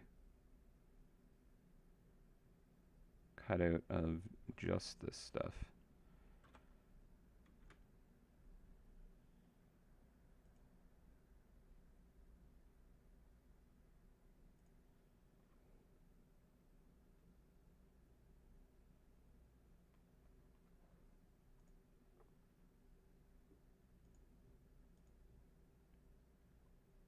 Oh, it did. Ugh, it just like, oh wait. That might have worked. Aha, it did work. Okay. So it did it how I expected it should, but it just threw me off because the selection changed. All right, so we're not working on the torso anymore. We're working on thigh, back thigh, rear leg. And that I'll put behind the torso.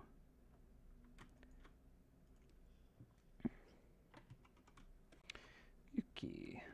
Sorry.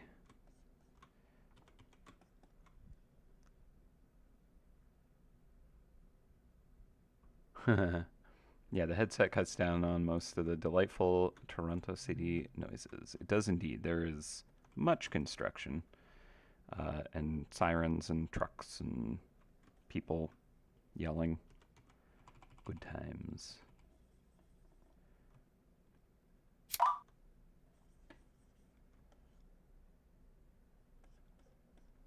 Okay, I think the leg itself is just poorly shaped. I think I actually need to make an adjustment to it. So the front leg here, if we remove that, I mean the thigh is very different between these two. I kind of like the thickness of this thigh, but I would need to amp up the other one. I think. Let me see. Yeah, the width is pretty different. Also the length. I feel like they don't really belong to each other at all. Like if I make a copy of this front one and I try and align them,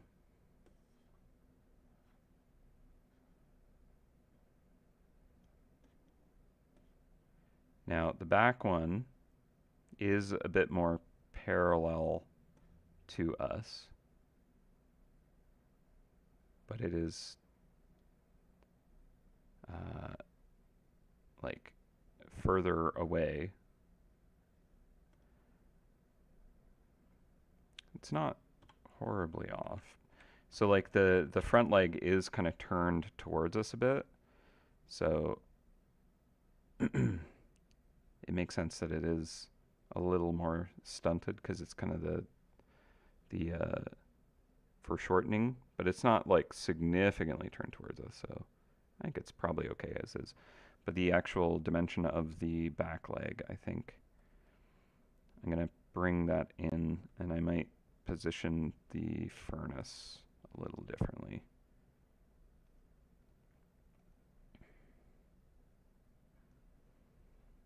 So let us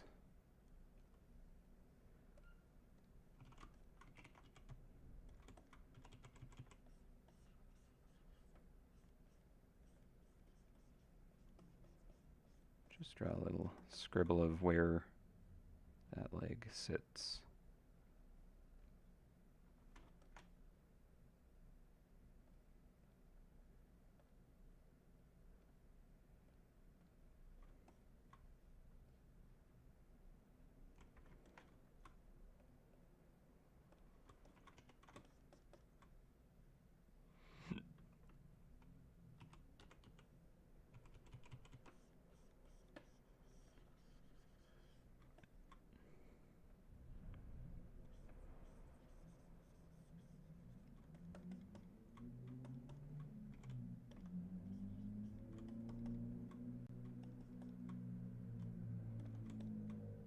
Okay, and I'm thinking the furnace itself might need to make adjustments to where that is. So let's see, let's bring that front leg back, but the actual one. And see where we have room.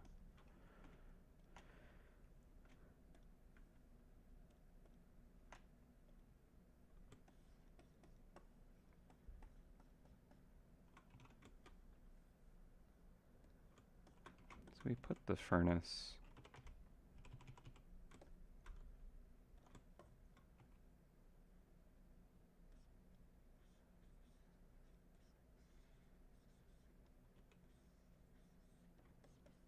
I don't know if we want it like on that thigh, or would it be better kind of like on the side of the foot here.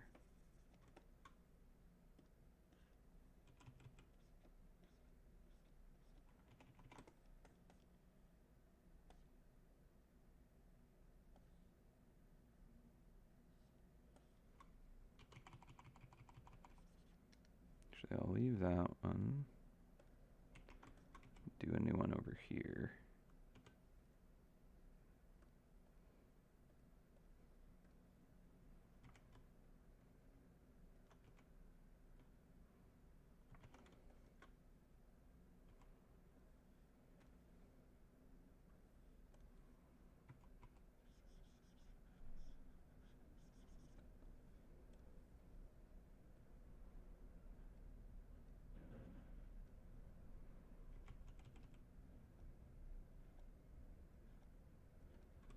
Yeah, I think if I have the furnace there, it gives me more potential to do like kind of cool lighting on like the inside of the hourglass and stuff like that. Like it doesn't need to be a bright light source at all. And I think that with the flame out here, it's gonna look all right there. So we'll go with that for now.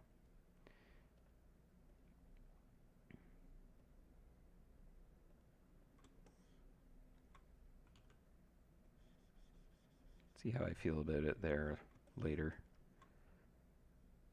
Okay, so now back to the brightness. And I will hide this leg for now.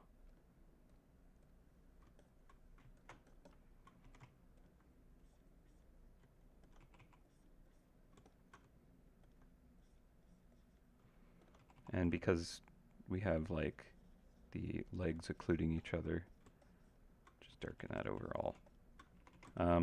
So also one of the details that was on this leg, and it might be pretty lost at this point, is just kind of like there was some like labyrinth kind of sketch stuff going on, like the patterning of like the labyrinthian kind of maze type glyphs.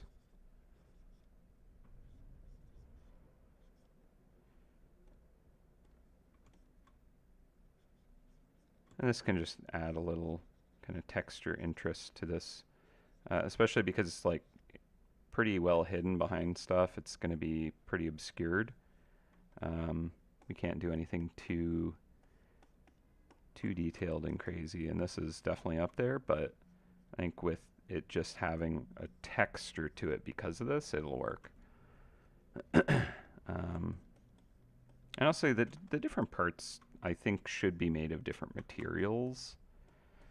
Like this could be more of that sandblasted metal kind of material. Like the scythe idea originally was going to be like the bulwark of the ascent shield material, right? So I think we do want to bring that into this piece. So let's bring this leg in front and see what this does. Yeah, so it's like really can't even tell what's going on. It's blocking it too effectively. I mean, maybe we can just tweak where the legs are a little.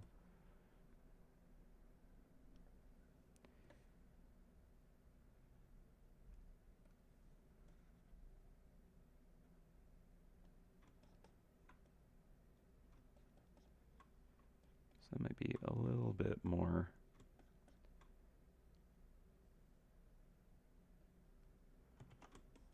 visible.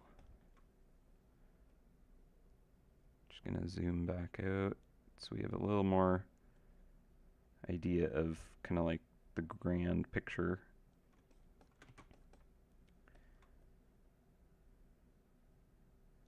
And I think like raising the leg closest to us is a good idea, just because we're implying the hip is kind of twisting in upwards on this front leg and downwards on the far leg, which works for this pose. We got the spine curving in the same direction the tail is kind of.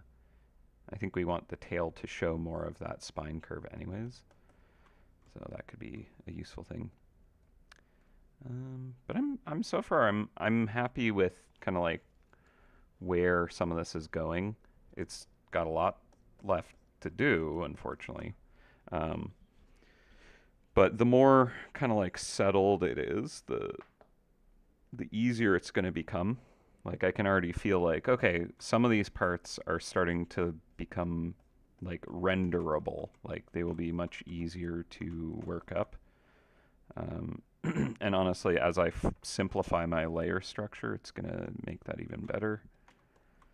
I'm going to knock that down. Okay, I think what I'll do is I'll actually texture that leg. So first I'm going to hide this front leg. Pop back down here. I'll bring this back up to 100. Whoops, I didn't mean to do that. Go back here. All right. Redo. There we go.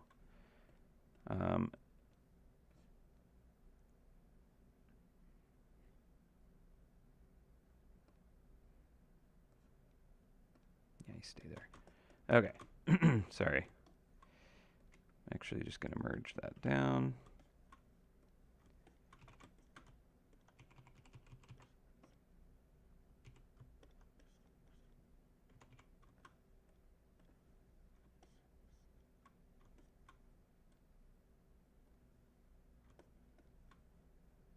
And don't change the opacity of that. Change it on that. Thank you.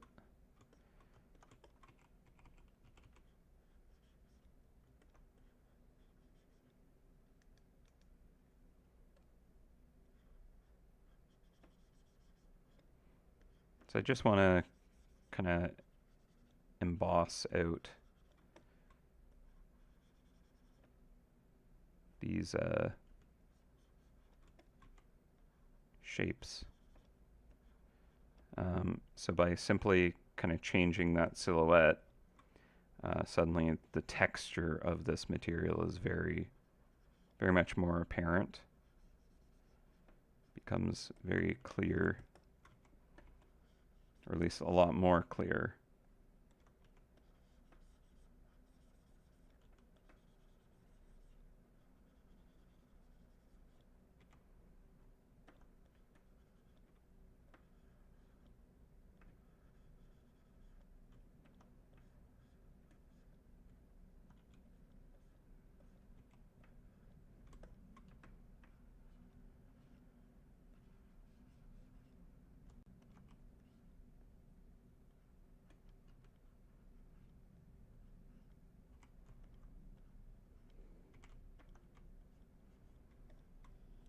Now,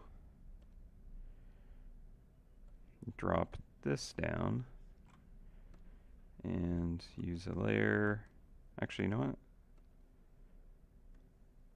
Clip that. Why not bring it up? Do a layer on top. Ooh, computer. Let's give this a save. It's starting to get chuggy. Almost at 5 o'clock. I still got a little bit of steam in me, so I think I'll go a little bit longer. The automated stone sentry has a labyrinth pattern on it. Kind of feel like the M1K should only steal mouse elements. Yeah, I mean, I agree. So I actually quite like that mouse. Like that was one that like I look back every once in a while. I'm like, there's something about that one that I think like still works well for like an old piece of artwork. I think I got like good motion and volume, and just like not a terrible design.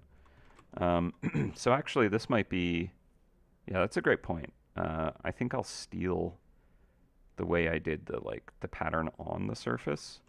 So it's more like there's like these kind of plates or bordered areas that I etch out. Although by having the silhouette tweaked with these shapes, it really does help a material to read very easily. But what I might do is take the idea that there's flat, polished surfaces and then areas where there's a relief cut. So if I take the top of this and I really kind of like make sure that this is polished, smooth, and there's a bit of a border going down the side, and then it goes into the relief cut, so long as there's enough area that we can view this actually happening, which I don't know if there will be with the leg in front, it could work. So let's see with the leg in front. What is blocked? Most of it, right? Okay, we have enough here that I think it might actually convey that idea of this being kind of like a patterned cut, a relief cut in this kind of like pillar, if you will. So, and we could even have the very top of it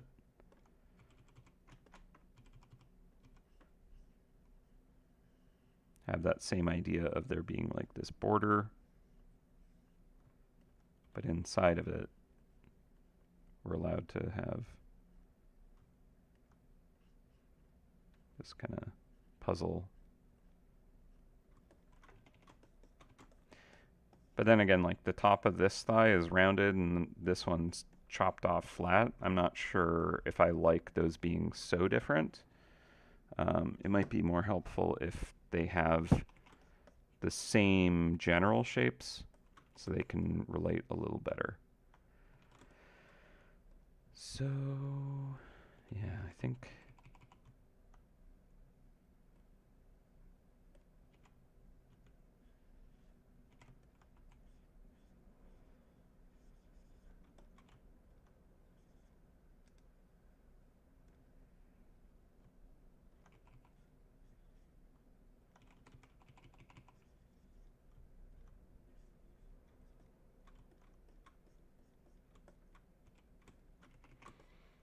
I'll just keep it rounded, but then still have the section where it like has a border.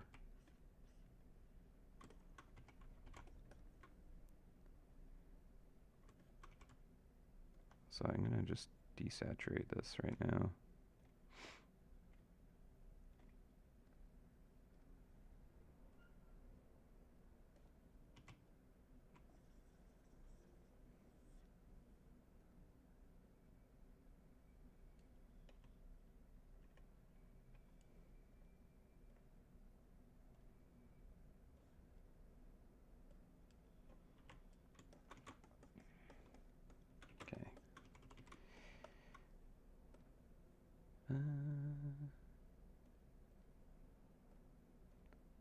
Also move the furnace up and in a little bit.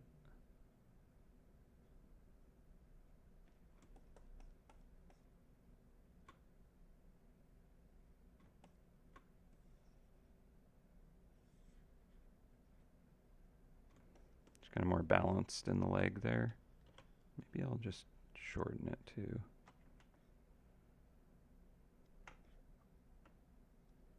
I don't know. It might be very distracting there, to be honest.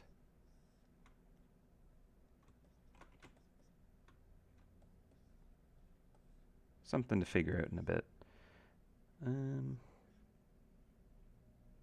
Alternately, it could be like a plate on the sphere, and we give it the magmatic, or sorry, the dark magi glow again. Yeah. Yeah, overall this whole torso is like way red. Don't know how it ended up getting that, but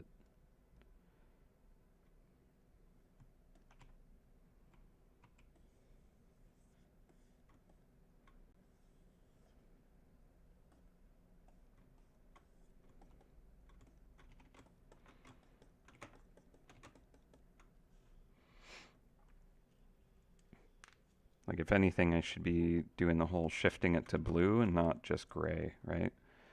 Um,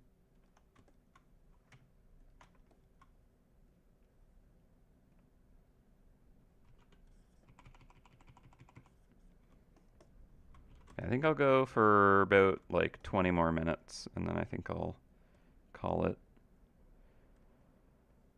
Let's do color.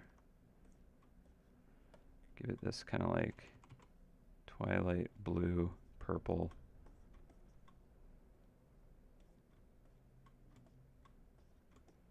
Trying to imagine like a good, cool shadow in the moonlight kind of feel.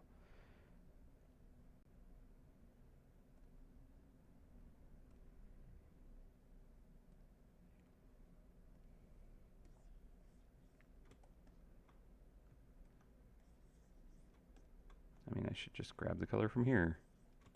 The one that I had already worked out. Yeah, that's better. Okay, and do the same thing here.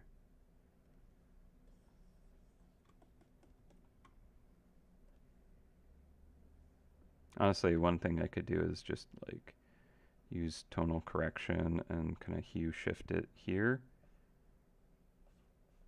But I guess for this one, because we have the glow from the furnace, maybe it's a little easier to just do this. And I'll worry about the glow later.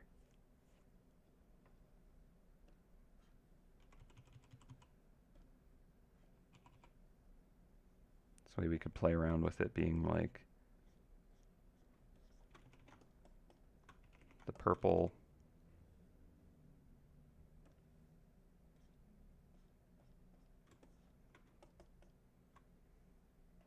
Or the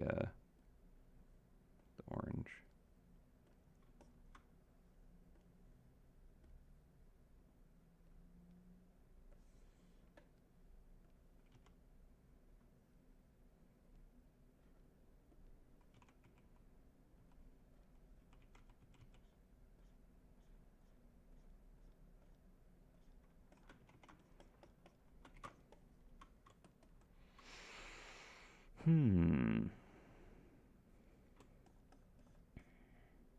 Yeah.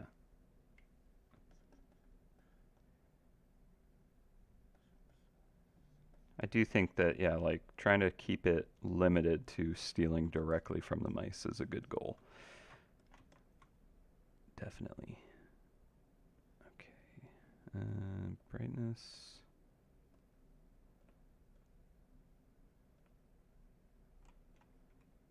Just gonna flatten this again.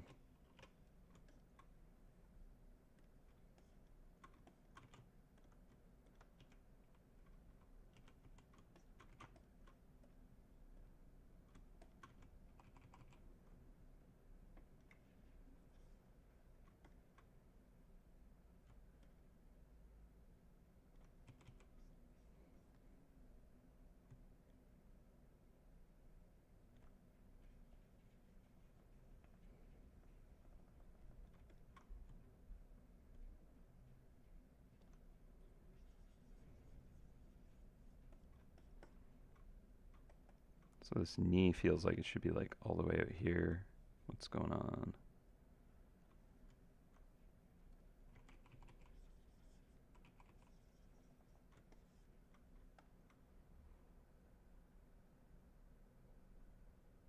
Did a cool journal theme that stole from environments, so this can be its own thing. Yeah, it's true.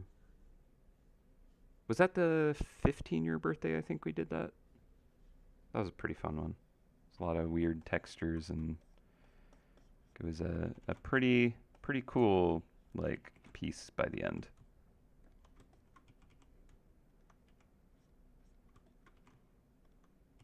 Again, I believe that was a Feedback Friday fueled madness as it goes.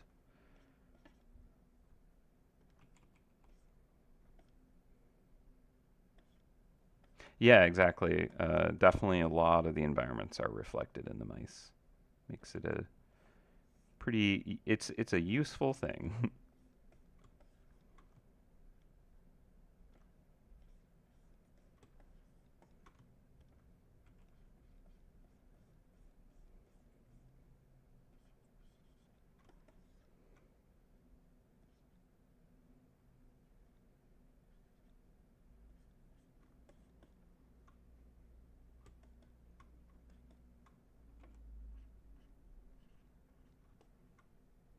Yeah, I like doing streams where I can really utilize the like your inputs and such to create something. It is the best.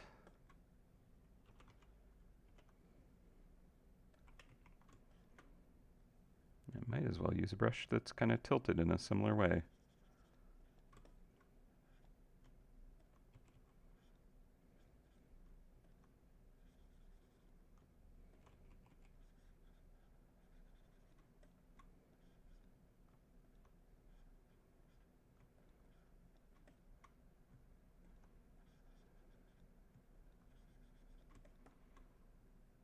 So I might need to kind of crush this down a little bit more to be able to fit enough detail to make it obvious what's going on with this. Um, but I think with just the right pattern, it'll become a little more obvious. So I need to just push it out a little bit further, methinks.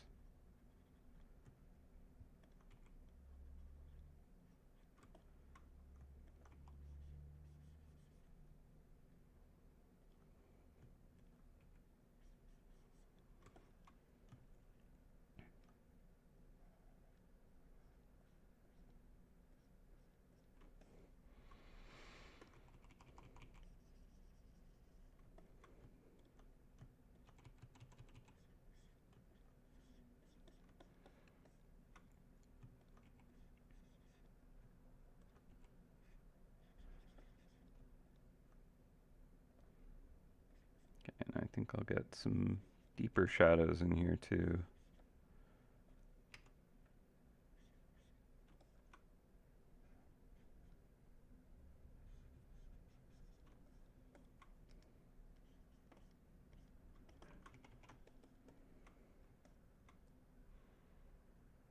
Mm-hmm. Normally your suggestions are politely ignored.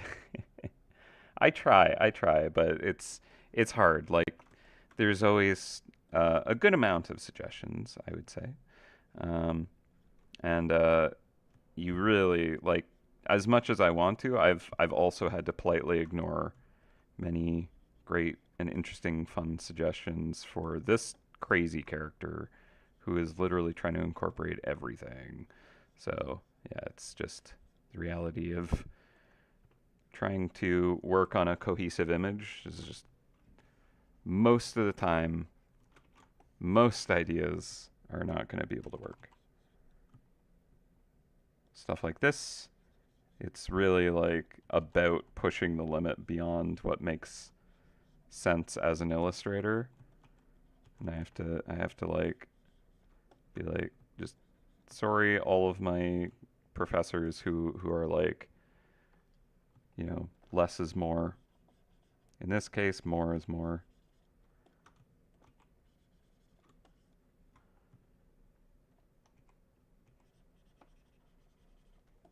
It's also a fun challenge, though. Yeah, a lot of the time it's just like extra stuff is going to make it take longer. Hence why this character is going to take a long time to finish. There is a lot going on.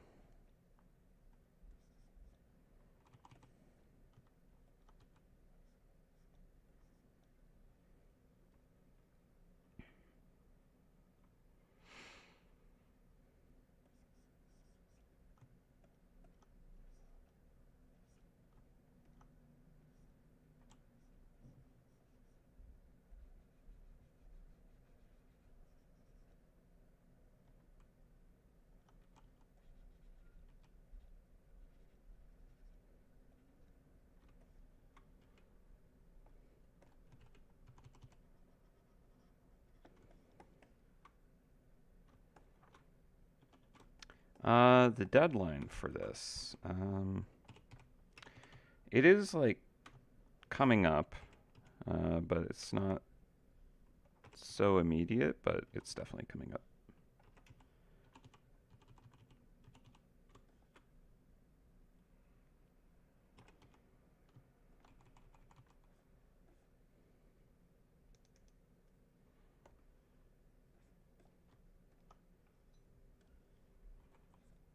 Like this has been kind of on hold for a certain amount of time. We figured out how we want to kind of like put it into the game. Now we're working on building that quest. So, I don't want it to not be ready for like when we kind of want to be able to use it. So, I want to get it done.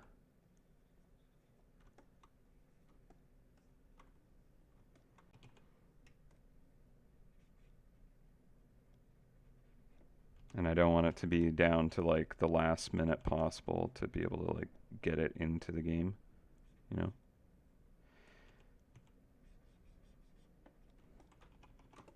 Especially since developers still need time to be able to kind of like write up the descriptions of things. And this one, it might be a little bit to it.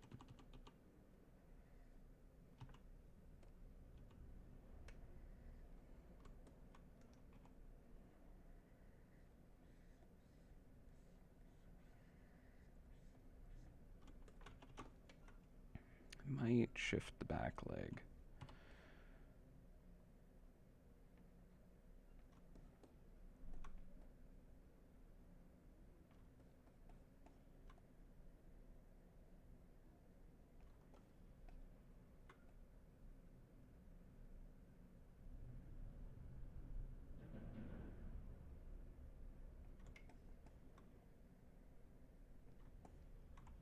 I mean, I could even potentially pivot it differently too.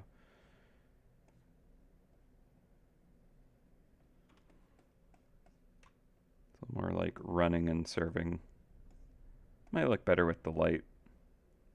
I mean, it could even be something like this, where it's more like back pedal jump.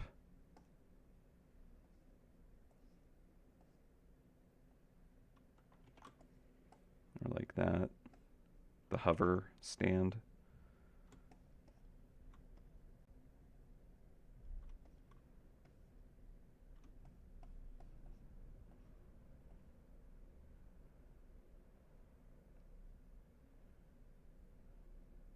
If it is more like this, then we can curve the tail pretty different.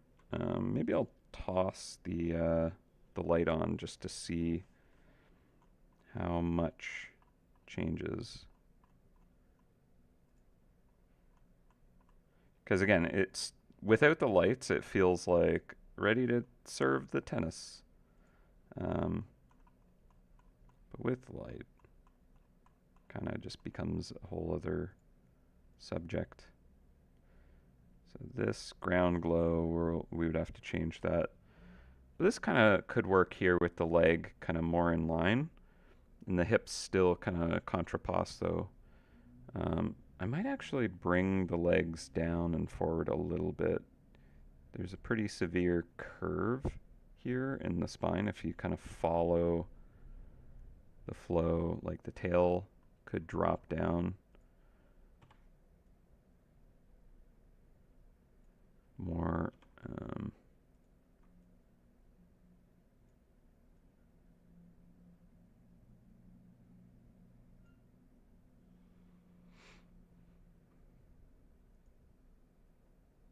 But I don't know. Oh, yes. No, I'm not revealing such things. I'm aware that that was where you were prodding. It's a nice attempt, though. I am good at spoiling things, but sometimes I catch myself.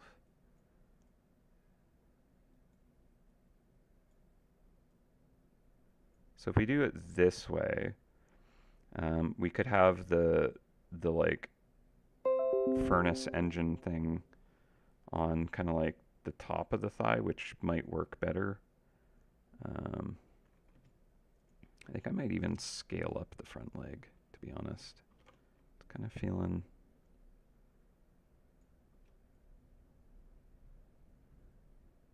a little small. I don't know.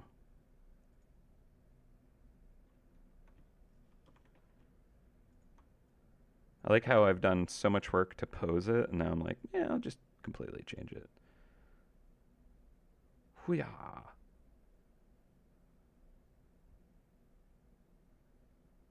I guess that's what happens when you're like, I'm not totally happy with a lot of this. Like, I am happy with it, but it's just like, it's not locked in my brain yet. There's still much that I think could be resolved, obviously.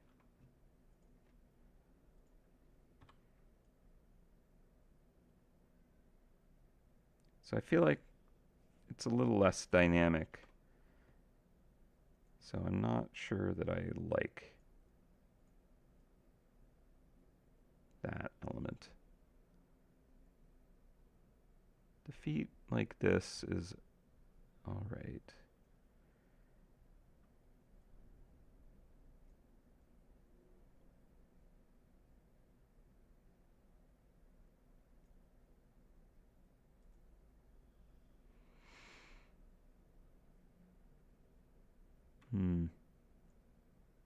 Yeah, that's a good point about putting the furnace on the top of the thigh. Yeah, like it being on the inside keeps the like orange on the left and such. So that's a good point. It would kind of almost conflict in ways. An interesting point. Okay. I think that just kind of like pulled some of the energy out of it, maybe.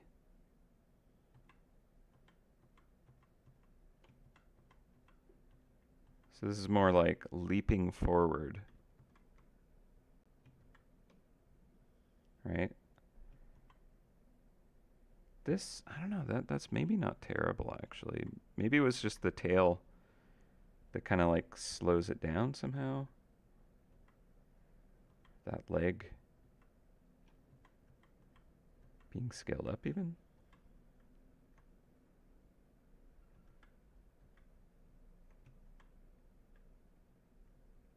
I'm glad you're able to be a part of this, Iggy. I might actually wrap up myself. Starting to lose some fuel in the as streaming all day tends to do. It kind of tires you out. So I think what I'll actually do is I'll wrap up by just kind of we can watch the time lapse. And actually, I think I do like the legs like this now. There's more of this like lean to it, and with the tail outwards like that, we have this kind of like slide. Almost feels like a skateboard move. You're like grinding down a rail or something like that. And that actually looks kind of radical. And I don't know why, but I keep using the word radical for this mouse. So I think they got to be super rad. Super rad. So that's kind of an interesting shape potential there. So I'm going to move my spheres kind of out of the way, or yeah, down here maybe. I just don't want to have them interfere with the overall image too much. So I'm going to save this. I think I'm okay with the legs shifting like that. Feels natural. Feels like they've leapt into the air and they're right at the apex of their jump with the tail lifting up. And the legs kind of like floating. So I think this is going to work. But let's pull up our export time lapse. Actually, first I'm going to position this so we can see where we got to today. Yeah, so we're still like resolving the overall just like values and first pass, but we are actually getting into the rendering finally. Yeah, so let's actually just like take a look at where we started from. So this was us kind of sketching out just kind of like a almost T-pose idea of like, well, what should be on this character? How do we want to represent the next evolution of the M400? Um, kind of like, and yeah, right off the bat had that like maybe hologram head because why not?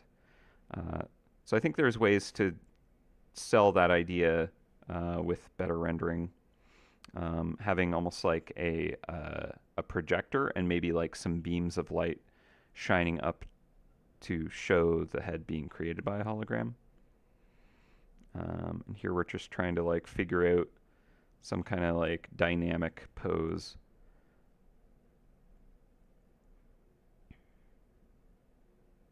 I do like the kind of like angularity and slopiness of this character like posture here. Uh, Very regal, and yeah, there we go. We pulled up some of the poses that are like, yeah, there's a lot of similarities. There's a lot of mice that do this because it's a very uh, I'm above you kind of pose.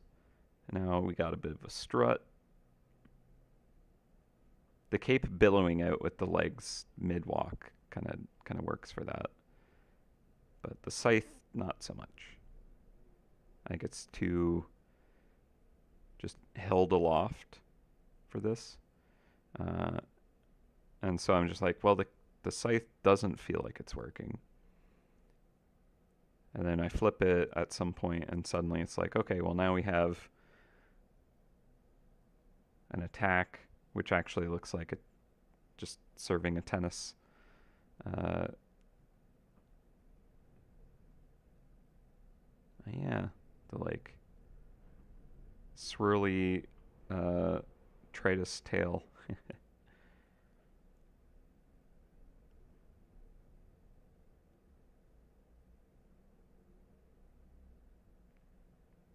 It's kind of fun with the lightning arcing through that, so they kind of double helix with each other.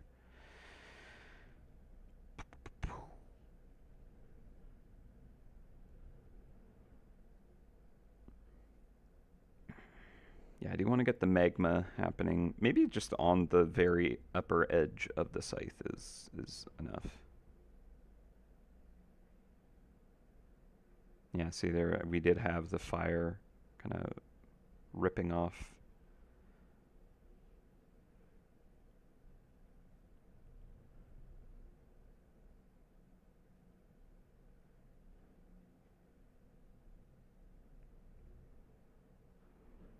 I am excited to like get the fire rendering on the cape and stuff. I think that's going to look really lovely.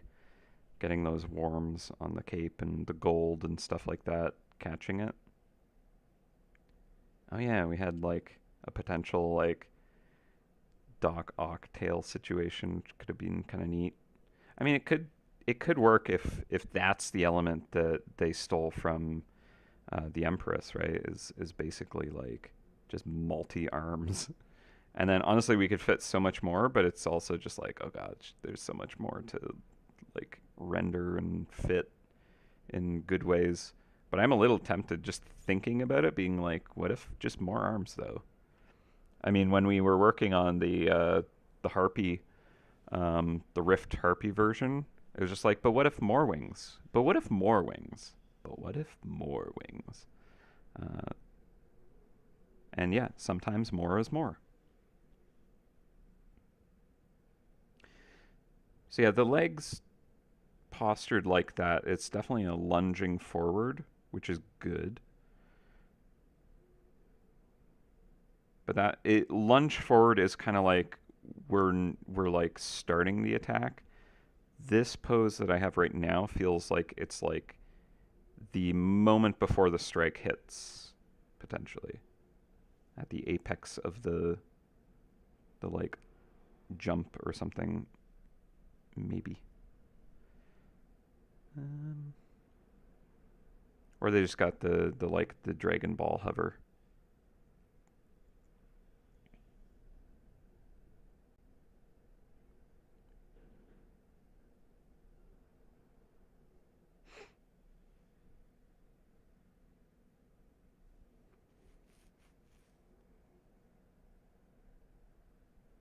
It's interesting because I know that right now, in while I'm drawing, I actually am working in grayscale.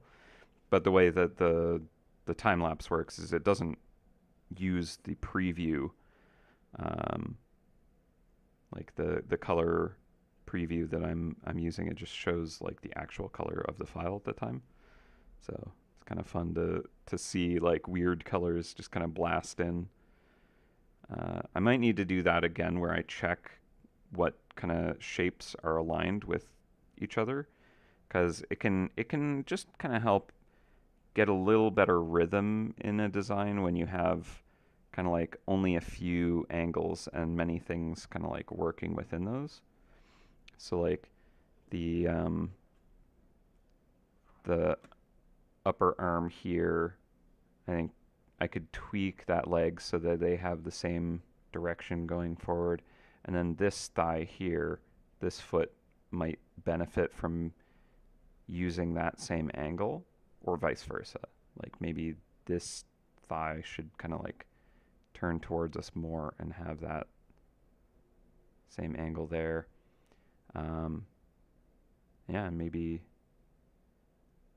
the arm here, etc. Like this angle here, maybe I want to like make that arm use that angle, stuff like that. Just kind of like being like, okay, well, there's this line here, flatten that out, and kind of like have that rhythm between those shapes. Uh, oh yeah, here we go with like really kind of starting to work up the grayscale on things with colors still enabled, of course. Get some interesting stuff happening before I decide I just need to desaturate stuff. All right, getting there. So, I mean, like, I feel like got some good quality progress done today. It's unfortunately just like there's so much to work out on this that it's still a ways away.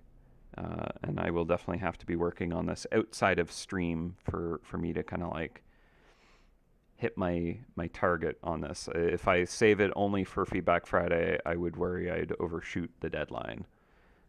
So just because I don't know how many more sessions I'll need to kind of finish this up, so I don't want to push that. So it might be a case where you won't see like a lot of the work done on this, but yeah, and like the next Feedback Friday, I might end up working on something completely different, anyways. So we'll see. It might be, no guarantees, might be the last time you see this one in process until you get to actually catch it in game. But no timelines on that. So there. I will grab you all the Larry link again, pop it in the chat, and with that done, I'm going to bid you adieu. I'm going to wrap up here at 5:30. So honestly, I don't tend to stream this late, so it's kind of nice to do a good full day, although I did kind of take a later lunch and a longer one, so there was that. But all right, so that's it for me for today. Next week it'll be Dave, and you can ask him all your pressing limited edition questions there. And of course, other many just elements about the game. I'm sure he'll probably want to talk about, I don't know, maybe like roadmap for the new year and stuff, because it'll be the first for his stream of this year, and I feel like that's probably a cool thing to talk about then. Maybe follow up on Great Winter Hunt or what's coming up. Who knows? I don't know what he's doing. He'll let you know when he streams. But yeah, all right. Thank you all for tuning in and hanging out, those of you who are here and those who popped in, and also anyone watching the VODs. But that's it for me for today. I'll see you in 2 weeks. And until then, take care of yourselves, take care of each other, and happy hunting, everyone. I'll catch you later. All right. Bye-bye.